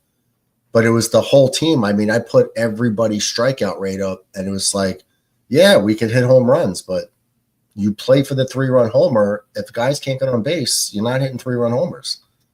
Yeah, exactly. So lay down a bunt. First and second, nobody out. Lay down a bunt. Get them 2 guys over. Somebody needs to teach these guys to lay down a bunt, whether it's Boone, Cat, or whoever the coach is and the hitting coach is, and I think it's James Rowson. Yeah, James Rowson. They need to start teaching these guys fundamental baseball. What drives me crazy is that they're professional baseball players. They should already know how to bunt. Absolutely. They're professional baseball players. How do you not know how to bunt? It's the most basic skill you need to play in order to play the game. Right. Even in college, our first couple of we didn't swing right away. We laid down 4 to 5 months before we were allowed to swing away. And then they'd be like, okay, go to left field, go to right, go to center. Like, and you're trying to place the ball, hit it where it's pitched, and get yourself comfortable going the other way. I remember my favorite baseball memory I had was when I was playing baseball. And I was playing baseball. This was Little League baseball. The ball, so the batter hit a fly ball. It was caught. I caught it. I made a cannon of a throw to third base, and then we doubled up at home. We tagged the runner out at home. It was a double play. I turned a double play from the outfield. That was probably my favorite memory I've ever had. I never hit a home run in my life. Really? Yeah, I went. Wow. I mean, I pitched before. I played second base. I played shortstop, third base, the outfield, first base. I think once, but never catched. And I pitched before, but I never played. Yeah, that was it. Yeah, and I never hit a home run in my life. Cody Bellinger walks, so a run comes in. Paul Goldschmidt scores on the bases loaded walk. Yankees improve to 6-1. 6-1. And up comes Big G. Who's on fire tonight. Oh, 3 for 4. 3 for 4. Stanton, Rice, and Chisholm do up. And it looks like they're taking out the pitcher. Well, there's 2 outs. Yeah, there's a pitching change. There's 2 outs. Well, Hatch, he threw as a reliever. He's at 99 pitches. Wow, this Hatch and he's guy, the reliever. Joke. So in 4 1/3, he threw 99 pitches. And his final stat line is 5 hits, 2 runs, both earned, and 7 walks. Wow. 2 strikeouts and a homer. He's 7 walks in 4 1/3 inning. That is not good. Yeah, you're telling me. That is definitely not good. Tyrod Taylor is undergoing knee surgery. Damn it. We're Jet fans here, so Yeah, Tyrod I'm a fan here. So it looks like well, no, we're not screwed. It's our backup. So we're probably going to elevate Martinez to the 53-man roster. Martinez, yeah. Yeah, and Brady Cook. Jaguars lost preseason. It's preseason, it doesn't matter, but I still thought the Jaguars looked really good preseason. Travis Hunter looked great. Trevor Lawrence looked great. Parker Washington's going to be a star, in my opinion. I think he's going to be great. There's a couple guys I think that might do good, but I love what Coach Liam Cohen is doing with this team. And James Gladstone, the young gun of a GM, man, makes me wish the Yankees would have that kind of firepower. And young minds in the front office. That's what we need. I mean, you're okay. Are you okay with that contract that Lawrence got?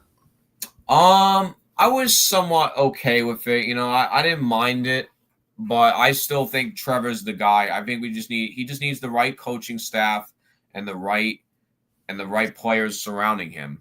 What Doug Peterson, I like Doug in the first half, but then when they got Press Taylor as the offensive coordinator, that kind of what screwed things up. And that's how I know, we had to fire Press and the coaching staff, but I like it. Our offensive coordinator now he just turned 29. I mean, not too long ago. He's only 29 years old. And our defensive coordinator is from Rutgers. Coach Anthony Campanile. Oh wow. Yeah, I'm like, wow. Well, if there's a Greg Schiano relation there. Yeah, and he's Italian. He's tough as nails. I think he worked for the Packers before he came here, but man, I love Coach Camp's attitude. I just love it.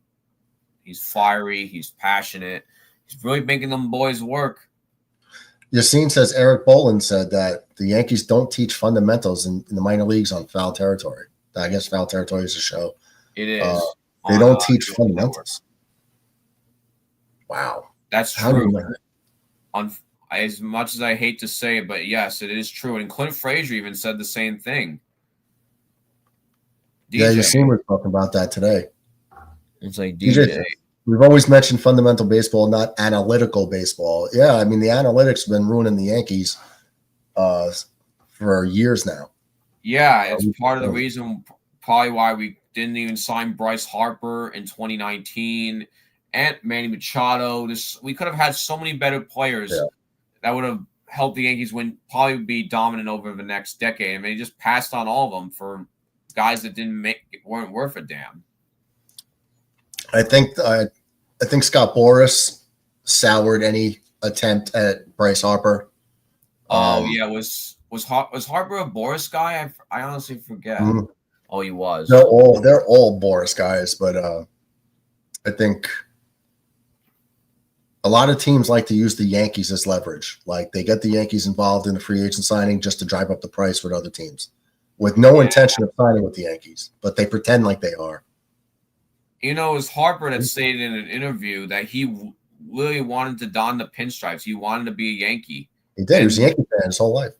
Yeah, he's been a Yankee fan his whole life. And the fact that he wanted to be here, now all he had to do is offer him a contract. And the fact that we just didn't sign him just still blows my mind to this day. Giancarlo Stanton with a 2-run double off the wall in right field, bases loaded double. Big G. So, man. And he hit the piss out of that one. Right at the base of the right field wall. So it didn't have the height to get out. It had the distance, didn't have the height. Maybe Ben Rice will get the height on this one. But, man, 8-1. They're 110.8 off the bat. His home run was 113. The one he had 447? Unbelievable. McIntyre says, I feel he didn't pan out just like the rest of the quarterback draft that year. I think he's talking about Trevor Lawrence. Yeah, that's right, yeah. I really thought he was going to be the real deal. Hopefully you're right and he finally gets the right coach. I remember watching him. They have like some elite camp for quarterbacks, like a quarterback camp. Yeah. Where this kid is like in high school, he was God's gift to the quarterback position. I remember watching him. And I was like, okay, he's going to Clemson. And he was good at Clemson. Obvious number 1 pick overall. And I just don't think that he has lived up to that number 1 overall pick and the new contract they gave him. I think he's been mediocre, but you're saying it's because not him, but the coaching staff. Yeah, I think personally, now that we think of it, I think that might be a mixture of maybe a little bit of him and a little bit of the coaching staff. I think it's both things together combined to form this one problem. But hopefully this will be his year. Lawrence needs to cut his hair. Says Steve. Yeah. I don't mind it. I like the long hair on him. It suits him. He looks like a Viking. You know, He kind of looks. You know what he looks like? Lord Farquaad from Shrek. That's another. That's so true. My friends have always told me that he looks like Lord Farquaad from Shrek. Yeah, he does. His name He's right. got that nose. He's got Nordic in him. Definitely like a Sweden type guy, and whatever he is. But no, I'm not a Lawrence hater at all. I just thought he would be better than advertised. That they had this kid as God's gift of football, and he was good in college too. Even Liam Cohen said it in his opening press conference when he was his first one as head coach. He wants to build the team around Trevor. DJ says, "You wish you had long hair, Murd Dog. I wish I had the ability to have long hair. I didn't want long hair. I never had hair longer than like here, ever in my life. I never had long hair. I never had a mullet. I'm glad I don't. Otherwise, it'd be 1985. No Freaking mullets. Oh man, but I mostly like to go to the barbershop and get like Elvis Presley style haircuts, like rockabilly, like haircuts. I'm like a 2000s kid living in 1955. I guess if you can put it that way. Rice down on strikes. Yeah. It looks like we're gonna bring in possibly Tim Hill. I wouldn't bring in Tim Hill. He's one of our better relievers. He hasn't been great as of late, but I would bring in like a Brent Hedrick right now. Somebody that's just somebody like the bottom of your bullpen. That's who I'd bring in because you got a 7-run lead in the 8th inning. I wouldn't waste the better relievers with a 7-run lead this late in the game. Yeah, because it could potentially turn upside down. Because we've seen it before with the Yankees in their bullpen. They have the lead, and then the bullpen gives it right back. Yeah, what I mean is tomorrow. You still got tomorrow, so that's right. I want my best guys available for like when we really need them. We might really need them. Bednar or Duvall. Well, I don't know if Duvall's really been that great. I don't think he's been mediocre, hit or miss. Hit or miss, yeah. He's been pretty much hit or miss. Who do we got here? Weaver, Brian Cashman's trades have been hit or miss. Yeah, I'm not a fan of what they did. Like they got 3 closers, but they didn't get the right closer. They should have. I think the right closer was Bednar. I think Bednar is the guy. I think right now he's got for now until we find somebody like that's better. Bednar's our guy. You had Durant available. They let him go to the Phillies. I don't know. They wasted a pit. They gave away Rock Riggio, a good hitting second baseman in AA, who has a really high hit tool. I love Riggio. I'm literally this close to like to the TD Bank ballpark. I live in the neighboring town over from it. I can literally just almost.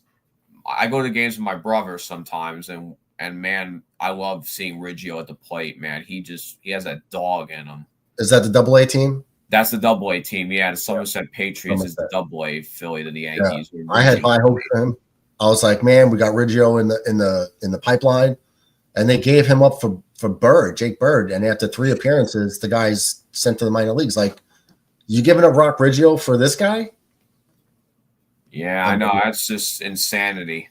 Brian Cashman did a lot of more. I think personally, Cashman's done more damage than good. But with some because I think personally, instead of I love as much as no disrespect to Big G, Big G is a great postseason hitter. Mm-hmm. Bryce Harper should have been here. We should have had Bryce. We should have. I wanted Bryce for when he was, starting with the Nationals. I was like, man, if we get Bryce Harper in Yankee Stadium, oh man. And, yeah, and then forget training for like Juan Soto. Imagine Judge and Harper. Yeah, that would be insane. Then we would have no excuse to trade for Juan Soto in 2024. Well, that could imagine if we had Soto, Harper, and Judge, and man in the whole outfield. That would have been like, because like you said, if you don't pick up Giancarlo's huge contract from Miami, and it allows you to get Harper or Soto. Yeah, they still had Soto, Judge, and Giancarlo. That's right. Just swap out Giancarlo for Harper, and that's your outfield. And dude, like we got three guys that could all play the field. Stanton can't play the field well. I mean, every time now he's in right field. Yeah, he's in DH, but I'd rather have had Harper. What a play by McMahon! Nice running, nice throw, nice play, nice play. I saw that on my TV. I'm like, man, McMahon with hands. It is Tim Hill. Tim Hill is in there, so we got 2 down. 2 down. 0-2 count. I got 0-2 count to Martin. 0-2 count. Well, that's good. Let's hopefully Hill can get him out. I wouldn't have even brought in Hill though, man. I just wouldn't have. I want your high end relievers. You put them in a game that matters, not a game with a 7-run lead in the 8th. Exactly. A game where it matters, like Weaver or Hedrick, maybe, and Bednar can close. I don't want to see any bit of Devin Williams in that closer role again. I was glad to see him come in the 6th inning. Exactly. Far away from the 8th and 9th. Yeah, mop up duty. That's where he is right now. A side note, so who hit it here? I'm looking. Okay, so the Twins have 1 hit in the 1st inning, and that is it. Wow, only 1 hit. We could 1 hit. If Rodon was still in that game and he didn't give up that other hit, that might be a chance at a perfect game. Well, he had 2 walks and 1 hit, and I think that was both in the 1st inning. All of it, I think, was in the 1st inning. Dang! I thought he would. He could have at least thrown a shutout. At least I would have let Rodon kept going for a little bit until he got tired, and then maybe bring in like a Hedrick, maybe a Weaver. But that's only when the game is when it really matters. When it's an 8-run lead. You're right. I don't know how I feel about the Yankees bringing in Tim Hill in this kind of situation when it's an 8-run lead. That lead could easily go upside down. I'd put in the most expendable guys, like, because even if a guy gives up 2-3 runs, like, it's still 4-run lead. So what? Absolutely. You don't want to use the guys when you don't have to. You have an opportunity to put in the worst of your relievers right now. I'd put Devin Williams in right now. Oh, absolutely. Like, Devin, mop this up, and save everybody. Let him go on mop up duty. He's basically a Yankees janitor now. Yeah, because he can't. As bad as he's been, he's not going to blow a 7-run lead here. Yeah, except in the 9th inning where he gives up a 2-run homer to Taylor Trammell. What's crazy? We did this the other night. We looked it up. He only has 3 blown saves this year. It feels like he has 13. It does feel like he has 13. Yeah, but I've been saying this for a while, but I know we used to have cardiac Clay Holmes. If Devin Williams had a nickname, it'd be Doomsday Devin. Because every time he freaking comes in, it feels like Doomsday for us. We had a guy like that. It was like Clay Holmes last year, but we had a guy probably way before your time. I assume you're in your 20s? 25, yes. 25. So, yeah, it's definitely before your time. In 1996, when we won the World Series, like the start of our dynasty, we had a guy named John Wetland.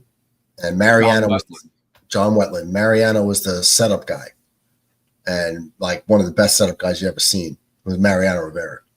But that year, that first championship year, every time John Wetland got on the field in the 9th inning, it was a disaster. It was like he got to the brink of blowing the game routinely, but he had so many saves.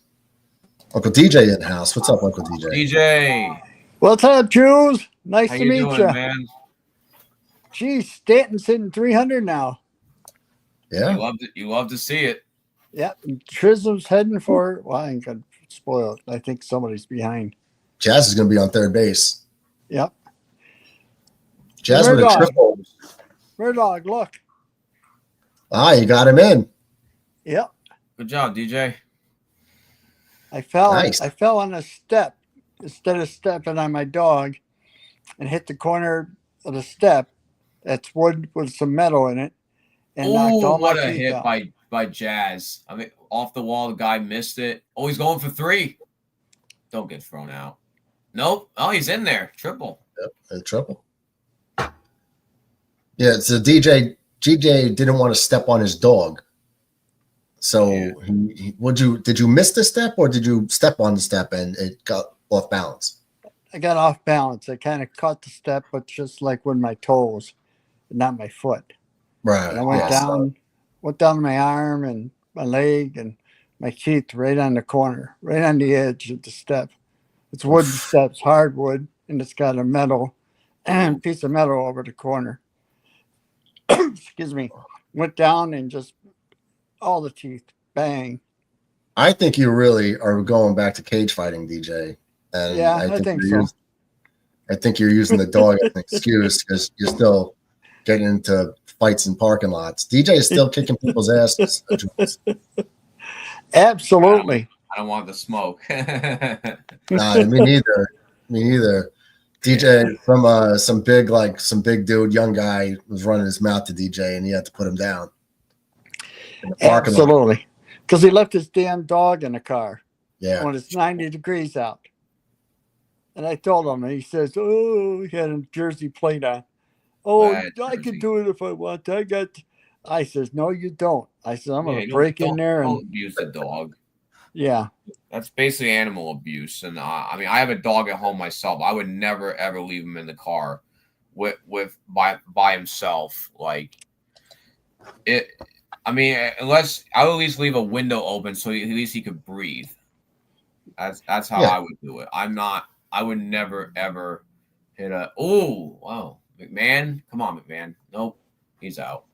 That was the weirdest thing. That guy, that Fitzgerald guy, totally blew that play. Mm-hmm. It was a slow line drive hit to him curving. He tried to jump for it, but it hit him in the chest and fell on the ground. So Jazz Chisholm scores. McMahon gets thrown out for the second out of the inning, but that guy should have caught that ball. Hit him in the chest. Yeah, he should have caught that. Yeah, that should be like an E5 on the Twins? That should be an E5, yeah, for sure. An E5. Volpe's up. They didn't give him an E5 though. They called a line out because he made the out. They don't give him an error, but the run scored because of it. Right. So technically it's not an error, but the run would not have scored. Interesting. Well, I love dogs. I was a cop and I had a shepherd with me, but you leave a dog in a car when it's 90 degrees out and you've got just a crack in your window. I'd like to put that clown in there, and he's coming back at me, and I bang right down the wind. You know, and I always carry cuffs with me, and it's just like, come on, man, let me just stuff your ass in the car.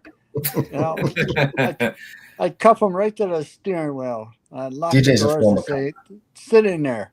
See how long it takes for you to sweat. DJ's still arresting people in his retirement. Absolutely. Nice. Even at the stadium. He works at the Buffalo Bills the Canadian Bills. He works at the stadium up in Canada, Buffalo, Canada. Oh, he's in Canada. No, we just make fun of him because he's from Buffalo. Oh, yeah. Oh, Buffalo. So we call him the Canadian Bills. Yeah, because it snows like hell up in Buffalo. Well, it's literally like 5 minutes. Buffalo is like right across there, like right on the water. And across the little water is Canada. Yeah, and across the little water is a swamp called Jersey, where MetLife Stadium is, where the Jersey Jets and the Jersey Giants play. Yeah, It's funny. I'm from Jersey. I don't even like. I mean, I used to be a Giants fan, but I switched to being a Jacksonville Jaguars fan. I like the Jaguars. The Jaguars. Yeah. Did you That's move why down you're to talking about Jacksonville? Trevor Lawrence and his long hair. Yeah, the Lord Farquaad haircut and everything. Yeah. Did you move down to Jacksonville? No, my dream is to live in the Florida Keys. The Florida Keys is where I want to go. I've vacationed there plenty of times. I love it down there. That's gonna take money. We've gone there, we vacationed there a couple of times over the past couple of years. But it's fun though. I fish off the 7 Mile Bridge. You know, we go to this beach club called the Cabana Club. It's like a private beach club with pool and beach and a hot tub. You go in the hot tub like 17 years old. Nice. Yeah. So where do you live now? I live in New Jersey. I'm still in okay. Jersey. Yeah, I lived there my whole life, but hopefully my father retired from working for New Jersey Transit, but my mom still works for RWJ Barnabas via Epic, the computer system that runs in the hospital. I work in the hospital up the road from me as a patient transporter. I take patients to and from tests. I do discharges. You know, it's a fun job. I enjoy it. Yep. I understand. I've only had 14 surgeries, so I've been transported a lot. Yeah. Every job is worthwhile. It's just how you make of it. Absolutely. You know, and I just felt like I needed to get away from retail because I've been working retail 3, 4, 6 years in the past, and I just needed to get out of that environment. It just felt like it wasn't right for me, and I needed a change of scenery, and I got it, and now I'm going to be working full time starting next week. Awesome. Absolutely. We got John Ratcliffe going to the reserve, DJ. Really? Yeah. Wow. Him and I had a long conversation like a week ago. Army, Navy, what? He hasn't told me yet. I think it's gonna probably be Army. I'm not sure. He didn't say which one, but I'd assume Army. But it's just like the benefits of he's in corrections now. Yeah. And he's been there a few years. I was like, and then if you go do the reserves, it's 1 weekend a month, 2 weeks out of the year. So it's like literally like 18 to 30 days a year, and you do 20 years, you get a pension with all the benefits. Yep. It's nothing, and your work can't hold it against you. Like the time Yankees made a call to the bullpen and brought in Yuri De Los Santos. He was good before he got hurt. Yeah, right now he's at a 1.63 ERA. Yep, I'll take it, man. I'll take that too. He's been pitching well since I think he's been pitching well for a small portion, a little bit before. Yeah, he was out for a while. I think he was out for a couple months, but he was good early in the season. He was, yeah. I thought he looked pretty solid. Yassine says, "What is that given one? You'll have either 2 or none." I do not know what that means. Yeah, I'm lost on that one. You'll either have 2 or none. What does that mean, Yassine? Rewrite that. Please do explain, Yassine. You have to rewrite that one. So I see the vote for DB. Is he going to join or what? Did you vote? I voted. Absolutely. I voted all too. All of the above. He's probably going to say no, but we'll see. Probably because he's a My Little Pony, My Little Pony fan. So he's afraid. He knows he's going to get dogged. He is. All you see says it's a riddle. It's a riddle. Okay, so what is it that given one, you'll either have 2 or none? A name. I think that's what it is. I think. I don't know. That's my guess.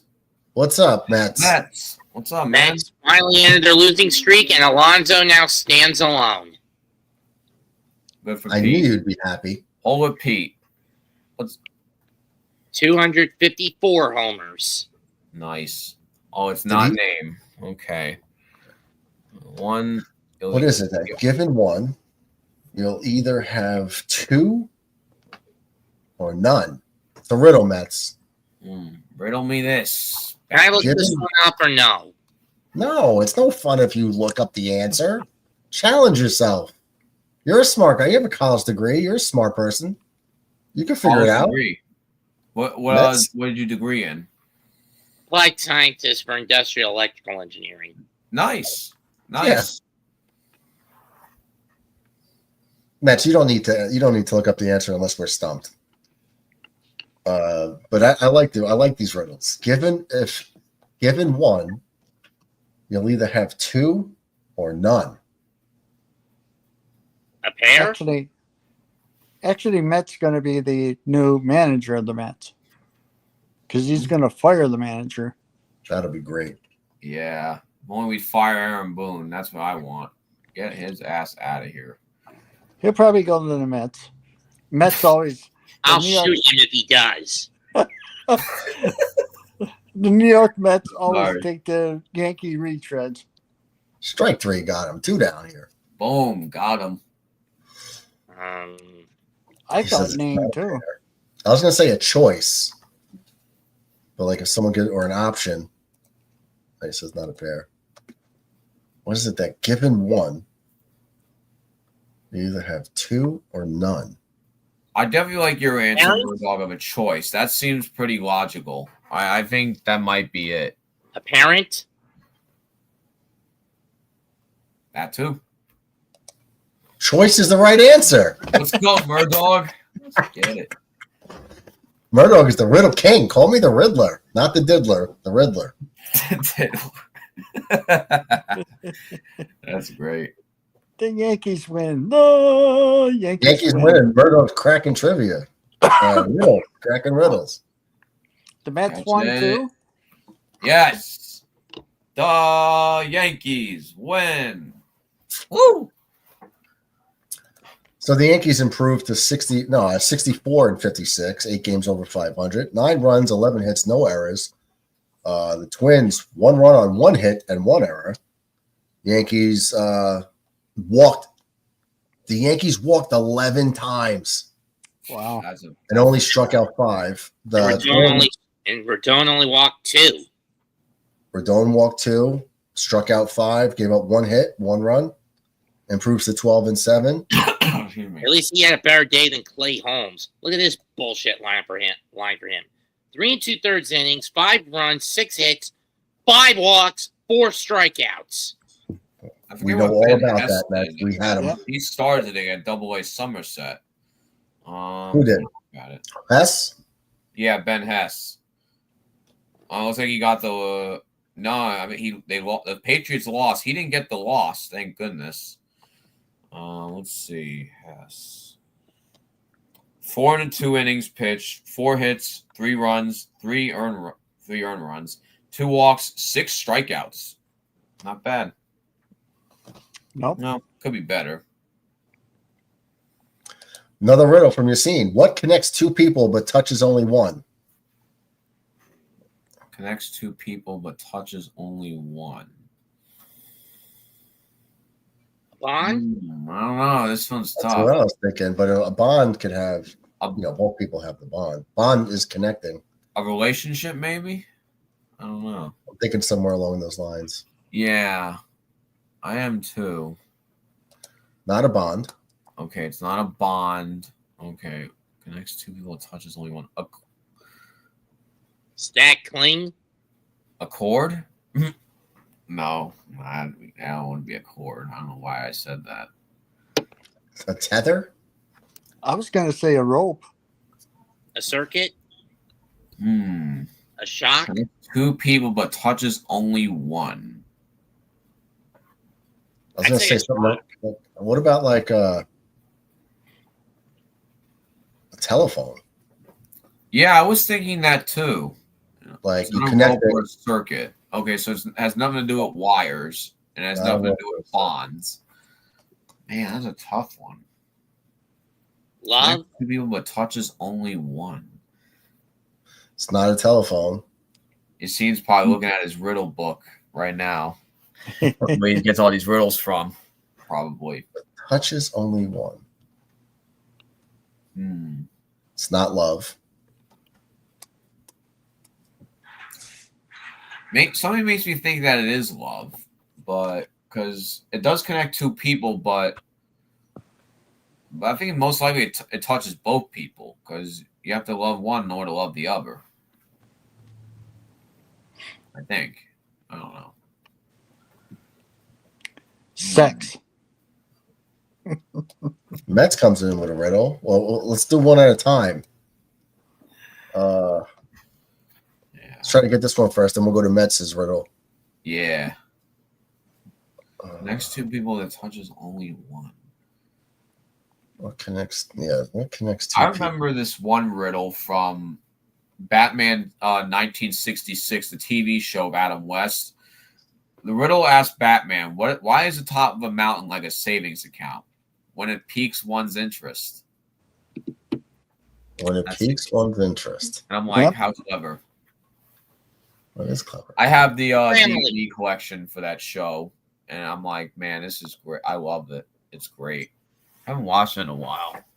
Mets says the answer is family. Ooh. I was thinking of like heritage, but it's not family. Connects to people. Touches only one. Religion. Wedding ring. That's a good answer, Matt. A wedding ring. A wedding ring. Ooh, someone makes me think that might be it. That's a good answer. Not religion. Yeah. Mets got it. It's a wedding ring.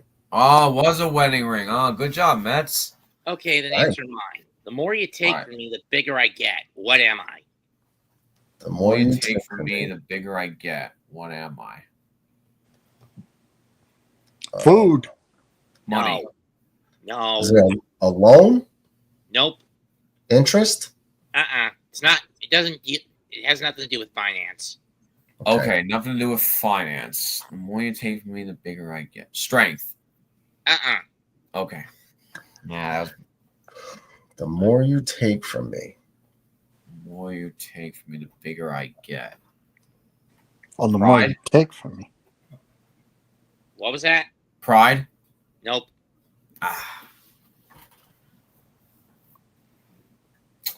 It's a tough one. It's a good one, though.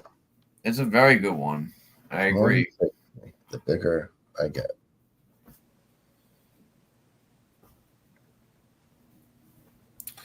Ego? Ego? No, it's not ego. I was thinking that too. Ego. Ego. The more you take from me, the bigger I get. What am I? Okay, so it has nothing to do with money. It has nothing to do with finances. Nothing to do with food. And nothing to do with food. The more you take from me, the bigger I get. What am I? The more you take from me, the bigger I get. And it's not strength. That was my guess, but it wasn't it.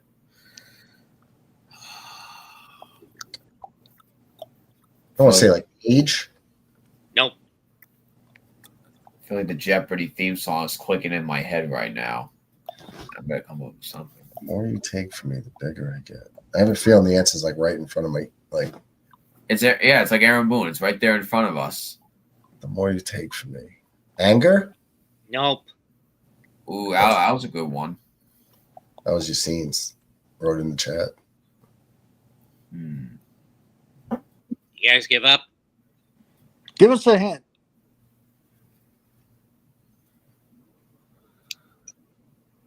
No hints. Getting off easy. The more you take from me, the bigger I get. The more you take from me, the bigger I get. Is it orders? No. Okay, so it has nothing to do with food. It has nothing to do with finance. It has nothing to do with what was that one? I didn't say it's not pride. It's not strength. The more you take from me,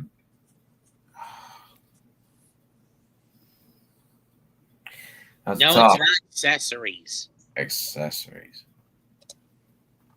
Wait, it's not accessories. Let's Yeah, I see. just stumped on something so simple. Feels like Yeah, we're probably thinking too deep. yeah, That's we're probably being a little too deep. No, it's not time, Yassine. Oh, time. Well, timing Yes. even. Well, Is it like a deficit? No. okay. You guys give up. Is it like a grave or a hole? It's a hole. A hole. A Okay. hole. Okay. There we go. Started Yeah, thinking of like because the more you take out of it by digging it, Right. the bigger it gets. yeah. When Oh, you said the more you yeah. take from me, I'm thinking of like an object, like something you take Well, from the me. more- But then the more dirt you take out of the earth, the bigger the hole gets. yeah, I get it now. Well, I got it, but it took a minute to simplify it. Who's afraid of the big bad bat? All right, so I got another one. All right, you I seen just had to Wonder- go dig Yeah, I was deep. thinking a person too. Huh? You were thinking of a person? No, I was thinking of a person instead of the earth. Reds stun the Phillies 6-1. Mets likes that one. It's kind of a bittersweet one. On the one hand, we keep the Reds off our backs because we won tonight, and we get ahead of the Phillies. But on the other hand, the Reds are still breathing down our necks. Jose Trevino 2 for 4 with two RBIs and 2 runs. Oh, and they have Miguel Andujar. Wow. 1 for 4 with a home run and an RBI. All right, I only lie down once in my life. When I die, what am I? A corpse. I only lie down once in my life. What am I? A nap? I don't know. Sleep? A tree? I mean, tree might be it. I don't know. It's not a corpse. I only lie down once in my life when I die. What am I? Tree is right. Oh, good. Man, bad Murdog, you are. I almost called you Bad Dog. Murdog, you are killing it. I'm confusing you with another Yankees content creator. Shout out to Bad Dog, by the way. I know. I know about Bad Dog. He and Tana usually work together for Giants calls on Sun whenever they're playing. He also works with Pete Simonetti from NYY Underground. Love that guy too. He's great. Doesn't that guy live in Virginia? I could have sworn I thought he was in New York. He sounds like he's in New I York. tracked the phone number. I think it's a Virginia number. Oh, very nice. Christine, you got any more to stump the dog? Or So if we have the Chris, Red we have Sox Trevino, get beat he has some tonight? Trivia. Red Sox are up 7-0. Oh, bastard. I think Toronto was winning too. Oh boy. How about Seattle? Toronto won 5-1 over Chicago. Seattle. Beat Baltimore 1-0. Yeah, damn, 1-0. Jesus, come on, Baltimore. Toronto won 5-1. Yeah. I was really hoping Baltimore would draft Jace Lavalette because then they could have had two different versions Darkness, of him. Justine. The answer is darkness. The more there is, the less you see. What am I? Darkness, great answer. Yeah. The It's in more there Arkham is, the City. less you Actually, that- see. It's part of art. It's one of the riddles in Arkham City. When you get those Riddler boxes, granted it's worded differently. It's the less you see, the more there is, the less you see. What? And you got it, Mets. Darkness is the right one. Right answer. Nice. Awesome. I love Riddle Time. Riddle Time's fun. And trivia time with Chris is awesome too. Yeah, I always love playing trivia with the boys in the chat. That's always a good time. Miggy's doing trivia all the time too. Yeah, Miggy too. Yeah, Miggy's always. I wonder what he's been up to these days. He's doing a college course online, so he's like studying for finals and stuff. And Ah, gotcha. We're in touch with him, but he comes on when he can. Is he gonna do the draft or what? Yes, Okay, good. he's in. We just need one more. Toronto beats the Cubs. Poor people have it. Rich people need it. If you eat it, you die. What is it? Tide Pods. I'm kidding. Money. Oh wait, no, it's not money. Why? Why would poor people have money? That makes no sense. The answer is nothing. Nothing. Poor people have nothing. Rich people need nothing. And if you eat nothing, you die. Blood? I don't know. No, the answer is going to be nothing. Nothing. Yeah, I think you might be right. Nothing is the right answer. Murdoch, look at you. You are the riddle king. What is always coming but never arrives? What is always present but never possessed? Can you type it, Mets? Offered but never taken. Mets. What is always there but rarely appreciated? You're going to have to type that one out. There's no way we're going to remember it. Yeah. I'll put it up on the chat. I'll put it up on the screen. You can't. There's no. I don't even remember the first one you said. Man, Big G really needs his ring. He needs a World Series ring with the Yankees.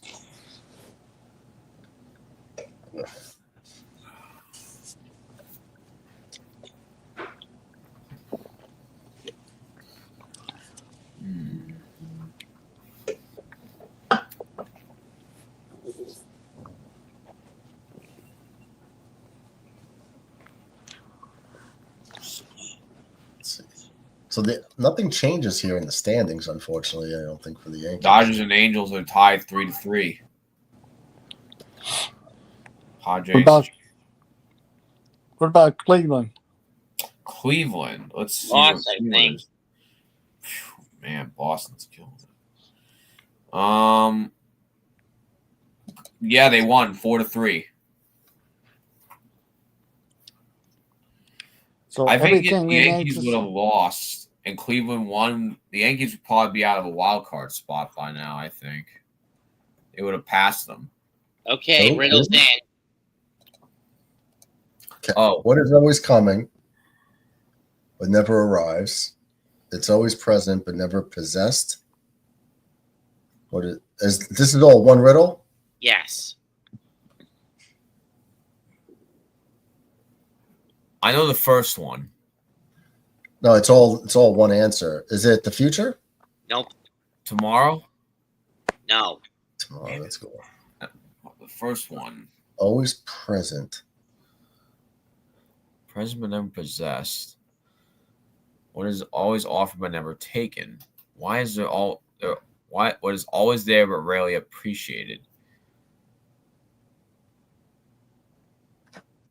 Time. No.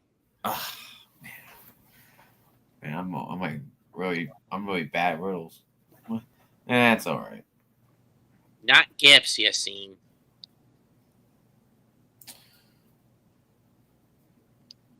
I don't know. So I remember that first part of their. I know it's all one, but I remember that first part of your riddle, Mets, being in a Batman episode of the 1966 TV show. What is always coming but never arrives? Tomorrow. Not in this case. What do you want, Raven? That's my cat. My cat's coming in here meowing. Is it a Tom or a Tabby? She's a calico and a dilute tortoiseshell mix. Oh, now she's squirming. She wants to be put down. David, the shadow? Nope. My cat is a calico dilute tortoiseshell mix. She's a sweetheart, though. Always coming. Coming but never arrives. What is always present but never possessed. What is always offered but never taken. What is always there? Rarely appreciated. Well, I'm horrible when it comes to riddles, so I have no idea. Yeah. I wasn't really too great with riddles either, unless, well, I obviously I don't want to look anything up. That's cheating. but I need a challenge. Yeah, I like the challenge. Me too. And the answer is the same for all of these, correct? Yes. It's the same for all of these. Always offered, but never taken. A package? Nope. Dang. Okay. It's always there, but rarely appreciated. Because I was thinking what always coming but never arrives. Well, then again, a package usually does arrive. So you're right. That I'll doesn't give make you a sense. hint. It's also always doing this. No. A knock? GPS, no. Knock, no. But what's always knocking? Opportunity. Bingo. Opportunity be knocking. You beat me. I was just going to say that. Nice. Very nice. I don't know. I appreciate opportunities, and I'll take an opportunity. There was it reminds me of that old Honda commercial from 2008, Mr. Opportunity, and I'm knocking. That was an old Honda car commercial or something. I remember that from like early 2000s. You're seen, you're up. All right, you see, what do you got for us?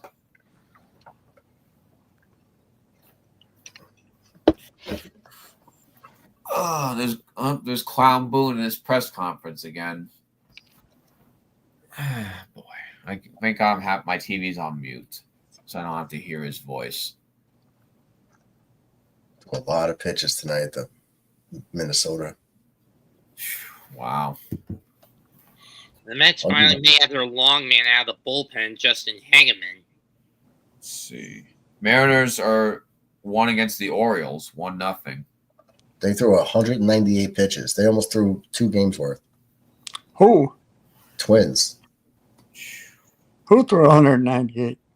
Twins The Twins. pitching. The Twin staff. Oh, wow. Yeah, the Twins rotation. The Yankees threw 116. Don got the win. 12-7, 3.25 ERA. 116 pitches for the Yankees to like 198. That's like they've had to throw like 5 innings extra. 5-6 innings in the bullpen. That was a hell of a bounce back from Carlos Rodon. Yeah, it's like Will Warren. You never know what starter is going to show up. Yeah, it's either you get the good Will Warren or the Will Warren that gives up a bunch of runs. Mom always said, laugh like a bunch of chocolates. You never know what you're going to get. Facts. Life is always a box of chocolates. You never know which one you're going to get. It's either that or Smarties, either one. Like, remember those Smarties candy you get on Valentine's Day? Yeah. No. Life is always like a thing of Smarties. You never know which one you're going to get. Never heard of them. The Smarties candy from it's on. Usually get those on Valentine's Day. The one that say "I love you." Oh, those little bastards. Yeah, those ones.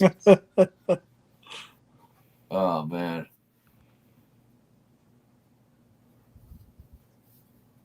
There's baboons running his mouth in that post-game press conference. Oh, I'll let him talk. We got the win, so I guess we'll let him go. Guys, are you gonna be disappointed when the Ralph Wilson, whatever, Highland Park, FK, Ralph Wilson's team finally gets torn down? Am I going to be sad? Yeah. You know, they're building a stadium for $2.5 billion, and it's going to take $1 billion just to repair Ralph Wilson Stadium. Am I going to be sad? No. I mean, it's been 50 years old, but the new place is going to be good. And it Especially when you needs. consider that Ralph Wilson did something for hockey that no one thought would ever be done again.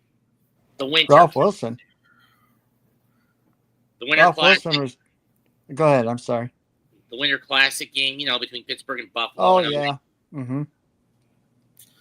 Man, They want to have the next Winter Classic once the stadium gets built in Buffalo. I thought next year's Winter Classic was going to be Minnesota. No, next year is supposed to be in Philadelphia, isn't it? Because of Right. Philly, right. the 250th birthday of the United States. Good point. I mean, this past year was in Wrigley, and I understood why, but still. Imagine Was that the NHL Classic you're talking about?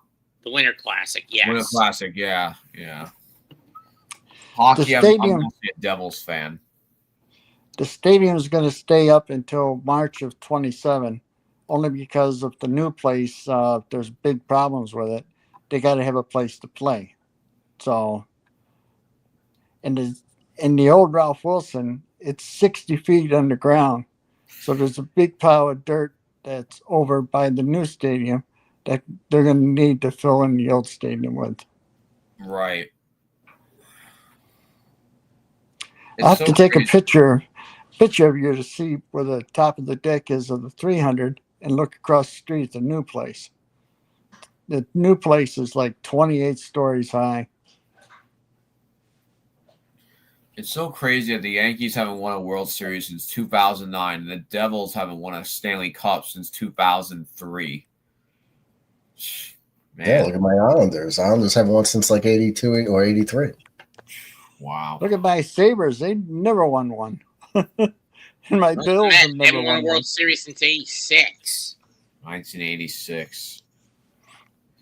Well, at least we're not homers. Picking the winners. And 69 was the Miracle Mets when they won the World Series.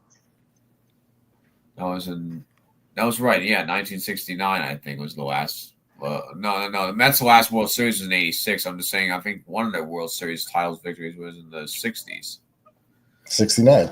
Yeah, 69. Yeah, exactly. And then they won it again in 86. Made it back in 2000 and 2015, but haven't won it since 86. Right. What has a neck but no head? 2 arms and no hands. A shirt. What is a neck? Yeah, it's a shirt. No, yeah, it's a shirt. Man, it's gotta be a shirt. If it's not that, then a jacket. Or a suit.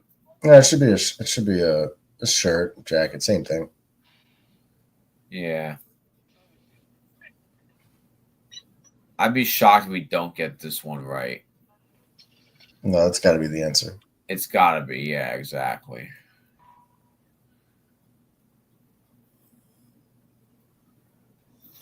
Boom with his Mickey Mouse ears. Oh, boy. Rodon pitched really well. 21 retired 21 out of 22 batters faced. Yeah. He only gave up 1 hit and 2 walks. That's it. Wow.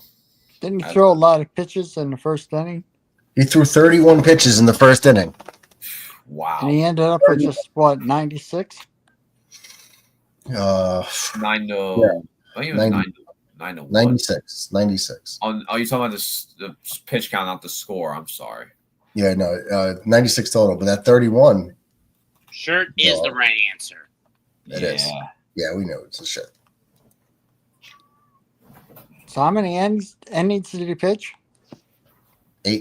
7.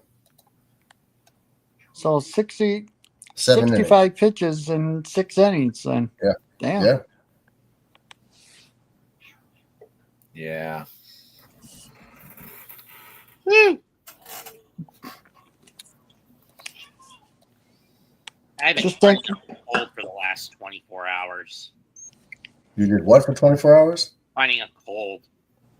Fighting a cold. Let's just say yesterday, I did something incredibly stupid. Went to Hardee's in the middle of started in a light rain, and then when I got back, it started coming down on me, so I had to rush and get a hot shower in. Today, I've had to drink a lot of water, take an ivermectin pill, cough decongestant, Gatorade, cough drop, the works. Are you feeling better? Good. Are you taking your temperature now? Yep.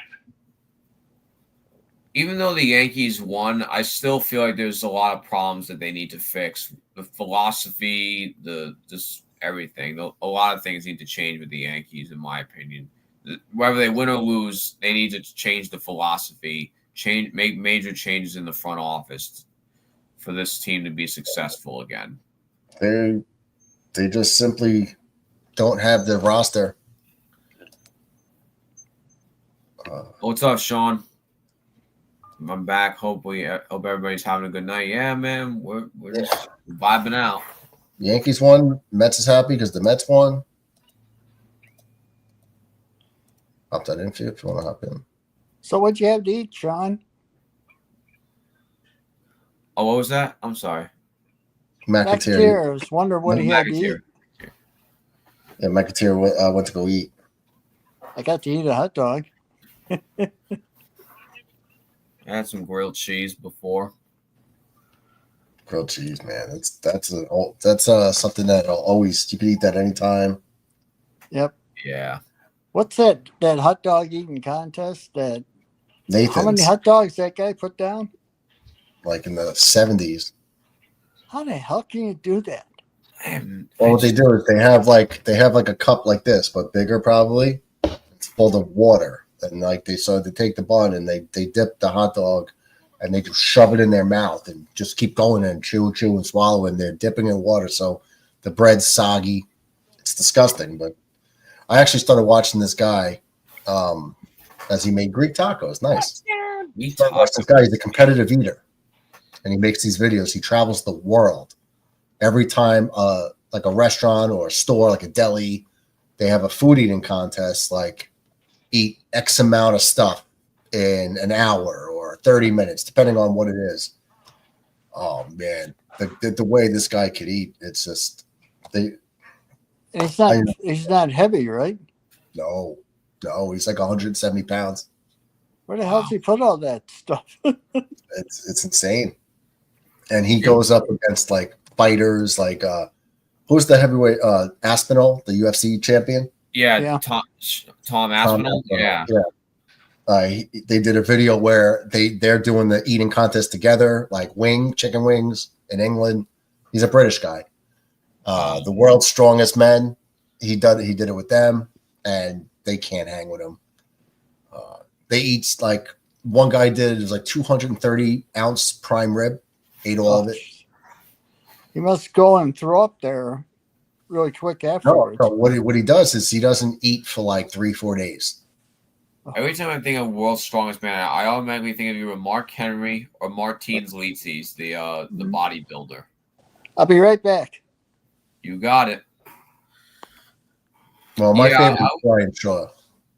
Yeah, whenever I think of food and recipes, I automatically think of this one YouTube, not YouTube, I think he's on Instagram and TikTok. He reacts to all these people making bad recipes. His name is Chef Reacts. I don't know if you've heard of him. Chef Reacts. He reacts to like all these horrific recipes, or good and bad. Sometimes they may be good, sometimes they may be bad. But it's like, man, some people need to go back to cooking school with some way these recipes are. Combine all sorts of like making stuff so much high cholesterol or sugar. It's like, man. And he does commentary on it, and I'm like, who puts steak in an air fryer? I'm like, that's insanity. Well, the air fryer is a magical thing that I've learned. I mean, I can cook really well, and I use it a lot. Yeah. It's the settings. You have to have it on the right settings. Absolutely, yeah. I mean, we used to have a Ninja food oven, but then it took a crap, so we got a new all-in-one like toaster, air fryer, oven. It's pretty good. Krispy Kreme says, hope everyone's doing well. Love you guys always. Hell yeah. Had breakfast for dinner. Toast and eggs, scrambled eggs with cheese, potatoes. That was nice. You can't go wrong with that, man. Wearing my Jets hat and Yankee shirt. Hell yeah. Yes, and sir. Then he says, Beard Meets Food, a YouTube channel I watch competitive eater. That's who I'm talking about. Beard Meets Food. Oh, Beard Meets Food. Yeah. He's got like a beard down to here, and he's a skinny British guy.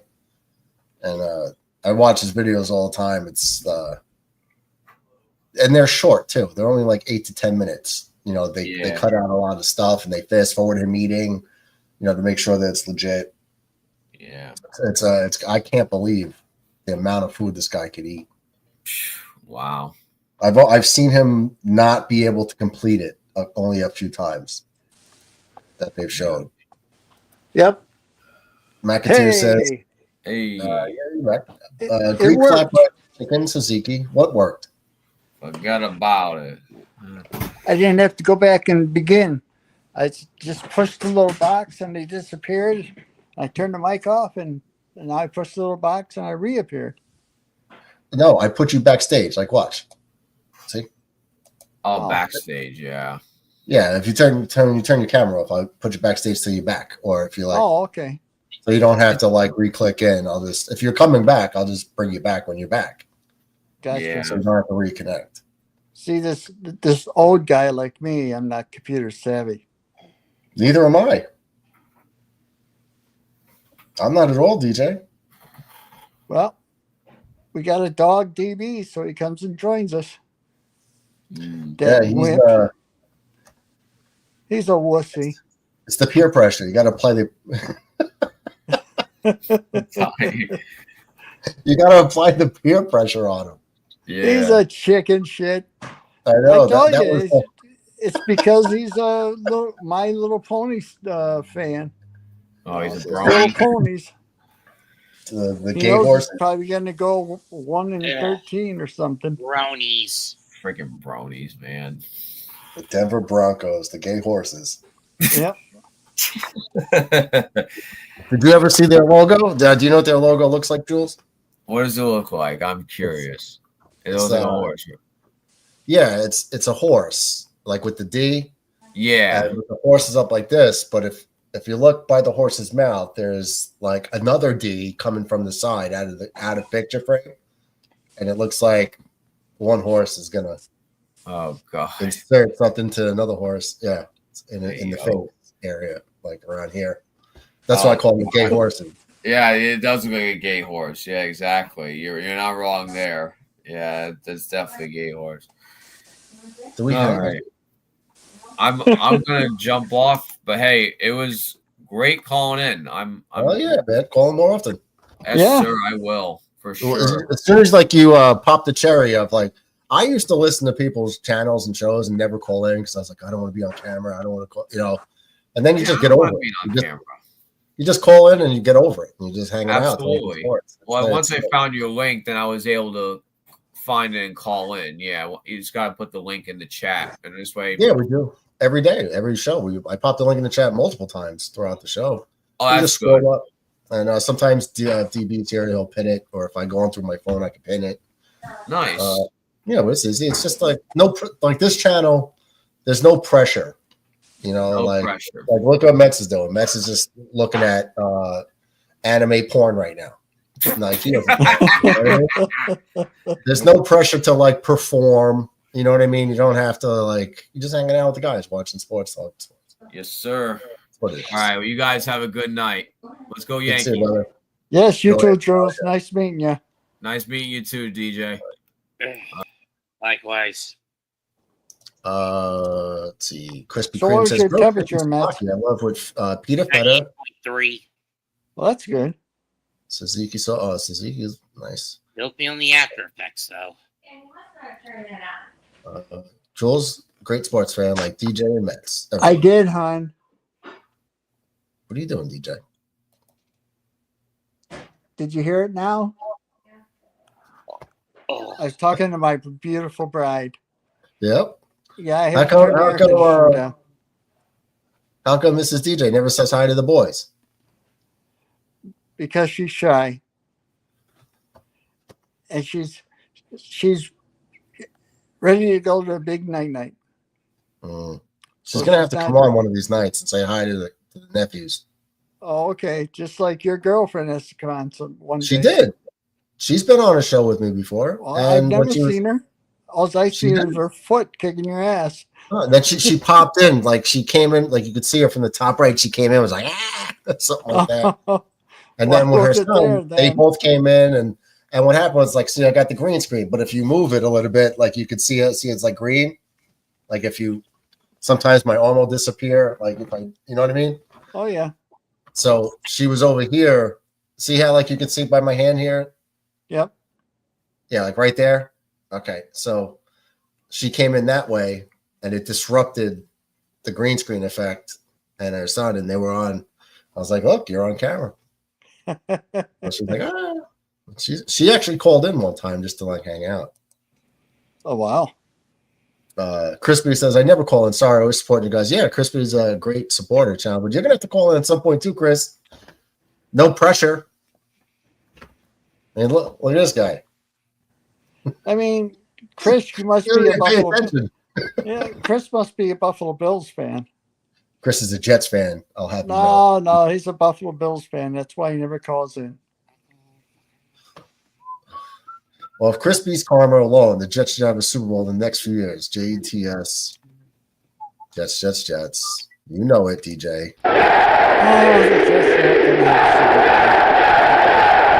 The Bills are going to win this year, and then I'm really going to dog you guys. DJ. Your last and only Super Bowl will be in 1969. Listen, I'm not. Everyone always like gets on me for it, but I'm not a Bills hater. You know that. Mm-hmm. If the Jets don't win it, I would not be upset if the Bills win a Super Bowl. I'd be very happy for them and the fans that are on cover. But you got to stay off the drugs. With some of your, they're going to win 3 Super Bowls before any of the New York teams make the playoffs. I'm like, DJ, that's a losing bet. The Jets, I can't wait until the Jets make the playoffs this year, and you lose the bet in year 1. The Jets will make the playoffs this year. I'm not discounting it. Come on. I'm not discounting it. Like, I know they got a last place schedule, but they are the Jets. Well, it is what it is. But if the Jets pull out 10 wins, you don't think they can make it? Oh, they could be like the Broncos last year. They pulled off 10 wins. Listen, we got a mobile quarterback now. We're going to have a lot of TJ, we lost like 7 games, 6 points or less, and like 4 of them were 3 points or less, and we had no field goal kicker. Yeah. We are, now we have a better line from the start. Now we have a mobile quarterback that's going to pick up the third and eights. I'm just saying I'm not saying, oh, we're 13-4. I'm just saying I would not be shocked if this team performs better than expectations by a long shot. But they're going to play against that mobile quarterback. They're going to plan for the mobile quarterback. But yet the mobile quarterback can't throw. DJ, you do look like Paul Bearer a little bit. Yeah. What's to say? New York Jets fans wearing my New York Jet hat like in picture. DJ, love you. Hope the best with the Bills. DJ looks like Paul Bearer, in my opinion. Paul Bearer, the Undertaker's old manager. Oh, well, it's the mustache. The Undertaker is the best. He was the best wrestler ever. This scene says, Boone said Wells' catch tomorrow. Oh, yeah, you can't have Ben Rice catch every day. But I'm hoping Ben Rice is the primary catcher moving forward because I want his bat in the lineup over Austin Wells any day of the week. Our Jets will be 9-8 prediction for our Jets, competing for a wild card spot, 9, 10, 11 wins. Hopefully, yeah. I mean, it's not out of the realm of possibility. I'm telling you, the running game and the quarterback that could move. I don't expect 300-yard passing games like a bunch of them. He might have a couple, but don't expect it. But I expect anywhere from 25 to 50 yards rushing a game from him and about 215 to 225 passing. That's what I'm expecting. Well, he did that in Chicago and did work out too well. He also did it in Pittsburgh, and he was 4-2. So he has a better team than he did with Chicago. I think that but then he got benched.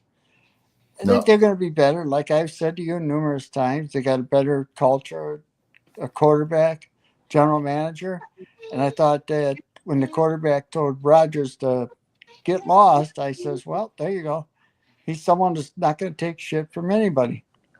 So, like I said to you before, 6 or 7 wins.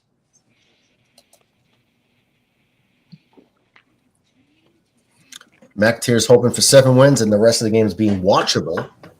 If we get more, I'm ecstatic. I think we will. Well, I went 17 years without a playoff appearance, but I watched them all. Because you can't be fair weather fans and, say, oh, okay, I'm a New England Patriot fan and not a Buffalo Bill fan. because the Patriots always win. Patriots should have lost a few of those Super Bowls they won. Mm-hmm. Should have lost the one to Atlanta, especially. Yeah, Atlanta, and Seattle, when you had Marshawn Lynch Carolina. there and you throw a pass on the 1 yard line. Yeah, that was the dumbest thing I've ever seen in sports. Absolutely. First and goal from the 1, and you throw it. Yeah, and you got the Bull as a running back. Yeah. Or you blow a 25-point lead. Yep. And they're fair weather fans too. My dad was on a cruise during that Super Bowl, and they were showing it on the boat on a giant screen, and all the Patriots fans left by halftime and just like went about their business. And then sure enough, they came back, and then they all tried to start like filing back in. And yet the 3 they've lost in the last 20 years were the NFC East teams. 2 of them to my boys. 2 of them to your boys, yep. McIntyre says, what QB has done good in Chicago? Good point. Not many. Jay Cutler did okay. What about the guy who led the 86 Monsters of the Midway? Well, you're talking about Jim McMahon, but Jim McMahon wasn't a great quarterback. He had a great defense. His defense was like the Ravens, the 2000 Ravens. Didn't he also have a strong O-line? O-line was all right, but I mean they're called the 85 Bears for a reason. The 46 defense. Mitchell Trubisky, who backs up Josh, remember he was the quarterback they drafted in Chicago. He's nothing but a tit chaser. Trubisky ain't shit. He's a tit chaser. You mean like real tits? Yes. Well, what is this? Where are you getting this? What's your? Ask your name tree. Well, I'm asking you. He's the one who said it, not me initially. But did he give a reason? Nope. Well, last I know, he was happily married, so. Uh-oh, we got a scandal going. Next, dropping breaking news, scandal. Where's Michael Caputo? He didn't show up again tonight. Well, it's because we won. That's right. 9-1. Trying to come up with some way to spin it negatively anyway. The Yankees only walked 11 times. They should have drew 10. 13 balls now. I agree with Caputo on a lot of things. Not everything. Yeah? A lot of things I agree with Caputo on. And just not to his level. Not to his level. Like I look at it from a realistic point of view. You guys know that by Astros are going to get crushed 12-0 after in the 9th. Yeah, there's still a chance. Well, they could always just get into the playoffs. The next thing you know, win the World Series. Yeah. I think Halos over the Dodgers at the moment. Our QB Fields has dynamic playmaking ability. True. Hopefully maximizes potential. If he continues and grows as a passer, he has the tools to become a long-term QB answer under center for our Jets. I agree. But like I'll always say, Chris, this is an audition year. I say it all the time. It's an audition year, and if the Jets feel that they've progressed and he's somebody they could win with long term, they will draft a wide receiver in the first round next year, unless there's like this superstar stud defensive tackle to grab. Tigers getting clobbered by the White Sox. You thought Trubisky was a good quarterback, DJ? Asked McIntyre. Oh, no, I didn't think when he came out of college and went to Chicago, I didn't think so. Is he adequate as a backup? Yeah. Yeah, backup at best, yeah. I love Mike White. They also have Mike White in Buffalo. You remember him. I love Mike White. Mm-hmm. I mean, when Zach Wilson went down or benched him, whatever it was, I forget. But when Mike White came in, the offense came alive. Like throwing for 300 yards, bunch of touchdowns, Jets putting up points.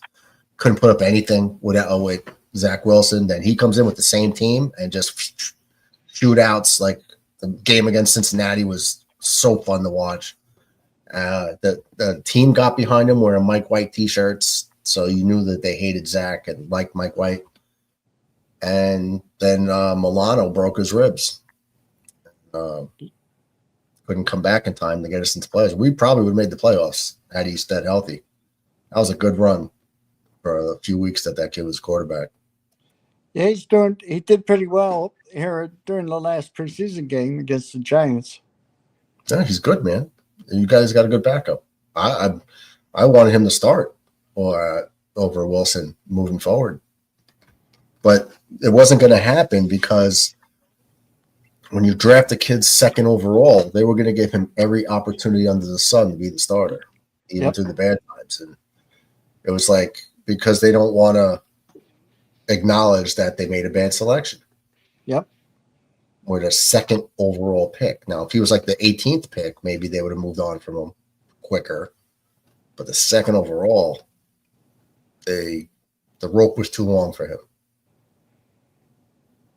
And that's that. Yeah. So I don't know if he'll just, the answer. I think they, like you said, an audition this year. And I think they still need to draft a quarterback. The Jets? Yes. Well, I wouldn't even broach that until we see what happens this year. Well, I'm not talking their first round, but I think they need another quarterback. They brought in, so like Chris says, they have Tyrod, but this is Tyrod's last year as a Jet, most likely. Martinez and Cook, as of now. Yeah, Brady Cook out of Missouri, undrafted free agent. Looked decent in the first game against the Packers. So hopefully, not everybody's going to have a superstar quarterback. Not everyone's going to have Mahomes, Lamar, or Josh Allen. Not everyone's going to have one, right? Joe Burrow, guys that could help you win. But sometimes it's okay to have a decent quarterback. If you're decent everywhere else, you could do something. Yeah. You got to have a quarterback, but didn't Sean McIntyre say something about Tyrod was hurt his knee or something? Yeah, but I don't think it's a major knee surgery. Okay. Did he do good in Chicago? I think he's talking about Trubisky. When we were talking about QBs that did good with the Bears, you said Trubisky, or did I hear that wrong, DJ? Well, the ugliest dog in the world has been crowned. Murdog. Nope, it's a hairless English-French bulldog mix named Petunia. As the ugliest dog in the world? Yep. I got to see it. Does it have its mouth the tongue hanging off on the side? Because usually those dogs. No, she doesn't. That's the ugliest dog? No way. That ain't ugly. She ain't ugly. And again, I still miss Boo. You miss Boo? The cutest dog in the world up until his death in 2019. I never saw what Boo looked like. He was a Pomeranian. Okay, they're usually cute dogs. But I'm a big ugly dog guy anyway. I'm an English bulldog guy. And a boxer. Love boxers. Boxers are the sweetest dogs ever. Very highly intelligent. Lazy, but in a way. They're not lazy, but they're lazy to a point, but then they love to run. This was Boo. Oh, that is a cute dog. Yeah, it is. It's a cute dog. It's like a little teddy bear. Yep. So what Sean said something about in the chat about the Bears and Trubisky. Can you go back to that one? He said, did he do good in Chicago? When we were talking about QBs that did good in Chicago, did you say that Trubisky was good in Chicago? No, he wasn't. So Cutler wasn't a bad QB, but he wasn't good because he was a Bear. One of the most sacked quarterbacks in the league. I put that up, McAteer. Trubisky was drafted high. I Second. can't remember. Yep, and what year it was. Out of North Carolina. Yeah. They traded up for gave up the farm. Yep. He came in and he likes to run.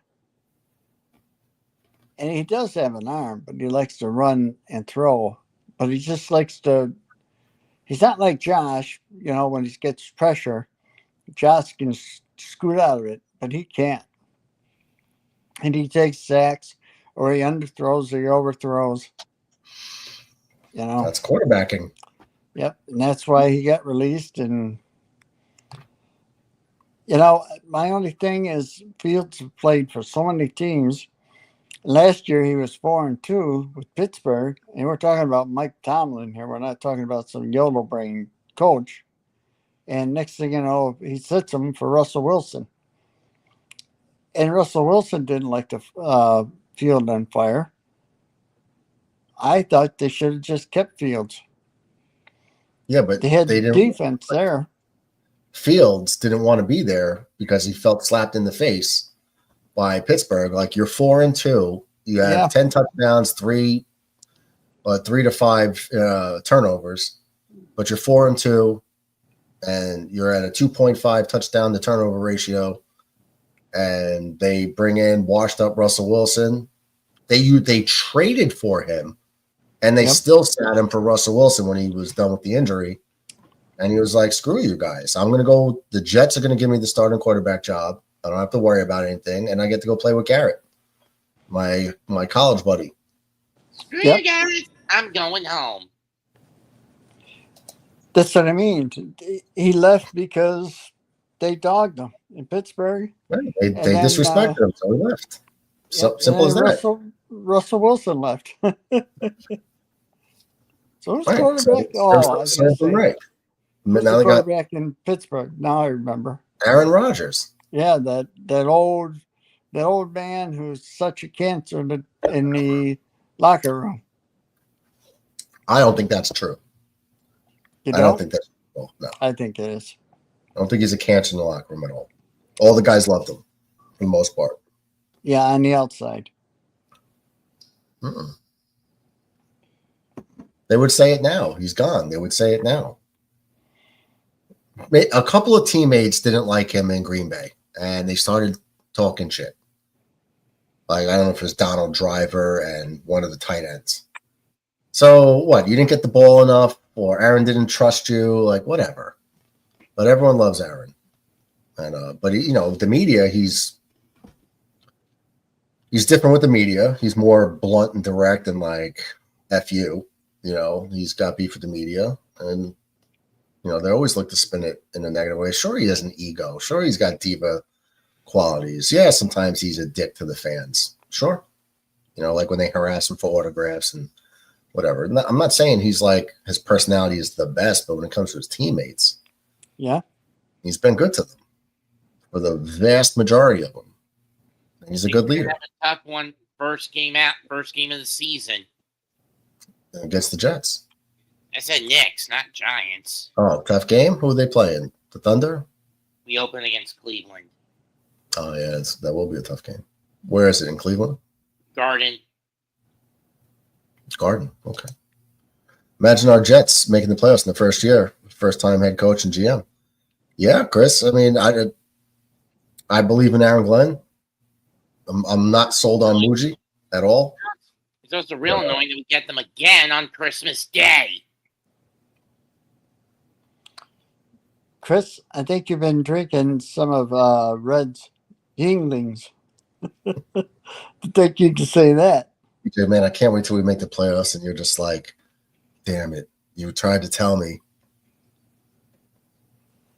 I can't wait till we win the Super Bowl, and then I say, damn it, I told you so. Yeah, but you're still not going to win the bet till you win 2 more and hope that the Jets and Giants either don't make the playoffs. I'm going to have to start rooting for the Giants to make the playoffs just for you to lose the bet. Not with that coach. He's a jerk. And he grew up here in Western New York. McAteer says, anybody messed up like me and hopes Shedeur Sanders doesn't pan out. I don't want him to pan out. I feel it will make us look like the same old Jets when it comes to quarterback picks. Everybody passed on him till the 5th round. Nobody wanted him because not only is he not that good of a quarterback, but it's a circus. He's a dick. And you got to deal with his father and the media, and no one wants the headache. Yep. He might be on his best behavior in the moment, but Leopard doesn't change their spots, you know? Well, he got pulled over for speeding twice. He got what twice? Once over 100 miles an hour. Oh, yeah. I'm gonna go, guys. Later. See you later, Mets. See you, Mets. Have a good one. Make sure to hit the like button on the way out. It's already gone. Hit that Hit the like like button button. on the way out, Mets. Damn it. Damn it, mister. Subscribe. Yeah, we're guys are slacking on the like button. What's going on here? But I don't want to be like the other guy that, come on, man. Come on, man. You guys really got to do this. And it's like a second job. I'm not going to do that. It's embarrassing. It's embarrassing. He must have switched his nights because I still get that notification. And it said Monday. I don't. McIntyre says, anybody missed? Oh, no, we saw this one. Chris says, whatever happens, happens. We win, we win. We lose, we lose. Hope for the best for our Jets. Hopefully exceed low expectations. Thoughts about our Jets defense and special teams? A lot better than last year. We got Nick Folk back, so we'll have more of a more reliable kicker. I like that Nguanu is going to be the kick returner. He ran one back for us last year after we picked him up. Hopefully that gets rid of Gibson because he's not very good at all. I don't think. And the defense is a question mark for me because how bad Sauce was last year. I'm hoping that Aaron Glenn was a very good cornerback and then Brandon Stevens had a lot of holding penalties, in Baltimore. So I'm hoping that Aaron Glenn could bring his expertise to the position to those guys. Hopefully Andre Sisco is going to be more of a ball hawking safety. I expect that from him. And the main thing is you need somebody to step up next to Quinnen. So whether, I don't know, not looking for Coward, but if Derek Nottie and maybe an LT3 could step up and get more reps and help plug those holes up the middle, a healthy JJ coming off the edge with McDonald on the other side, pure pass rusher. Not going to help much in the run game. Quincy Williams flying around all over the place. We're going to be better all around. Our whole team is going to be better in every facet, in my opinion. So when I was mentioning earlier, with all the one possession losses we had, the 6 points or less, seven losses, 6 points or less, 4 times we lost by 3 points or less. A lot of those going to be wins now, I feel.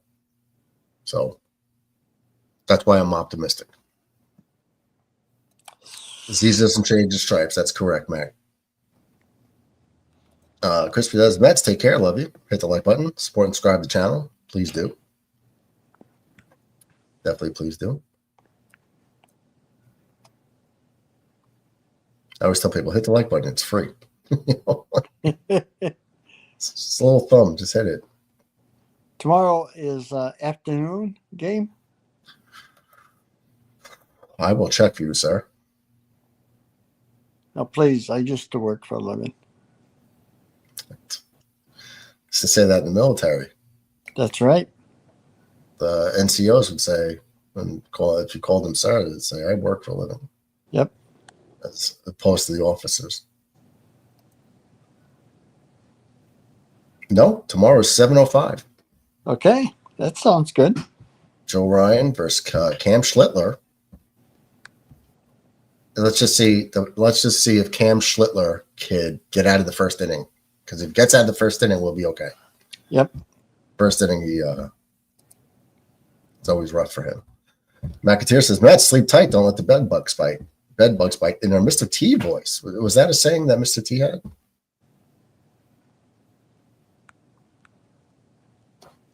I don't know. I don't know either.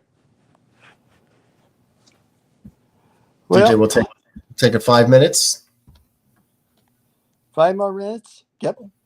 We'll end it. Well, I was going to end it now or 5 minutes because we're almost at the 4-hour mark. So Well, once we hit put the 4, link in for Brother McAteer to say hello. And one of these days, Krispy Kreme's going to call in. yep. It's okay. You can call in. We like busting at you on each other's chops. You guys gang up on poor little me. What? Yes, I'm just You're the worst offender ever. no. I'm a good guy. You're a good guy, but you're still the worst offender of busted balls. I'm not an offender. An offender. I'm not an offender. I mean, look at the rest of you guys are Bills fans. I'm turning you slowly but surely. That is not gonna. That's not gonna happen. I'm not a Bills detractor. I don't hate the Bills. I don't care if they win. I'd be happy for them, like I always say. If the Jets aren't obviously there, but the Red loves the Bills. Mickey loves the Bills. Sean McDeer loves the Bills. Everyone loves the Bills. They're America's team. everybody loves the Bills except for the football gods, is what you're saying. They're America's team. You think so? Oh yeah. No more cowgirls. Well, no more cowgirls. No more cowgirls, that's for sure. But I don't think they're America's team. Who would be America's team? The Buffalo Bills. No, that's not. They got the red, white, and blue. That doesn't matter. The Cowboys didn't have red, white, and blue. I know. They were It's definitely not the cheaters. All right, so the Bills, no. Dolphins, no. Patriots, hell no. Jets, no. Ravens, maybe. Bengals, maybe. Browns, no. Steelers, no. Houston Texans, no. Colts, no. Jaguars, no. Titans, no. Broncos, no. Chiefs, Raiders, Chargers, no. Cowboys, no. Giants, no. Philly, nah. Washington, Chicago. Detroit, maybe. Detroit, possibly. So that's 3. What's up, McAteer? What's up? What's up? Green Bay, no. Minnesota, possibly, but probably no. Falcons, no. I would stick with, like, it's not Dallas, but maybe Texas. Like, Houston. Maybe the Rams? Rams I could see that. That's close because, like, they've 4. been. But yeah, 4 it's not the Jets. I don't think it's the Bills either. You got potentially 4 teams in the running for America's team. The Bills. It's not the Bills. Why not? It's not. Get out of You got here. Canada's team. You can't have 2 places. You only get 1. And you guys already took Canada. Yeah, you're Canada's team. No. Yes. We get a lot of Canadian fans over here. You're Canada's team. We get fans coming from everywhere. But you get a lot more Canadian fans than anybody else does. McAteer, yeah. I told DJ he's the worst offender at ball busting, and he's trying to say he's not. No, he should write books. He sends paragraphs on how his team is better than everybody else's, Right, and yeah. how He writes a whole the Jets suck. He writes a whole read chapter of through a that book. whole thing to hear about how my Jets suck, and and at the end of it, it's always the same. We're gonna have 3 Super Bowls before you guys. And I went through all of that, and then I got that at the end. I was like, "Come on, man!" I got 15 total votes on DB. I send you good reading. No, you So do. what do you guys A lot think? of it is really good. I just mess with you. You know, we could do it in that I know. chat. We could all, you could leave a voice recording in that chat, right? You pull down the microphone and record you, and then you let it go, and it saves the recording, and it'll put it in the chat. We'll just go over and over and over. Yeah, we could just keep leaving like voice things for DB in the Oh, okay. harassing him. Hey, Sean, look at this. Look. Huh. Oh, all right. Got some new There we choppers. go. No, I'm so happy you were able to eat. You said you had a hot dog today, dude. I was like, I had that's a so hot dog. awesome. That's freaking awesome, dude. First time in Using the 10 days I chompers, had bro. solid food. Heck yeah, dude. How much weight did you lose? 15 pounds. Wow. 15 pounds eating what? What did you eat primarily? Soft food like tuna fish, jello, Okay. Like soup, smoothies? Did you have cup smoothies of and soup. stuff? Soup, Soup? yeah. Soup, tuna, and jello. Oh, but like soup, like, but you had like tuna fish like with a fork, I guess, right? No, I had tuna fish and bread, but I squashed the like bread bread? down. Oh, okay. Okay. Yeah, not much chewing. You just grabbed a piece and swallowed that. Yep. Can't eat like a bagel, but like a piece of white bread or Yeah, it's Yeah, not like white sourdough bread. or something. And scrambled eggs. Made a ton of that. Heck yeah. No, that's the good way to keep your protein in. Yep. And one of my people at the dentist says, "Have some ice cream." Yeah. No, that's a hell of that's a good one. man, that's my selection. Like, remember when I asked everyone one night if there's one thing you could eat for the rest of your life without repercussions of like health issues, like gaining weight or cholesterol, anything, it would be ice cream for me.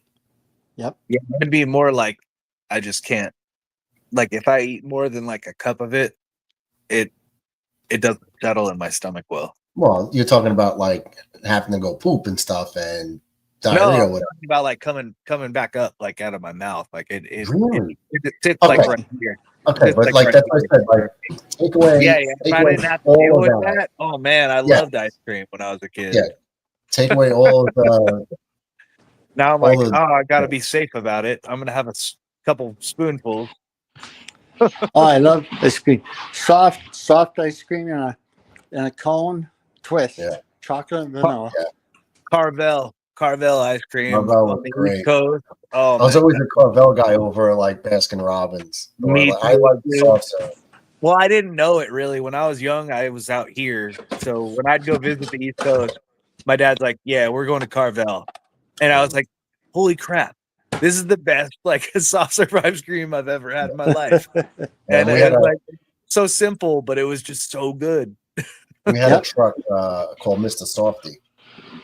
And you'd hear the jingle, like the bell, the song going off as they drive around the neighborhood, and then we'd stop and we get double cones. So you could have like vanilla chocolate swirl or just like a cone, but like with two things to where the ice cream got put in twice. Holy So that shit, was- dude. They don't do that anymore, dude. That's a good idea to bring back. Like ice they have cream. ice cream trucks, but like just an ice cream truck that does like, you have your vanilla or you have your vanilla and chocolate, you have your chocolate, you have your orange and vanilla, and then you could get it chocolate dip. And you just have this truck and you just drive around and sell ice cream, bro. Like Yep. I would, oh man. Well, speaking That's of old ice school. cream, I didn't know that was a thing. speaking of ice cream, the reigning National Football League most valuable player, he's in a commercial of both Snickers candy bars and Mhm. Snickers ice cream now. Snickers ice cream is so good. It's I not get that good all when the they time. start getting into a bunch of commercials. I'm just I saying. never had the ice cream. I never even knew they had the ice cream. I got in my freezer right now. I got Klondike bars. Remember Klondike bars? Yeah. Yeah. But they're Reese's Pieces Klondike bars. Heck yeah. And so it's like peanut butter, chocolate, vanilla, but vanilla ice cream with like peanut butter in it with the chocolate, shell. And then what else did I get? The Snickers bars. It's like a bar like this long. And it looks like a Snickers bar, but it's ice cream, soft ice cream. So you bite into it. Dude, I get the It's got giant the pack peanut in it, of the them. caramel, the vanilla. Yeah, I'll eat 3 or 4 of them at a time, dude. I'm bad. When it That's comes to those a things, problem dude, for me. Yeah, 'cause- yeah. I'll just not Howard. stop eating. So if I can eat like anything and just never gain a pound from it or die, like diabetes or anything like that, it's gonna be ice cream for me. Do you guys like milkshakes? Oh yeah. Top 2 favorite milkshakes from each of you guys. Well, I usually only get vanilla. Okay. I'm a chocolate and vanilla. All you right. see what's your favorite ice cream? my two favorites were a Butterfinger milkshake. Hmm. There was a place called the Tummy Stuffer in town back in the day. They used to do that one. And then Dairy Queen, a marshmallow milkshake. It's vanilla ice cream, and they put some of the marshmallow like squirt in it, the little like thing in it. And bro, it enhances that vanilla to a whole nother level. It's so good. Unless you have a Portillo's next to you, then you get the strawberry milkshake, because that or their strawberry shortcake, they're hands down the best strawberry shortcake and strawberry milkshake I've ever had in my life. But other than that, those are my two. So the Dairy Queen, they have that out there? Yeah. Oh. I got it here too, down here. Dairy Queen's pretty much. I think they're everywhere. Yeah, it's like it's a national chain. So they don't. Yeah, they don't just have it in Canada. They have it everywhere. I never looked to see if they're in Canada. Mint chocolate chip ice cream is great. The last ice cream I had, I do like mint chocolate chip, but I had is pistachio almond or pistachio nut, the green one. Oh, yeah, the green one's great. I love almonds. Rocky Road's okay, but man, now you got me thinking. Back in New York, I had a place. It was like called Ralph's Ice. It was like Italian ices, but ice cream ish. Yeah, man, I could eat 2 quarts of that, no problem. And I'm like, well, it's ice. It's not like ice cream. It's like ice, but so great. How does it taste? Never had it. It's white with these little chocolate chips of like a peppermint patty, I guess type. But maybe not peppermint. It's like little chips of chocolate in vanilla. It's like a minty chocolate chip. Exactly. The Breyers has had that for a long time, right? Well, a lot of people have mint chocolate chip, but yeah, Breyers has that specific way, because a lot of them have the green ice cream with the mint in it. Yeah, well, no, that's vanilla with the mint chip. It's the same thing, but Breyers always did the vanilla, like straight up. It's the white ice cream, the vanilla ice cream with actual mint chip in it. Yeah, mint at chip. least from what I remember. I don't know. I'm telling you, man, go get a Snickers bar ice cream, or I actually get Snickers ice cream from like Breyers, like the tub that Breyers would have, but it's like a Snickers. I'm telling you, bro. I don't think that's the same. I feel like get the Snickers bar ice creams. They're way better. It's the same thing, but trust me, it's so good. And the Reese's peanut butter I get as well. It's a ratio thing. I think the Snickers ice cream is good, but I think the Snickers ice cream bars, the ratio is more nuts, more well, and the chocolate, everything. It's like the perfect ratio of all of it. I don't know. That's just true. No, you're right. You got a good point there. I agree. Is what I'm trying to say. No, yeah, I like the ice cream though, for sure. That's the only problem is that they melt so fast. Yeah, that's not a problem for my first few, and then once I start slowing down, then it becomes a problem. Drumstick and Haagen-Dazs are good. Haagen-Dazs is stupid expensive, so I'm like, the Haagen-Dazs well, I don't know about the bars and all that stuff, but usually Haagen-Dazs once a month will go on sale where you can get it for $2.50 a thing if you buy 4 of them. And I'm a sucker, bro. I buy 4 every time. But vanilla Swiss almond is my favorite Haagen-Dazs ice cream. Well, Breyers always has a pretty good deal. Like you'll get a buy one get one, or something like that. Albertsons has Thrifties 2 for $5 on Fridays. Nice. Guys are making me hungry.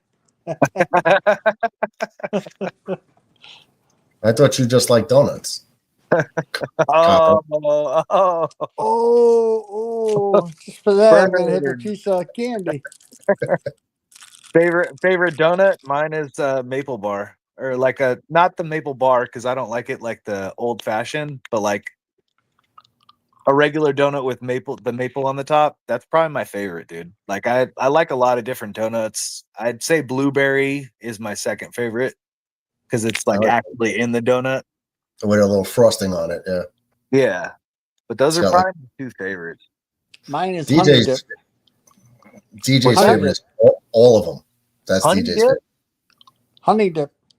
I never had that. It's all of them. Is that There's like not a honey? Does it taste like a honey bun? Yeah. Yeah. DJ never met a donut that he did not like. What are you talking about? I don't eat donuts. Police officer, man. You guys like were born with donuts. I don't like the cakey donuts. No, I think my favorite that I've had, it's not really a donut.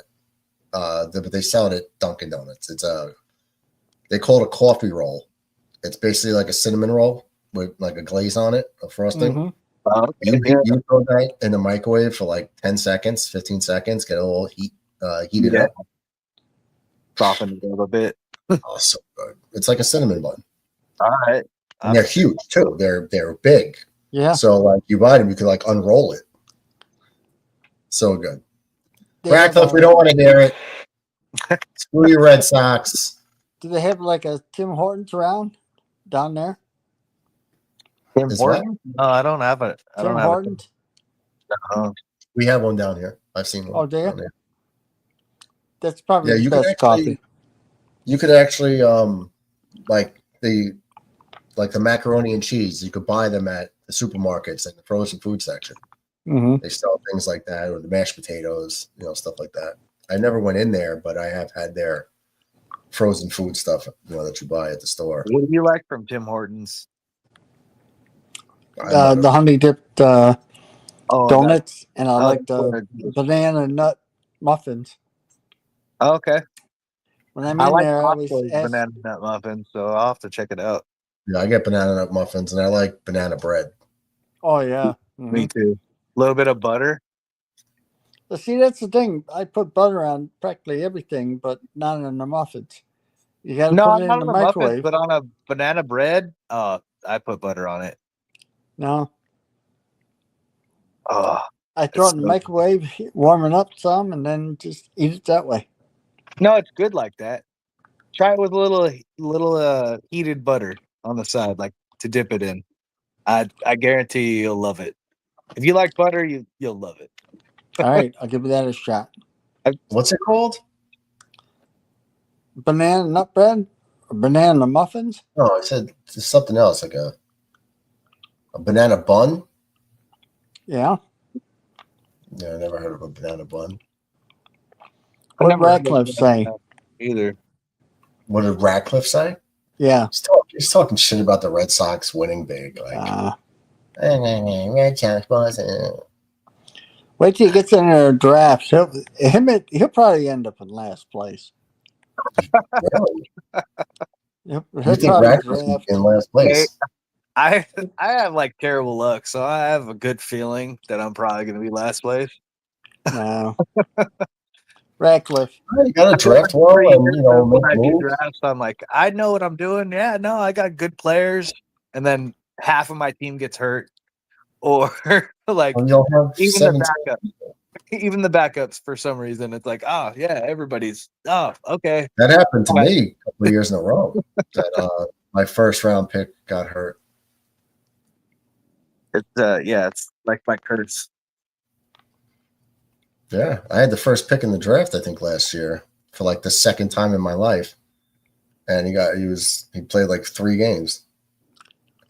Who was that? Who'd you pick? McCaffrey. Oh, Nope, I know that one. That was bad. Every time I get him, he gets hurt for like 80% of the year. Every time someone else takes him, he's great. And then I got Brees last year instead of the year before. I was like, yeah, I got the guy. With everything going on, we're gonna be good. Huh? well, guess who's back in practice and practicing? Who? James Cook the third. Well, sit down with the general manager and the coach. What about you realize with all the money they gave out this year, they're just telling him wait till next year and you'll get your money. Or they're telling them like we're gonna do you like we do everybody else if you don't step in because we can find another running back hmm that can do Well- what you can do because you're not doing like extraordinary stuff. So either you can step in and be the guy, or we'll just move on to the next guy because we Yep. can do it's same thing that like Kansas City does. You know what I mean? Like it's like Yep. we don't need a bunch of special people. We have the coaching, we have the quarterback. You know, we can make do with another running back. We Mhm. want you, but we don't need you because you're not like Marshawn Lynch, or Yeah. you know what I mean? Like you're not You're not changing the Barkley. You're team. not King Henry. Yeah, you're Yeah. not changing the team by leaving. Like I wish you would have been that guy, where we'd be like, oh man, we have to pay you. But I've never felt that way about him. I felt like he's kind of like a scat back, like where he can run, but a lot of his stuff is like short passes or out of the back, like the a jet sweep or something like that. You know what I mean? Like he's good Yeah. at that kind of stuff. But you're not running him up the middle to go get a touchdown on the 2. You know what I can't- mean? You Yep. can't Yeah. run. So it's like, you know, you're worth something, but you're not worth that much. So get in line. He's good on the outside. He's good on the outside. That's it. Yeah.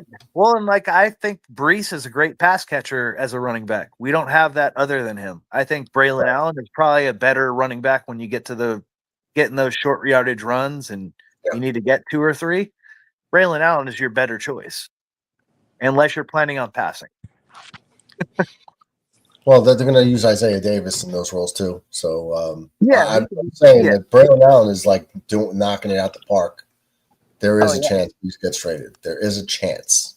So we don't know. We'll see. Maybe they won't. I don't know. I'm just saying it wouldn't be a surprise. Not saying it's going to happen. I just think that you have the best of both options. Then you have a great pass catching running back, and you have a great, like, you know, you got your Jerome Betts and your who was it? Damn it! It was like Thunder and Lightning back in the college days with Bush and what's his name. But like you had Jerome Lendell White? and you had somebody else. Lendell White. Yeah. You're talking about USC. No, yeah, that was the Bush and Lendell White. Yeah, Lendell White. But when it was Jerome Betts and somebody else was running back with the Steelers, that it was, you know, you had one pass catching guy and you had one guy who was going to make sure you got through the hole. You're talking about Willie Parker? Yeah, Kyle when we need him. He's the Steelers fan. Right? Who? Kyle, my buddy. Oh, Kyle. How you feeling, DJ? Okay. Look. What up, Ratcliffe? Looking better. Yeah. I got teeth on about him now. Yeah, I mean that's the only time you're going to smile this year because the Bills are going to keep constantly breaking your heart. But hey, better than never, right? Hey, I ate a hot dog. Who's your favorite team, anyways? Well, you ate your hot dog, but you're also going to eat your words. What? You're just joking, right? I'm sorry? You're joking, right? Why? You're asking who my favorite team is? Oh, New England, right? Totally. Yeah, he's a If it Red was Sox New fan. England, if it was New England, you would never be allowed to speak. The Giants? If it was them, you wouldn't be allowed to speak either. They whooped the Bills in the Super Bowl twice. No, No, just wait, no, once. just once. Just once. I'm thinking of Cowgirls. Yeah, I know. You're a Jersey Jet fan. That's right. JETS. So, did you guys hear about what Sidney Sweeney said? What's that? I'll check You my guys hear message. Dude, Sidney What's she- Sweeney came out and said if the Bears win the Super Bowl because she's a Bears fan, she's going to celebrate naked online.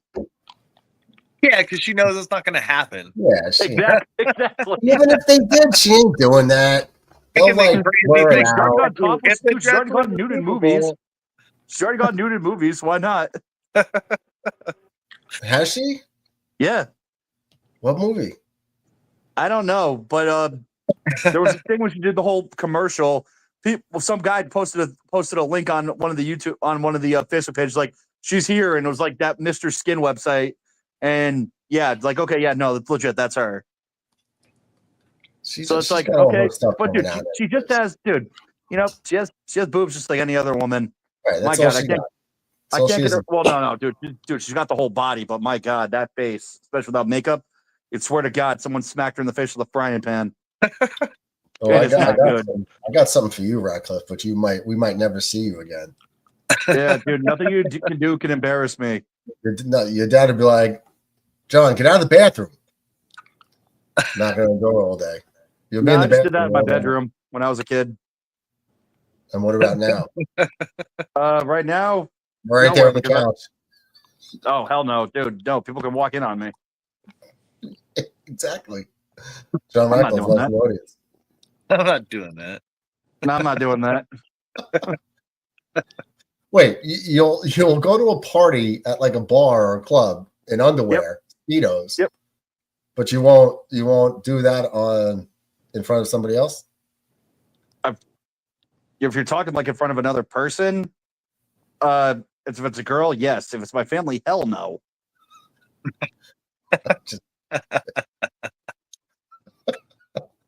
Got to drop the line somewhere, Murdoch. All right. I don't know, Radcliffe. I don't know. I wouldn't put anything past John Radcliffe. I'd put a lot past me. I wouldn't put anything past John Radcliffe.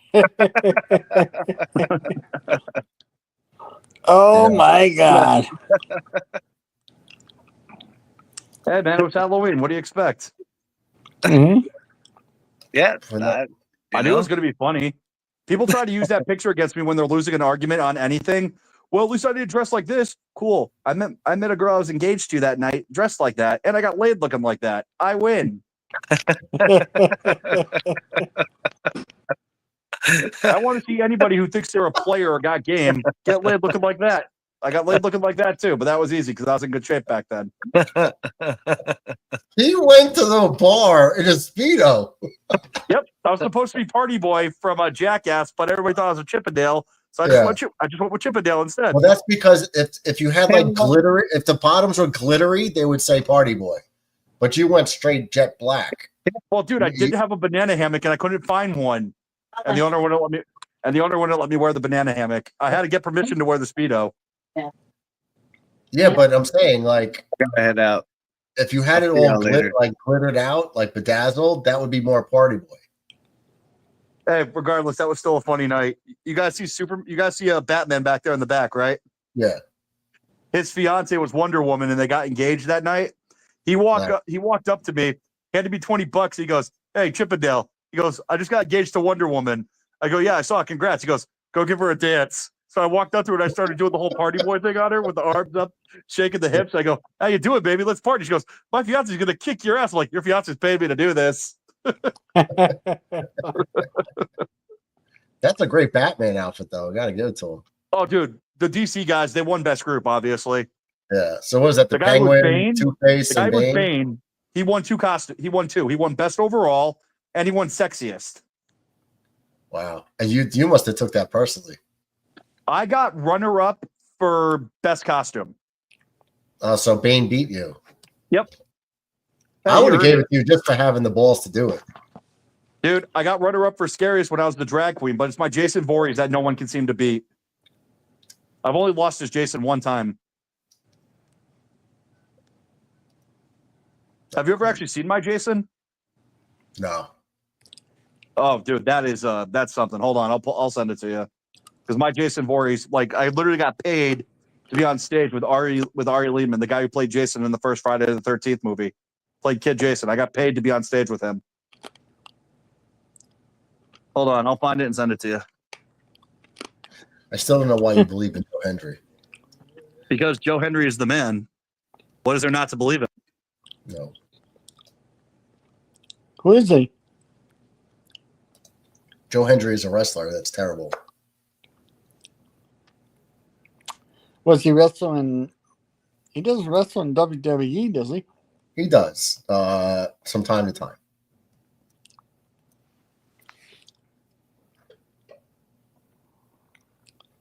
Where'd McIntyre go?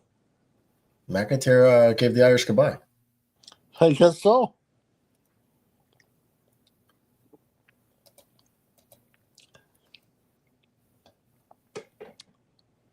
You watched WrestleMania back just to watch Joe Hendry's entrance? Oh,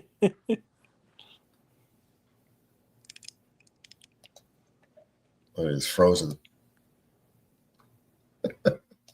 There's no circle going around. No, he's trying to send me something on his phone, so he can't do both at the same time.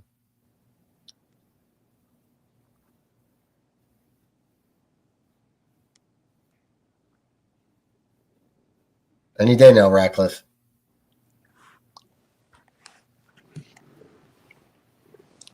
He must be changing his clothes. No, he's trying to send me something. Oh, okay.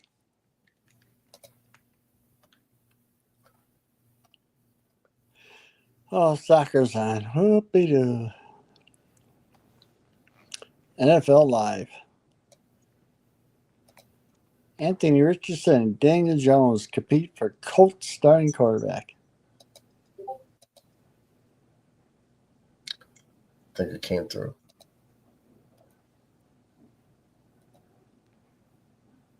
Okay.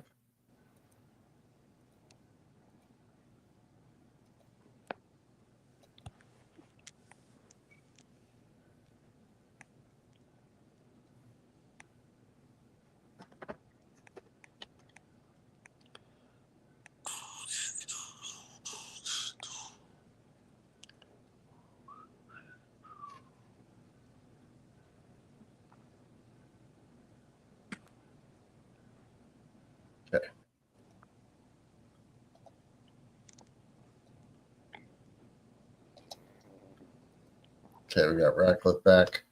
Did you get the pictures? I did. I'll just put the one up because they're all the same. It's just different poses. What is your opinion on WWE having a relationship with WWE rings? Awful. Terrible. Sponsorship on the rings in the barricade. Yeah, I don't like it either. It's like the Yankees, like having like a Nike symbol or Adidas. It's like, that's the Yankees uniform. Don't touch it. All right, let me see if I can find a couple more.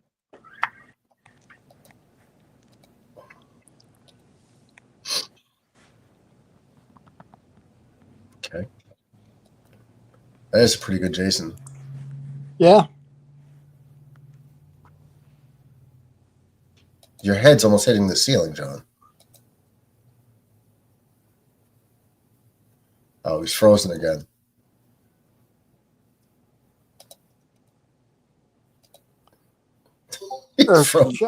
He's frozen again in the same spot. Yep. That's because he's going into his phone. When he goes into his phone, that's what happens. There Yeah, look at the other ones I just sent you. You can see what my face looks like under the mask. But yeah, so those boots can put me up to almost about 6'5". Then I put lifts in them to get to about 6'7", 6'8". Nice. And here's the thing: I can move in that too. I actually almost got arrested. I actually almost got arrested because that was so good. It scared the hell out of people. Well, who's Jason? Is that Kyle? Who's Michael? Michael Myers. That's MJ. MJ, yeah, I was gonna say because MJ's tall. Yeah, MJ was wearing boots too. He was about 6'6".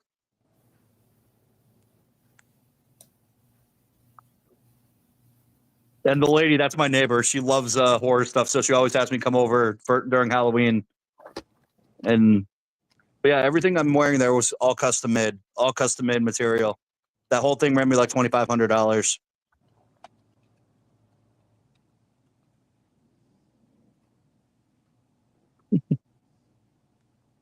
I want to try to find the one with my friend Kelly because that's the best one I got.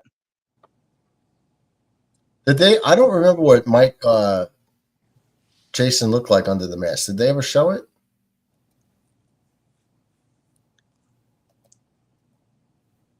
Huh? No, I'm thinking.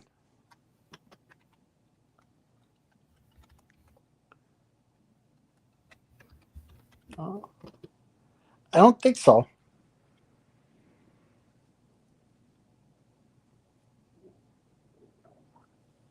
Okay. Stumped. Well, I'm asking Ratcliffe too, but he's not. He's frozen again. He's back in his phone. Billy in the house. What's up, Billy? Billy. Really? So Jason's face is completely destroyed. It's all messed up. Right. But have they ever showed it? Numerous times. Yeah, I don't remember what it looked like. I don't think I've seen it. Maybe you can get a screenshot of that. They show it in pretty much every movie. So open up the picture where I had the machete around the woman's neck. I didn't download that. Oh no, I did. Yeah, show that Well, one. let's go to this one. I'll do this one first. His face is pretty messed up like that. So this is Jason and Michael Myers. Yep, that's my buddy MJ. Okay.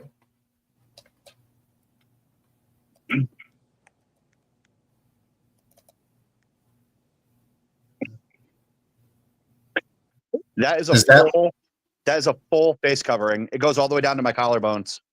Yeah. So is that what he looked like? Is that what they showed?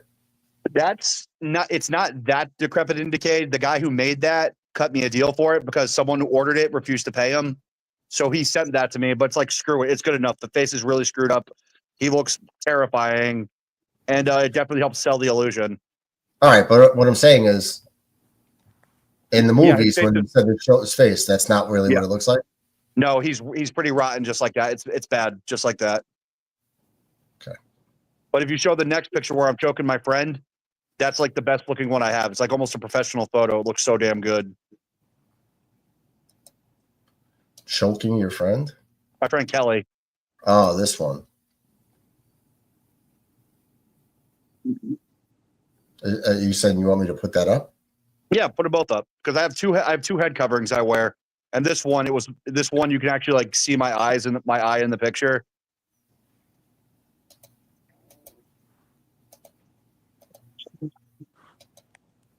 But yeah, so I've been paid to cosplay as Jason, go to shows and do stuff because I got the size, I got the look, and this one you got to kind of blow it up a little bit, but it looks really freaking good.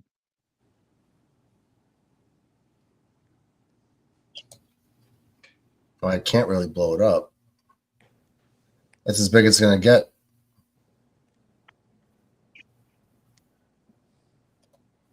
I can't blow it up, John. That's as big as it gets. But now on that one, I wore a different face covering, and I painted the rest of my face with like black, and I had a contact in. And if you zoom in, you can actually see my eye on it, and looks really good. Like very, very rarely do people beat me when it comes to best overall or scariest when I wear that thing. And like in the first picture you saw, I was about 285 pounds, and I was shredded. Or I was cut, and I looked really good. That was around the time I was bodybuilding, like when I was being the freaking party boy. And that's why it looks so freaking good. Now, unfortunately, the pants don't fit me all that well because I'm a little big in the belly. And I got to retain my title at my friend's tattoo Halloween party convention. So, do you have a plan of who you're going to be in October? Jason, I'm always going to be every year for the most part. The only thing is wearing this under that mask. That's going to suck. Yeah, shave your head, bud. I'm not doing that. What happened to DJ? He's having technical problems, I guess. Oh, by the way, Joe Hendry, not Braun Breaker. Joe Hendry's my pick to win the Rumble. You are on crack, dude. That guy is so over. He'd be a monumental man to win the world title. People are behind him. We all remind me to never have you as a booker. Monumental get out of here, dude. He's the man. No, he's not. Yes, he is. Don't be jealous. I am not. I do not believe in Joe Hendry, and he will not be the heavyweight champion in WWE ever. Because you're a communist heathen. Joe Hendry will be the WWE champion. No, he won't. Dude, he's better than Cody freaking Rhodes. Anybody's better than Cody Rhodes sucks donkey ass. Monumental copious amounts. And Joe Hendry, man, he got over on his own. He didn't need his daddy to get him a job. LA Knight should be world champion. He should be. And I think he will be. At some point. Yep. But for now, all we got to do is believe in Joe Hendry, and WWE is going to be fine. We all know he's coming to WWE. We all know he's going to be the future world champion. When Randy Orton gives you the seal of approval, management's going to put a rocket on you and shoot you up to the top of the card. No, they're not. Yes, they There are. I am. I'm back. Welcome back, DJ. Another day closer to watching the Bills do another kick in the ball season. That's right. 15-2. What is it now? 5 or 6 years in a row you guys won the division. 5. Yeah. Firecrackers, I thought maybe. We have here's a good trivia question for you. The Jets have the second longest drought of winning the division crown. Who has the first longest drought? Arizona Cardinals? No, they won it with Carson Palmer. Longest drought. I meant like ever? Are you talking about current? Current. Okay. Well, that's a different question, Ratcliffe. Well, okay. Well, I said the Jets have the drought right now. I was talking about right now, but yeah, okay. But yeah, who has the longest current drought of not winning a division title? The Bears? No, they won it in 2018. Oh, did they? Okay. Cleveland Browns? It's the Browns. Browns haven't won a division title since the 80s.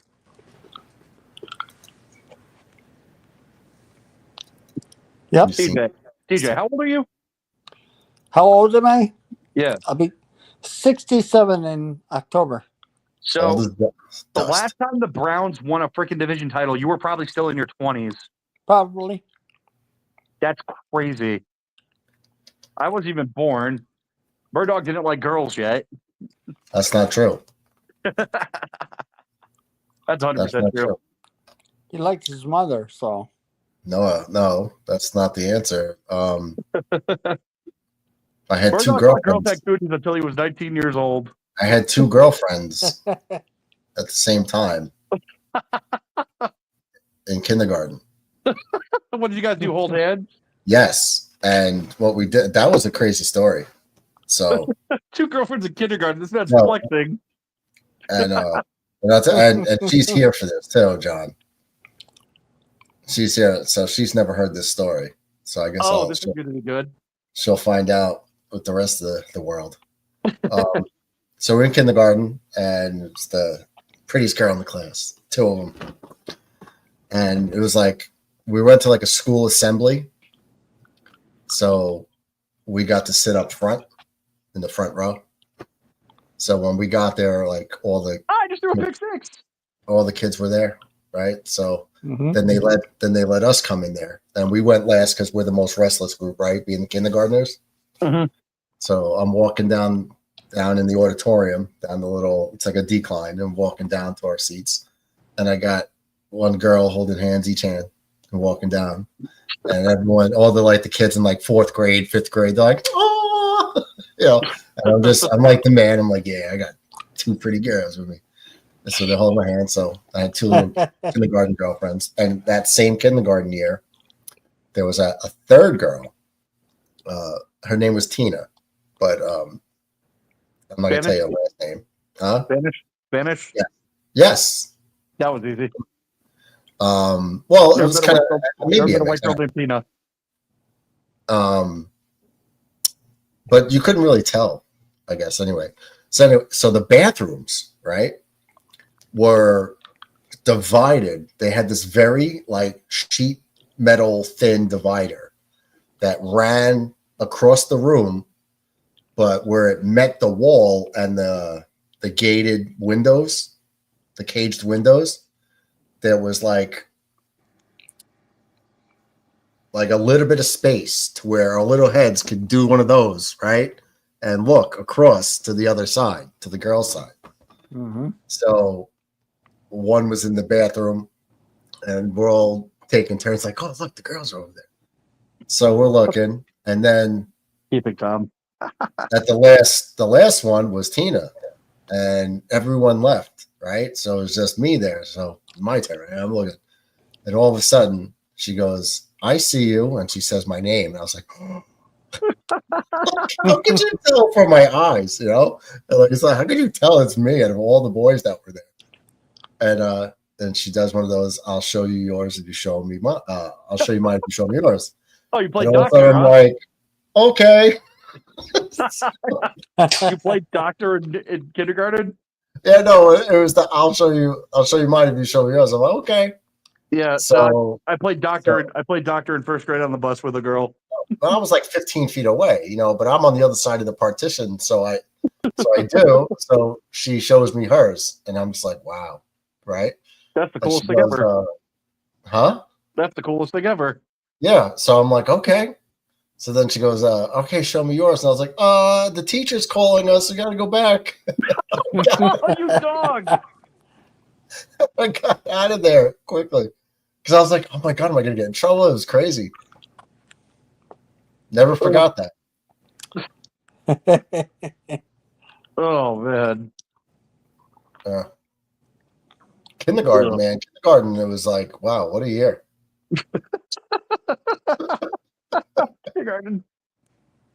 Yeah, I was 5. I was 5 years old. Little Murdog. Yeah, little Causing dog. trouble and mayhem. No, I didn't do anything. I was just like, okay. I was a little terror. I used to run around naked outside, ringing everyone's doorbells, and back in the days, the mail slots were on their front door. Oh boy! So you could it was like a latch. So the post office guy would lift it up and slide the mail in. But me being short, like 4 or 5 years old, I was probably like 3 or 4.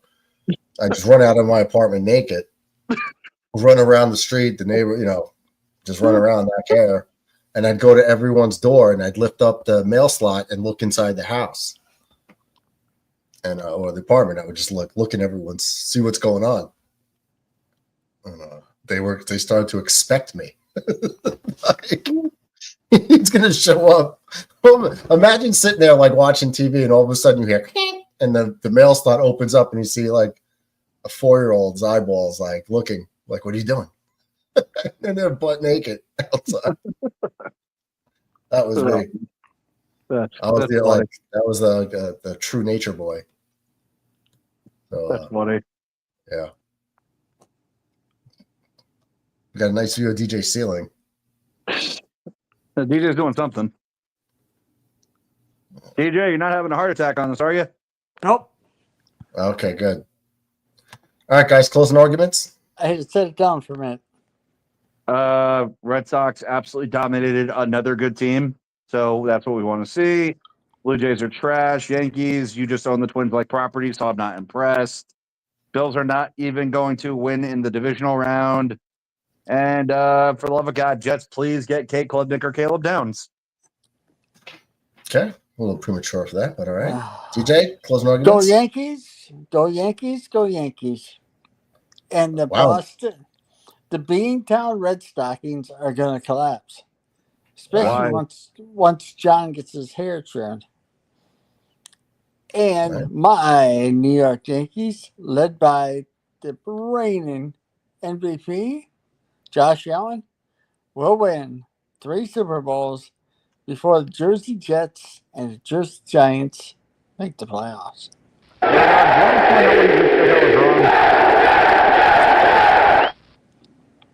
Murdoch, I want to point out what he said is wrong, or should I do it? He said the Yankees rating MVP, Josh Allen. Yeah. Okay, making sure you caught that. I did. It's okay. I'm going to DJ C now, but it's okay. We let him get away. The Yankees MVP is Josh Allen. I didn't double down. DJ don't care. He'll double down on it. Josh Allen shouldn't even won the MVP last year. That was a joke. Lamar got robbed. He did. All right, guys, we're out of here. Thanks for hanging out. Hit the like button on the way out if you haven't done it already. Tomorrow, 7:05, Yankees trying to close this out against the Twins, which they should. No excuses. Take care. Comb your hair. You had something, John? You want to try Resident Evil? Right now? Yeah, I'm up. Maybe shortly. All right. I'll be in touch on Discord. All right, man. All right, guys. Have a good night. See you tomorrow, 7:05. Yankees, Twins. Alrighty. Take care, guys. See you. Girls with the nails done.